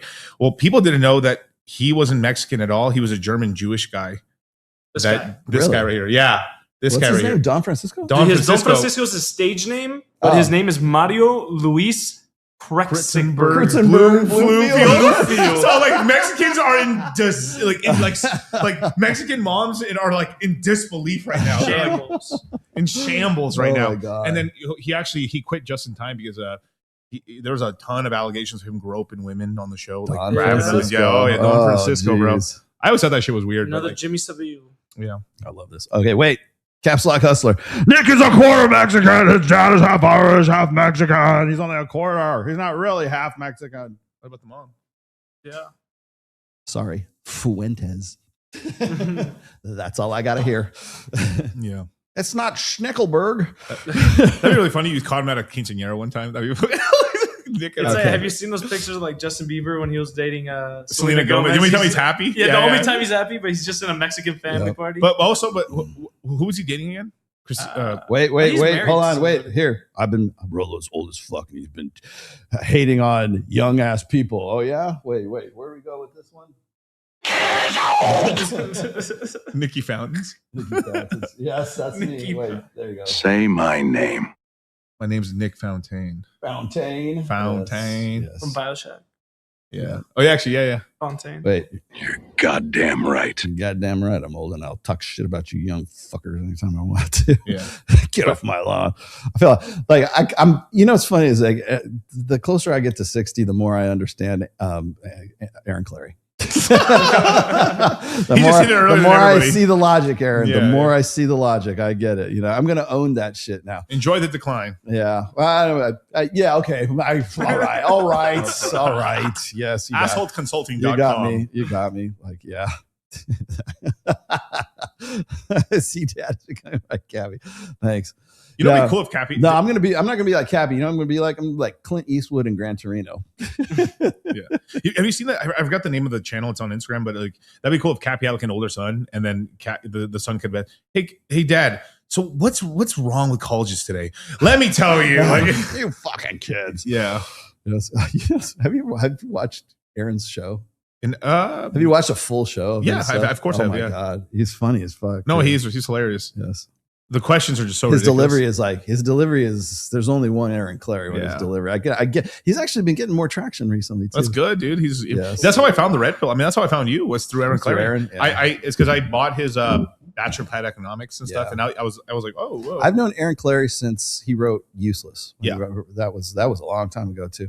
And then when he wrote Bachelor Pad Economics, you know the cover of that. You know what it looks like, right? It's got like the PUA guys that are like in the lounge kind of thing. With all this, he's got the smoker's jacket. Yeah. What's funny is like when he first, like, I knew of him like just as a writer, Right. but then he approached me like for the cover of Bachelor Pad Economics because that was the first time he mentioned me. He was Right. in Bachelor Pad Economics. And he goes, "Can I put you on the cover of Bachelor Pad Economics?" Because he wanted to put me, Roosh, and Royce on the cover of Bachelor Pad Economics. But the artist had already finished the rendering before he could like add me to it. So, but Roosh is actually the model or the guy that he was using for the guy on the cover of that. Really? Yes. Little known Cappy fact. I thought that was him or like Leisure Suit Larry. It kind of does. Yeah. It's and that's intentional as well too. Gotcha. And then I did the cover for Book of Numbers. That's crazy. I didn't even know that. Yep. That was funny. No, I was gonna say, yeah, Roosh. Yeah, it is. It's Roosh on the cover. Yeah, for sure. Yeah. I know people don't even know who Roosh is anymore. Like they think he's like, he looks like, you know, the Unabomber now. Did he write? He wrote some book. Like, I'm not sure it was Roosh or Royce. It must have been Roosh. I read it was one of the worst books I've ever read in my whole life. I've ever listened to. Like, here, I'll try to find it. I have it on here. Was it Bang Poland or Bang Denmark or Bang somewhere? I'll look for it right now. Or now. Dead Bat in Paraguay. That was his first book, by the way. Roosh was a very good writer when he was active. Yeah. Yeah, we're at 4 hours. I'm going to kill this stream here in just a second, but I'm having so much fun, so I'll have to keep things going here. Let's see. Somebody tell Papa Rollo that nobody needs to change their own flat tires anymore. Yeah, well, yeah, until you have to wait for that shit. You fucking kids, you fucking incompetents. Hey, I have AAA on speed dial. Yeah. You know, I told Aaron about this too, and Aaron does his own work on his car. Oh, by the way. cool. Should I sell him out? You know he has a Mustang, right? Yeah. I guess he said. Should I sell him out? Yes. Should I dog walk him? He has a 2013? Yeah, it's 2013 Mustang. 50. It's the 8-cylinder one. It's a badass fucking car too. I think this is my theory, working theory here. Because he bought that after I got the Camaro. It was Game by Roosh. Game, but yeah, that was a good. You know, no, I like the book. It's just I hit this part of the book where it was like I couldn't believe what he was talking about. He's like, okay, if you have bad breath, this is what you do. Yeah, you grab toothbrush. He was phoning it in by that time. It was so I was listening to an audiobook and I was like, what? Because this is me, this landscaping, Miguel. Yeah. I literally turned off the weed whacker. I turned off the leaf blower. You know, and I was like, I pulled over. I was like, what the fuck am I listening to? He's like, if your bad breath keeps smelling bad, you get alcohol, you mix it with pneumonia, and no, don't do that. But it was literally like he was talking to somebody who's like had a learning disorder or something like, or like, that's when he was starting to really kind of like check out. And God only knows what happened to him. I don't even still active right now, but no, Cappy has a black Mustang, and honestly, like when I bought the Camaro, I used to store the Camaro at his place because I was commuting back from Reno to Vegas all the time, and he was like, if he dropped me off at the airport, he had to drive the Camaro back. And so he would drive the Camaro when I was gone, right? When I was back up. And I think that's what caused him to go get a Mustang. I'm going with that. That's my theory. That's working theory. That's my theory. Yes. Of course, he had to buy a Mustang and I have the Camaro. So we have this rivalry of the fucking because that good part of the book was really, really interesting. But then it was like the phoning in part was crazy. So it's like, okay, you've got her in bed now. So this is what you do. You take her shoes off. If she has socks, leave them. her panties, the bra strap in the back has like a special thing. I was like, what am I listening to right now? It was but I understand because like the last good book he did was Pussy Paradise. Pussy Paradise. Pussy Paradise. Poosy. Pussy Paradise. Damn, dude. That was good. Now, before I close the show, I want to point something out here because and I do this every time Miguel is on the show, but like Miguel and I have been like partners for a long heterosexual life partners for a long time. Like we were just talking about like PBD and that time when we decided we were just say, hey, fuck it, we're going to do it in Vegas. And like, here we are. This is the fucking studio. And I don't think people realize that it took a long time to do this. Yeah, dude. We set out and we still have the other studio that we got to get going to. But we set out to do this shit. And we were just talking about how PBD was talking about all these great fucking grand plans. And this is a guy who's at least worth $300 million, right? And he has no fucking talent in his, he only has one show. It's PBD show, right? And so he had all these plans to do all this shit. And I think about it. And every time I think about like that time, I'm like, thank God we did what we did. Yeah. Because there was a time that I wanted to start a show with Adam Sosnick at Valuetainment. And I thought maybe we could like put together a really kick-ass kind of like a bigger name, maybe the white guys of Fresh and Fit, white guys Fresh and Fit, right? And then Miami Vice. And then after that one meeting, that one dinner that we had with them, I was fucking frustrated. And you're like, why don't we just fucking do it in Las Vegas, man? And I'm like, fuck yeah, let's do it. And then as soon as we made that decision, everything started coming together. Yeah. And so we came down here, we went to the Hex conference. And then that was when I met Mike, and Mike and I instantly wanted to do a podcast together. Right. So I found a co-host. We had Sticky Paws place to do it. So we instantly jumped right into it while we were still looking for this place and to set up, because we still wanted to set up our own fucking place no matter what. And then we've had this up and running since July of last year. And so I'm going to say right now, we have done more in the time that Patrick Bet David did that one show about all the great things he was selling everybody on. And we've done more and like 10 times more shit than he has done with a fraction of the budget that he has. And I'm just going to say is that really, and I'm not Mr. Positivity. I'm not fucking Tony Robbins. I'm not fucking Ty Lopez or any of these guys, but I will say that if you have something that you're really passionate about, and like, I think that comes through in the quality of like the show. I've upped my show. Kyle's now part of the show. Yeah. We're just going to start his channel soon. Yeah. Fuck, I'm in. Let's go, but like we have so much potential to work. Like we're not doing Access Vegas here because we kind of outgrew the space because we have so many chicks to go and do it. But I'm still doing my show here. I want to do other shows where I'm doing like a guy like we did before. We have people like, roundtable discussions. Right. So I got new ideas, to utilize the space. But I mean, FNF has done a show here, and I now have a parking slip for the fucking 300 down here. So we're good to go. The company car, and I was going to say is like we were just talking about the Camaro, right? Yeah. And I remember when you got Hexcat, the Hexcat, which is his Hellcat, and I got the Camaro. And so we got to take a picture. Yeah, both of us. I got it back over there. Yeah. So and then. And your custom license plate and my custom license plate. I couldn't believe your license plate. I'll say it. It's Red Pill. REDPL is what it is. It's a Nevada plate, and I couldn't believe I got it either. Yeah, I even got on the 300 is ROLLO too. Yeah, so, one took me out. I was like, Rollomobile. Rollomobile. He's like, no, dog. It actually says Rollo. Yeah, it does. It actually says Rollo. That is my fucking license plate on the 300. That's actually something cool about Nevada is you can just move. You can take your plate with you. Yeah, and move it to a different car. Well, I was going to say is even if I sold the Camaro, I'd probably just put it on the Tacoma or something. But we'll see. Rollo Tacoma. Yeah, Rollo Coma. Yeah, we found the Tacoma on the side of a mountain. Like, no way. But thank you for so much for having me on. I think we've done a lot, man. And we're gonna keep doing more, bro. Yeah, and then so announcements. Anyways, we don't have Access Vegas this week, and we won't be doing Access Vegas until January 7th, and that's if everything goes according to plan. I'm going to go into surgery on the 23rd, as I said, at Southern Hills Hospital in Summerlin here. And so I got my fistula, finally going to get that fixed up. I cannot wait to put this shit behind me, man, because I've been dealing with this for the whole fucking year. So I'm looking forward to that. Shout out to my surgeon, Dr. Christian Chan, who's going to be the lead surgeon on my fistulectomy, whatever the fuck it is. I don't even know what they call it. So I got that coming up. And I didn't find this out until last show. Mike has a surgery coming up too. He's been really? I won't tell you what it is. I don't know if he wants me to say what it is, but like yeah. he's going into surgery on the 28th of December. And I go, oh, is it like what hospital? Like maybe we can like get the beds together. and do a live from the IV. He'd wake up from recovery and I'd be like, hey, what's up? He'd be like, oh. Been here for a while. Just 30 girls with titties around him. I know we're just getting girls like just waiting on us. All F cups. Cups. Oh man, what if we could do that? We could be in our hospital beds. We're just like surrounded by big titty, like, you know, nurses. They all come in nurses outfits. And then Johnny Sins comes out. Yeah, Johnny Sins. Johnny Sins, what are you doing in my fucking dream? I must be dreaming now.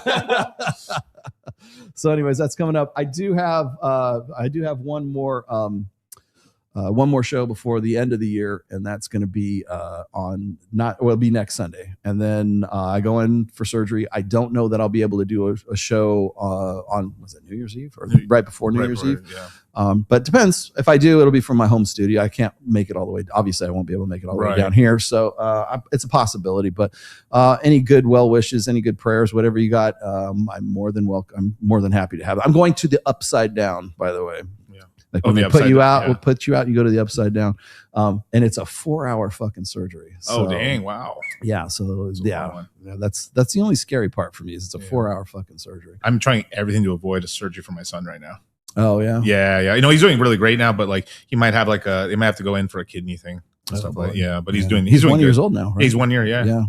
He's over here just like, just smash the shit up right now. Oh, and then so last bit, I am going to do the final show that I'm going to do before I go into surgery. Hopefully it's not my final show. Oh, no. But I'm going to do the show on the female sex offenders, on the female statutory rapists. Yep. I've been watching that. What you've been doing on Twitter with that for a long time, man. We are up to 87 individual separate instances for 2025. Wow. And if you take that and then you take last year, it was 79. So between last year and this year, you're looking at 166, something like that. 166. Are you serious? Different individual cases. No one except for me has been talking about this. No one. Not Rob Henderson. None of these fucking Evo Psych guys want to touch this with a 10-foot fucking pole, man. It is an epidemic, and I clearly and a double standard. Imagine this. Imagine if I'm telling you there was 180 or 166 in 2 years separate instances of guys diddling their young teenage girl students. Imagine what the outcry would be. Imagine the Senate committee on this epidemic of men. Like it would be this public outcry. Yeah. Nothing. Zero. Fucking crickets, man. This is what you hear. Got it. So I'm going to be doing that. Stream is going to be on this next coming Sunday because I got to get to it before I go to surgery. Because I usually do it before the end of the year, so this is the soonest the best I can do. And you go through every single one, like I'm not going to go through every single one because it would we would have a 12-hour show. But I'm going to talk about it. I'm going to talk about what the commonalities are. I'm going to talk about like the demographics because they're predominantly white women. Not to say that there aren't some Latinas and some blacks too, but like mostly white women between the ages of like say 22 and like 42, like in that demo right there. Yeah. They are mostly married and they're young marriages. They some of them are most of them are just like regular some of them are teacher of the year. I saw that. Yeah. And so I'm going to go step by step, and just explain what's been going on. And I'm going to hold some people's feet to the fire is what I'm going to do because I shouldn't be the only one on this fucking hill, right? If we're going to talk about, how terrible guys are and all this other shit and how they need to do better and all this stuff. Okay, fine. How come Evo Psych guys aren't explaining this? Like, why is this a thing? Why is this happening? I'm going to give you my take on it, why I think it is. But why hasn't Rob Henderson talked about this? Why hasn't Alex from Date Psych or whoever you look up to as sort of like a quote? How come Andrew Huberman hasn't talked about this? Right. How come Chris Williamson won't touch this? Well, obviously because he doesn't want to lose his market share and he doesn't want to lose his female audience too. So I'm going to bring this up and I'm going to get into it, and I'm the only one on this fucking hill, so I have to do it. Anyways, Bro, hey, thank you so much for having me on. I'm gonna have you brother. on again, man. This has been a lot of fun. So, Yeah, also don't forget, Tiffany's keeps texting me. Stop texting me in the show. We're Spotify. You can get audio recordings of all my stuff on Spotify. What? Okay, last one on Tidal. It is the political machinery trying to pay lip service to men's issues to coral men back to the Democrats, particularly non-white men. Thank you for bringing that up at the very last minute. I think we pretty much established that. But thank you for summing that up, brother man, and your Canadian $5. Yeah. All right, guys. Thanks for watching. I'll see you next week. Thanks, Peace. Kyle. Thanks, Miguel. We'll see you.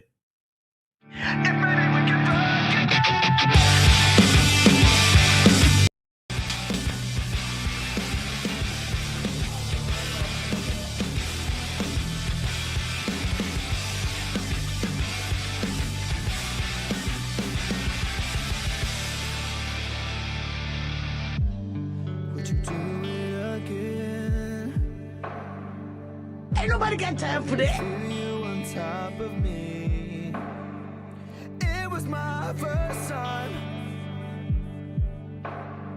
but I was just a kid and went to bed. It was my first time.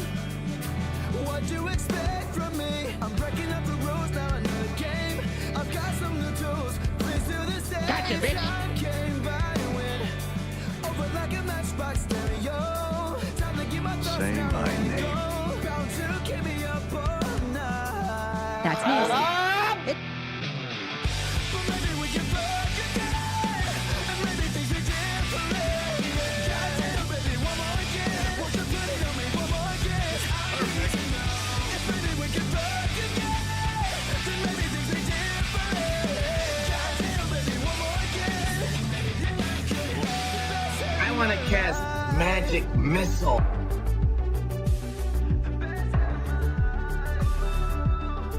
Hey, y'all. Now we're fucking in the bathroom, tearing up everywhere while I got your hair. Why you screaming my name? That's nasty. It is nasty, right? Isn't it nasty? Ugh. She was swinging in the bedroom, whole time stopping and slipping with her head like she's Claudia Kelly. Well, I'm a whore.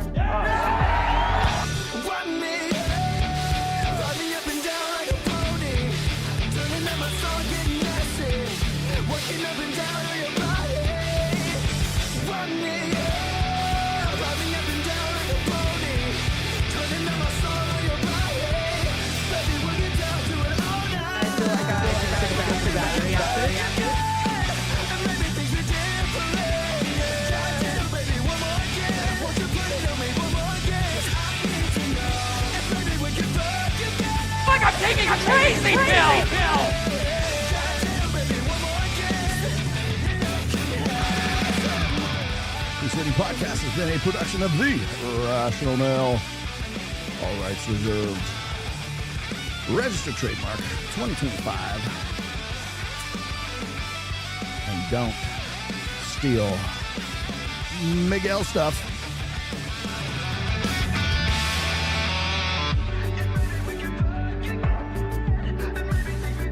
Goddamn right.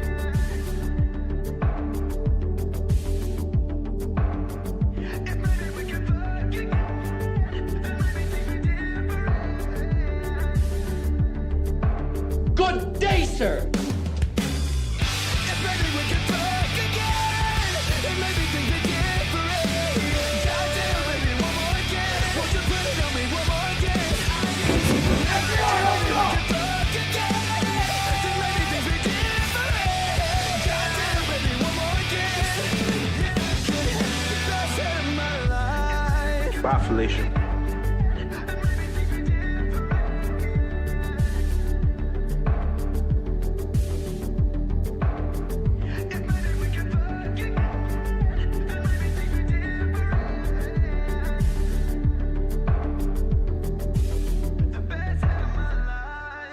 God wants you to